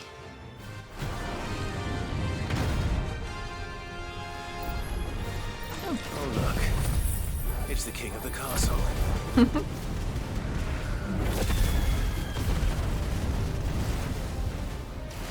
Oh my god. Holy shit, bro.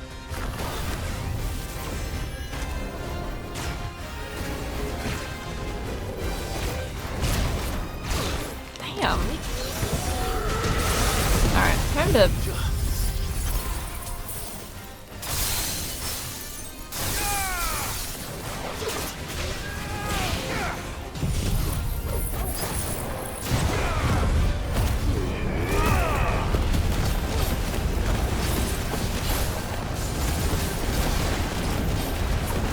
Uh-oh. I wonder, will the Sagger stop that from... Okay, it did. Thank God. I don't know what that's gonna do, but I imagine crazy damage. Oh shit, I wasn't paying attention.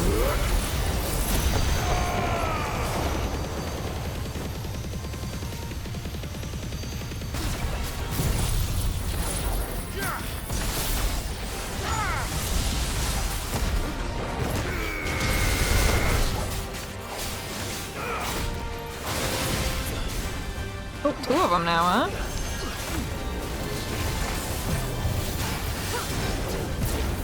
Oh, get out of there!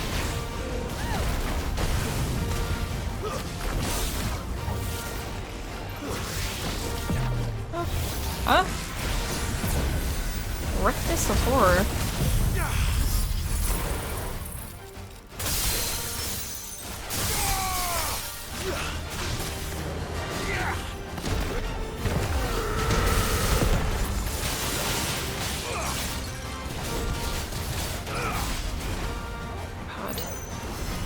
Oh god, there was 3 of them now.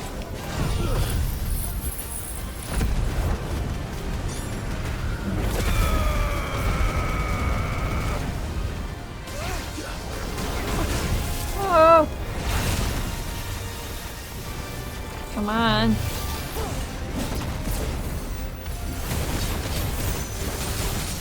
Nice.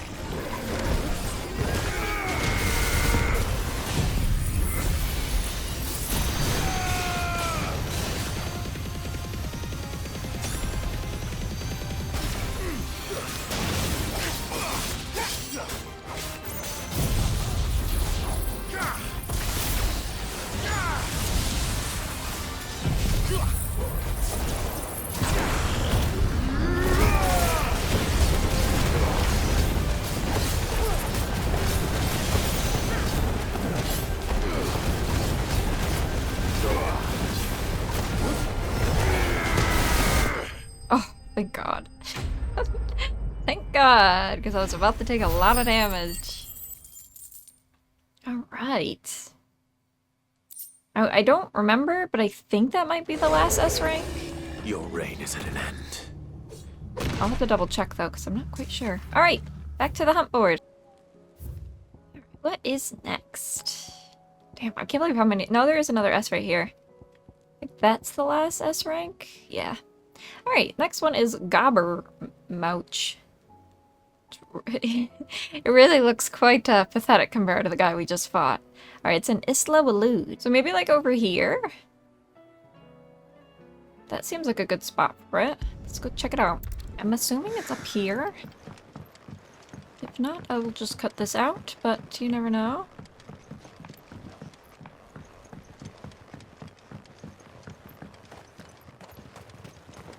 Is this him?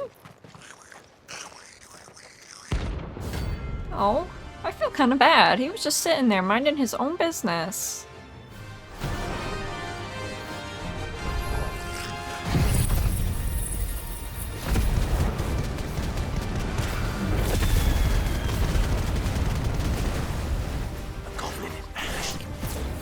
How the hell did it cross the strait? I guess I'll do this. Oh, he has no stagger bar, I just realized. I did not realize that before.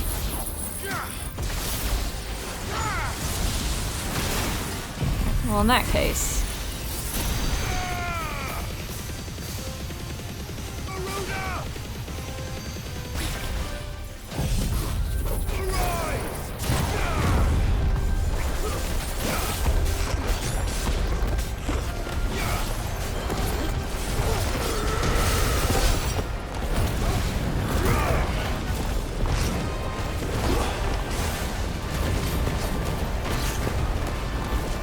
What's going on?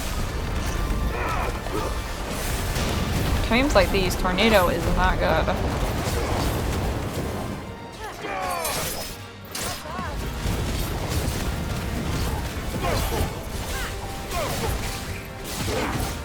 Goblin punch? Looks like something they'd serve at a Halloween party.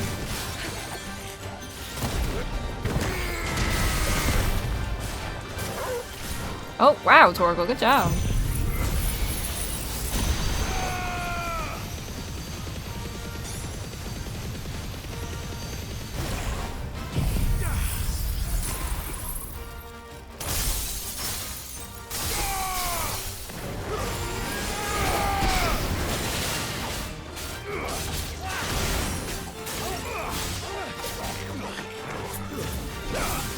Oh, little swing. Look at his little swing. Oh, he is so cute.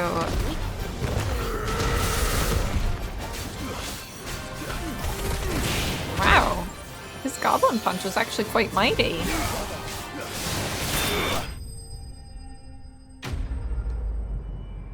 That was just mean.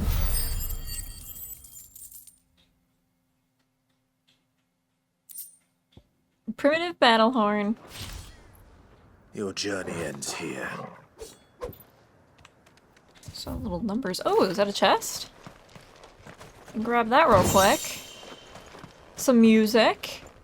Nice. Alright, back to the board.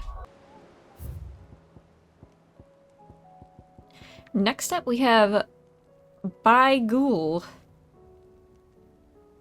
And Crichton Hollow elude.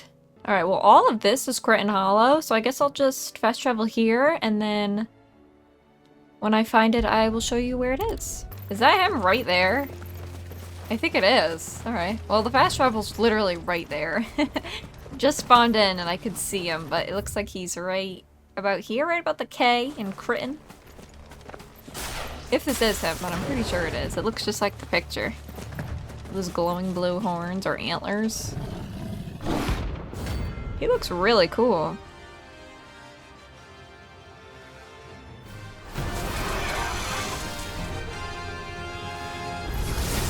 Uh-oh.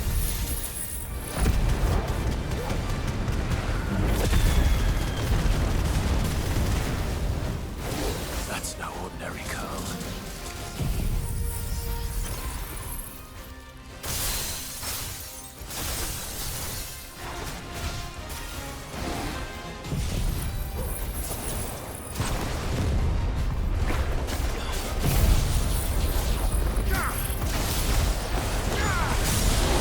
Nice.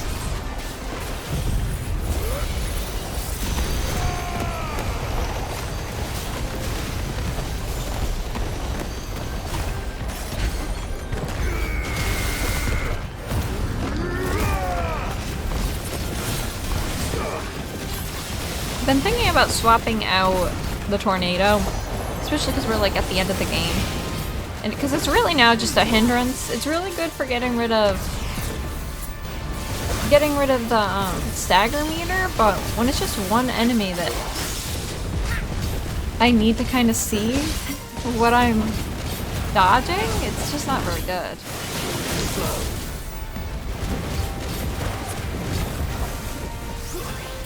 Oh god, that hurt. Ow.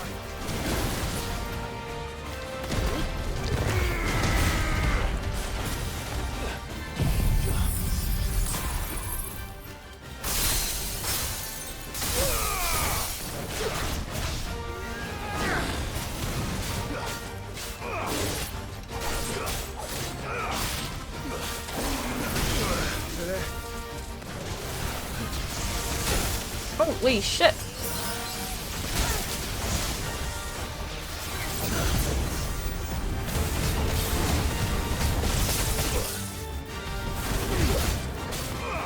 Come on, guys.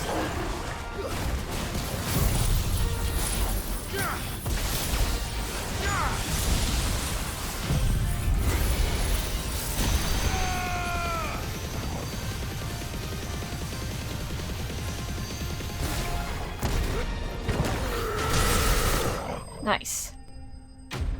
Toria's mark slain. Okay. Let's hope it was the last of its kind. Yeah, that one was nuts. Back to the board. Okay, next we have is Agni. Another one of those roly-poly guys. We actually haven't fought one of these for so long. Halfcomb and Waloed. Alright, we're in Halfcomb. I just kind of fast traveled to the edge of infinity. I don't really know where this thing is. I'm gonna check every little nook here. Wait, what the hell is this? Be safe. Oh shit! What the hell is that? Adamantine gauntlets?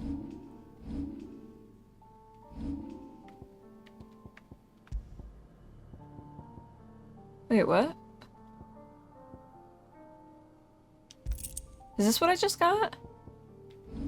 Oops, I'm going the wrong way. Oh my god. I'm being an idiot. Damn! Alright, well right here. Come right here if you want those.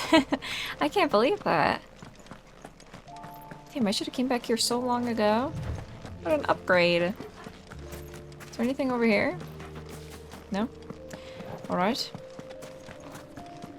So this should be over here somewhere. Oh, I found it.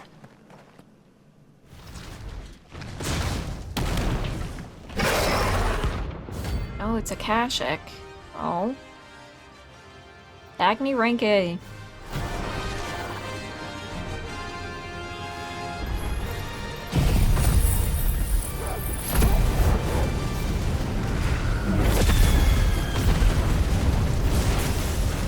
Look who's here to meet us. Pity they don't seem fond of visitors.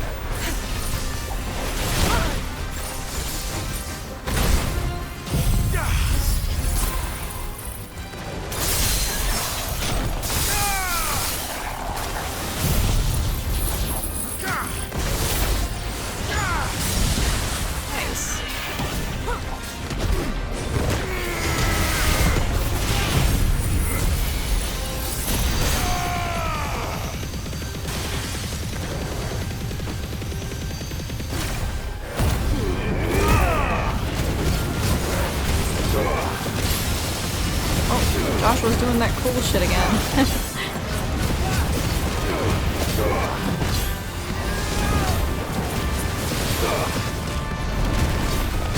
Ow!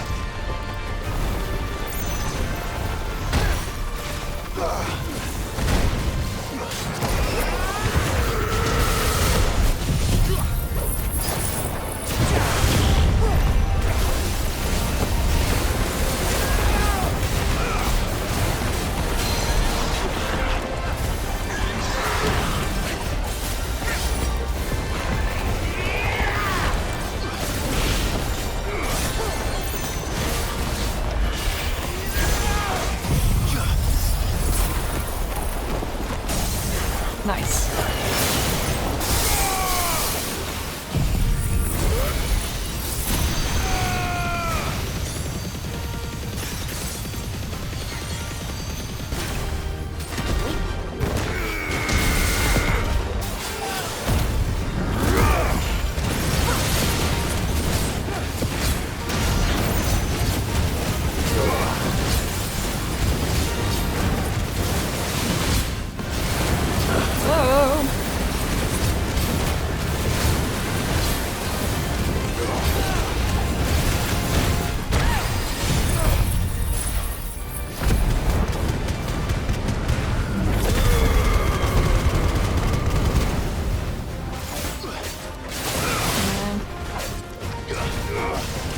Damn it. Ow.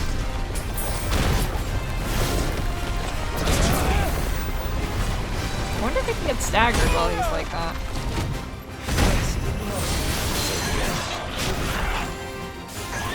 This should be it.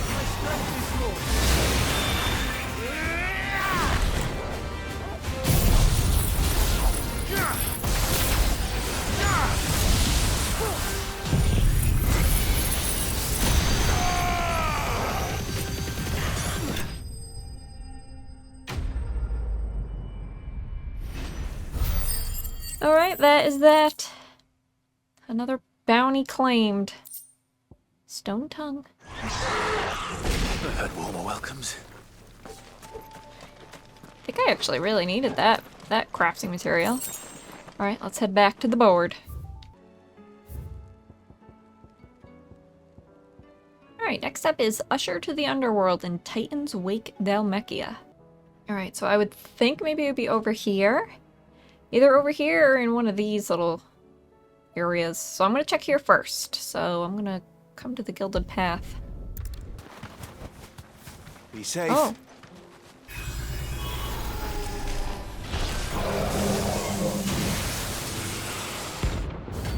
Thanatos, rank A.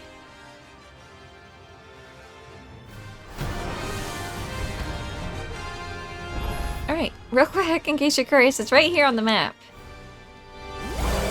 Another new friends, Ultima. If it's me you want, I'm right here.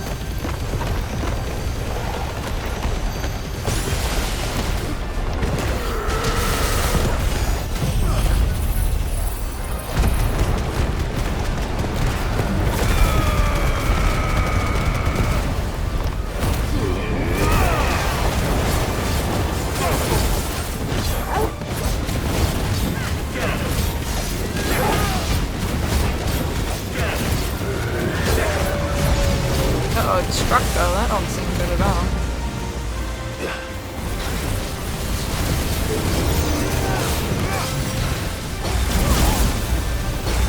Whoa. Whoa. Nice try.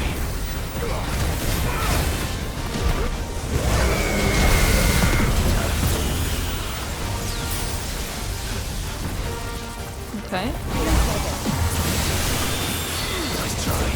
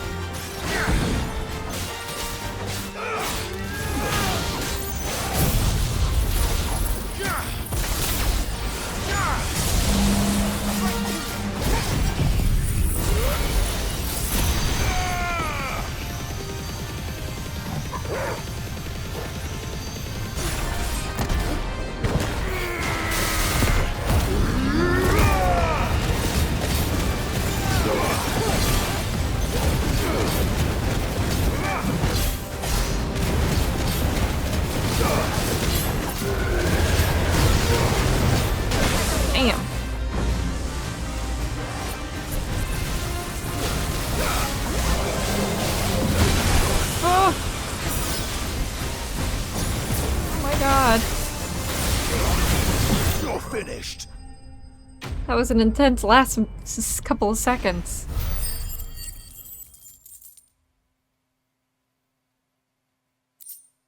Dark steel! That's what I needed. I needed that. And don't come back. Nice. I want to say I have everything to actually get my upgrade, but for now we're going back to the board. Alright, next up is the Blood Moon in the Croc Sanbrek. Oh, right over here.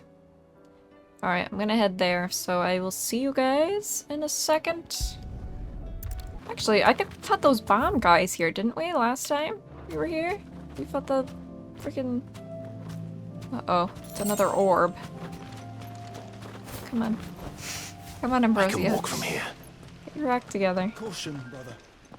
Oh. Thanks, Joshua.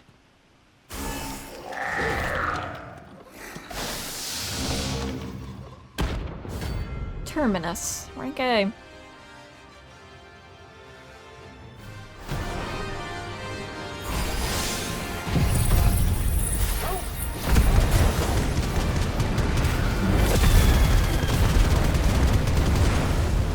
Looks like we're working something up. Only one thing for it.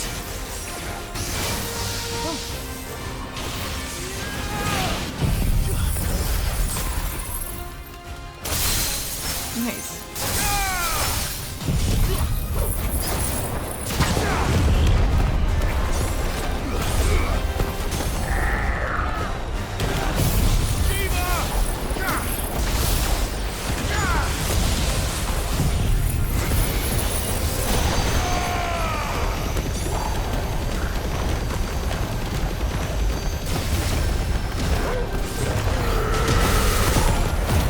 Okay, here we go.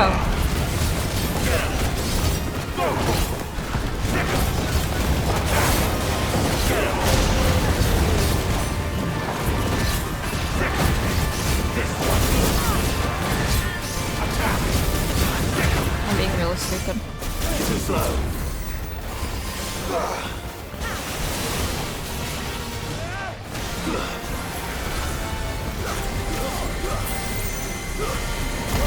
Oh. Nice try.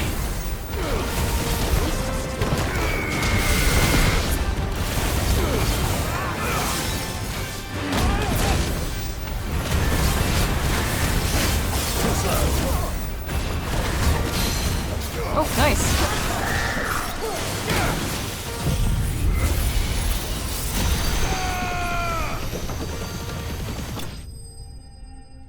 Alright, so far I have not had to buy potions, but pretty soon I think I might need to restock. Sweet dreams. That thing kind of sounds like Claydol, the Pokemon. Alright, back to the board. Alright, next up we have the Masterless Marauder, our last and final S rank.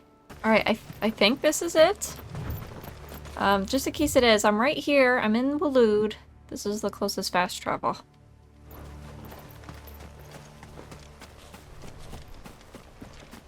Also, just a wild behemoth, but I can't imagine.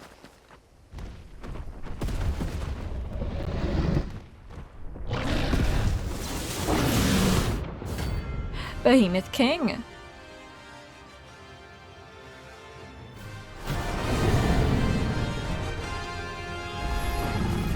Another of the Royalist's guard dogs. Quite a specimen it is too. Jeez. Trying to get close for Shivas. There we go.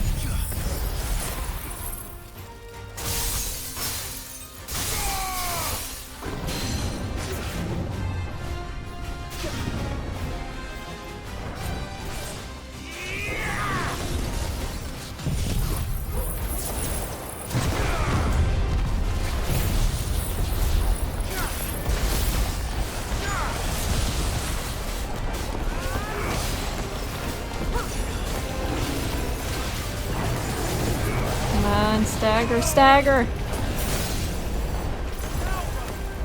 I just like died or something. I'm pretty sure I just died, but I don't really know what just happened.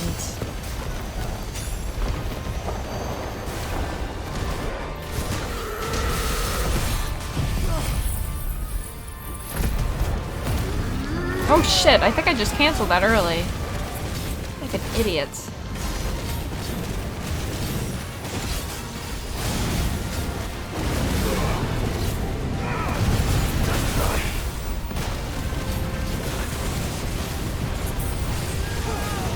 He's going crazy right now.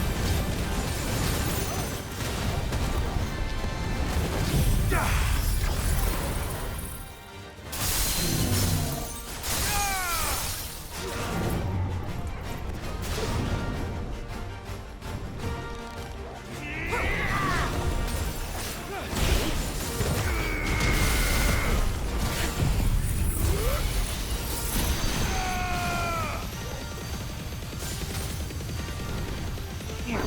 This guy's definitely the hardest one, and he's only level 57. Or 47. 57.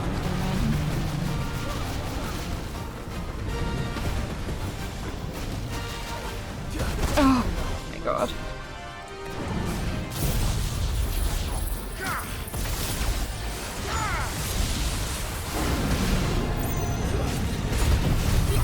I have to get ready to dodge this quick.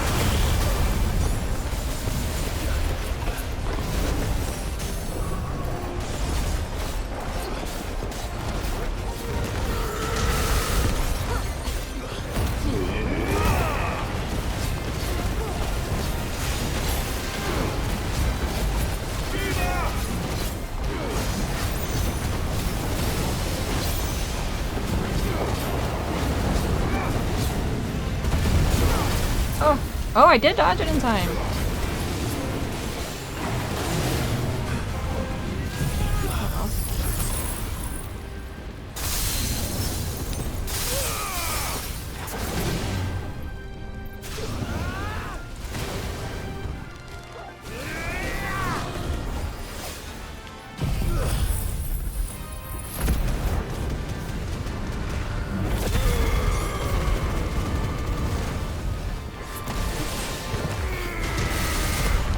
Come on, man.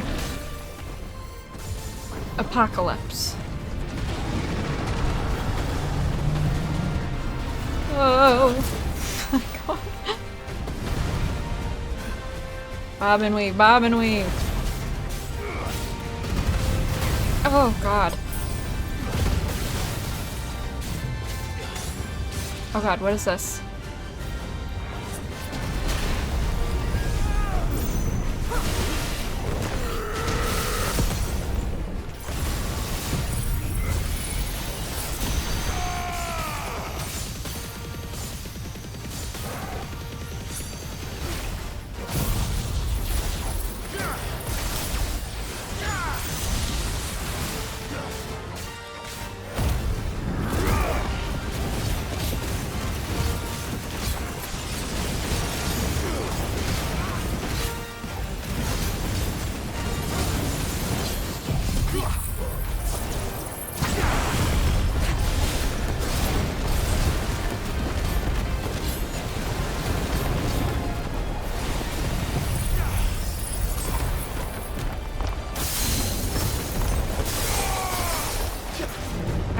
He's dead. Thank God. That was a tough fight. He's definitely the king for a reason. Damn, whole level up off of that guy.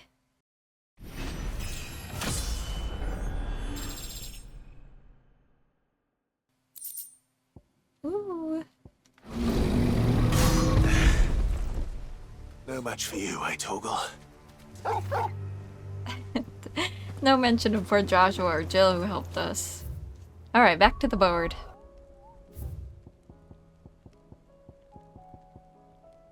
Alright, next up is the Wailing Banshee in Garnick-Waloed. So Garnick is this little town. So let's head over there. Back to the stables, girl. We're here in Garnick. Whoa! Gizem Maluk?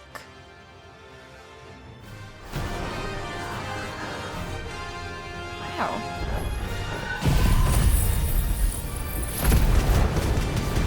I haven't fought one of these types of enemies in a long time. Harmon's madness lives on. Will this hit her from up there? I'm really hoping it will. Yes, it does. But it can't get staggered up there.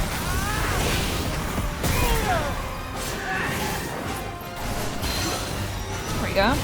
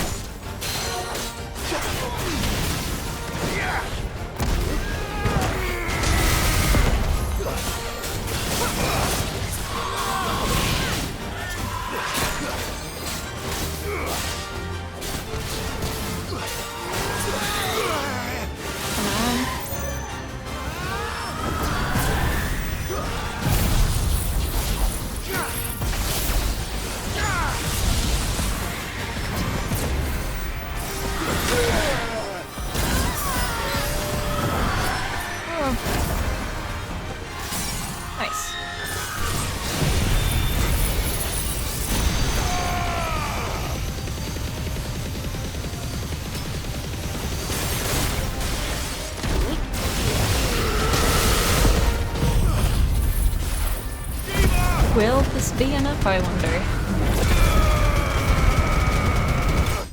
Nice. Notorious Merc slain. I'm gonna make a quick pit stop at Karen's and buy some more potion before the next one. So we are like all out. Rest in peace. Alright, and back to the board.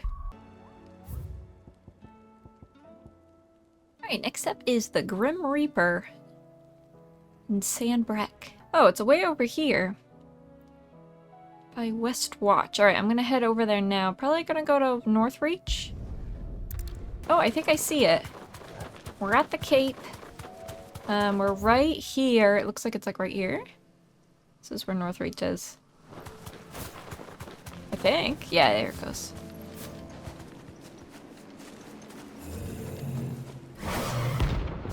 Prince of Death. Whoa.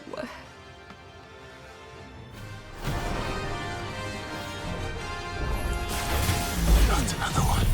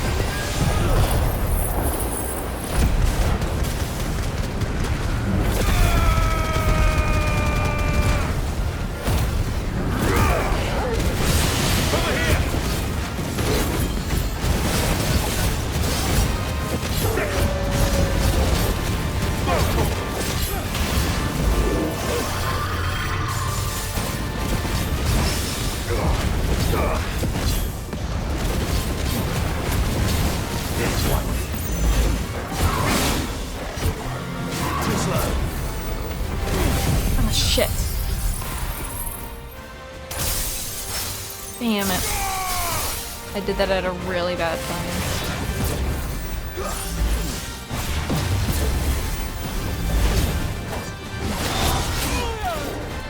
Damn, I'm so bummed. Too slow.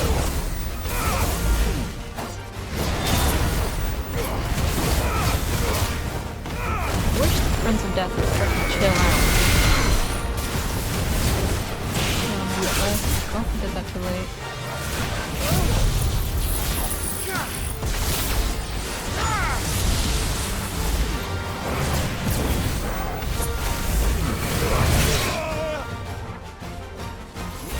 That's better.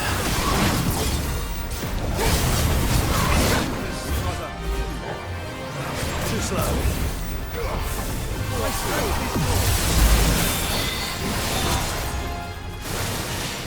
Alright. I was trying to get him to be staggered first, but...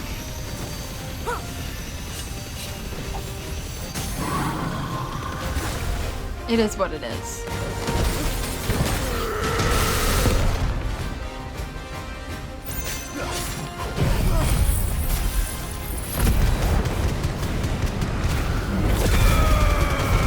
Hopefully this will do it.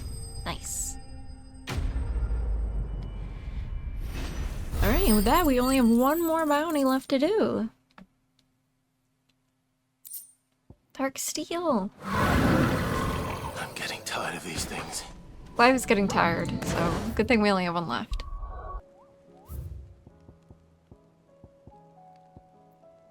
Alright, the final one is Knight of the Splendent Heart, which is in the Penitent's Gate, Sandbreck. Oh, it's way over here. Penitent's Gate is this. So let's head over there. It's gonna be quite a hike. Alright. I see the man in question. Yeah, we could get close to him. Knight of the Splendent Heart, rank A.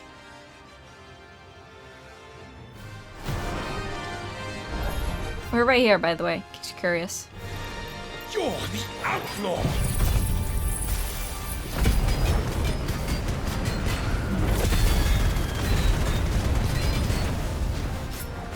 one who drove His Highness to madness! On your knees!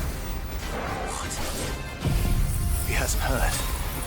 And it doesn't look like he's willing to listen.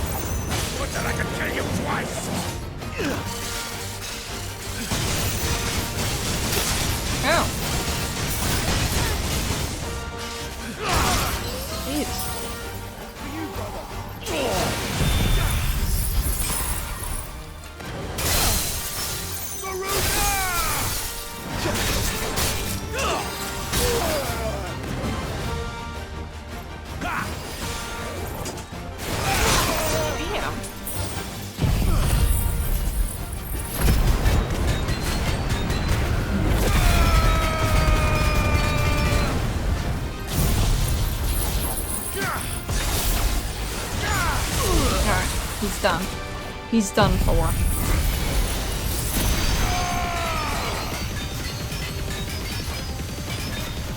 You're finished. I didn't think that that would actually finish him. I thought I was gonna have to use my Titan ability. Alright, that was it. The final bounty. Damn it. Dion would have been glad to have you back at his side. Well, it is what it is. It is what it is. Alright, gang. Sorry for the cut. So real quick before I end this part, I wanted to talk to Desiree. The Patron's Whisper. Get in everything we can. You earned this. That's it. We got it all. Come again. I may have more for you. You won't. Alright, well, that is it for the final side quest part of the main story, at least. I don't know if there's going to be side quests in the DLC, but if there is, you bet your bottom dollar we're going to be doing it. Oh, you can see the thing in the distance, the origin. Well, anyway, thank you guys so much for watching, and I'll see you on the next one.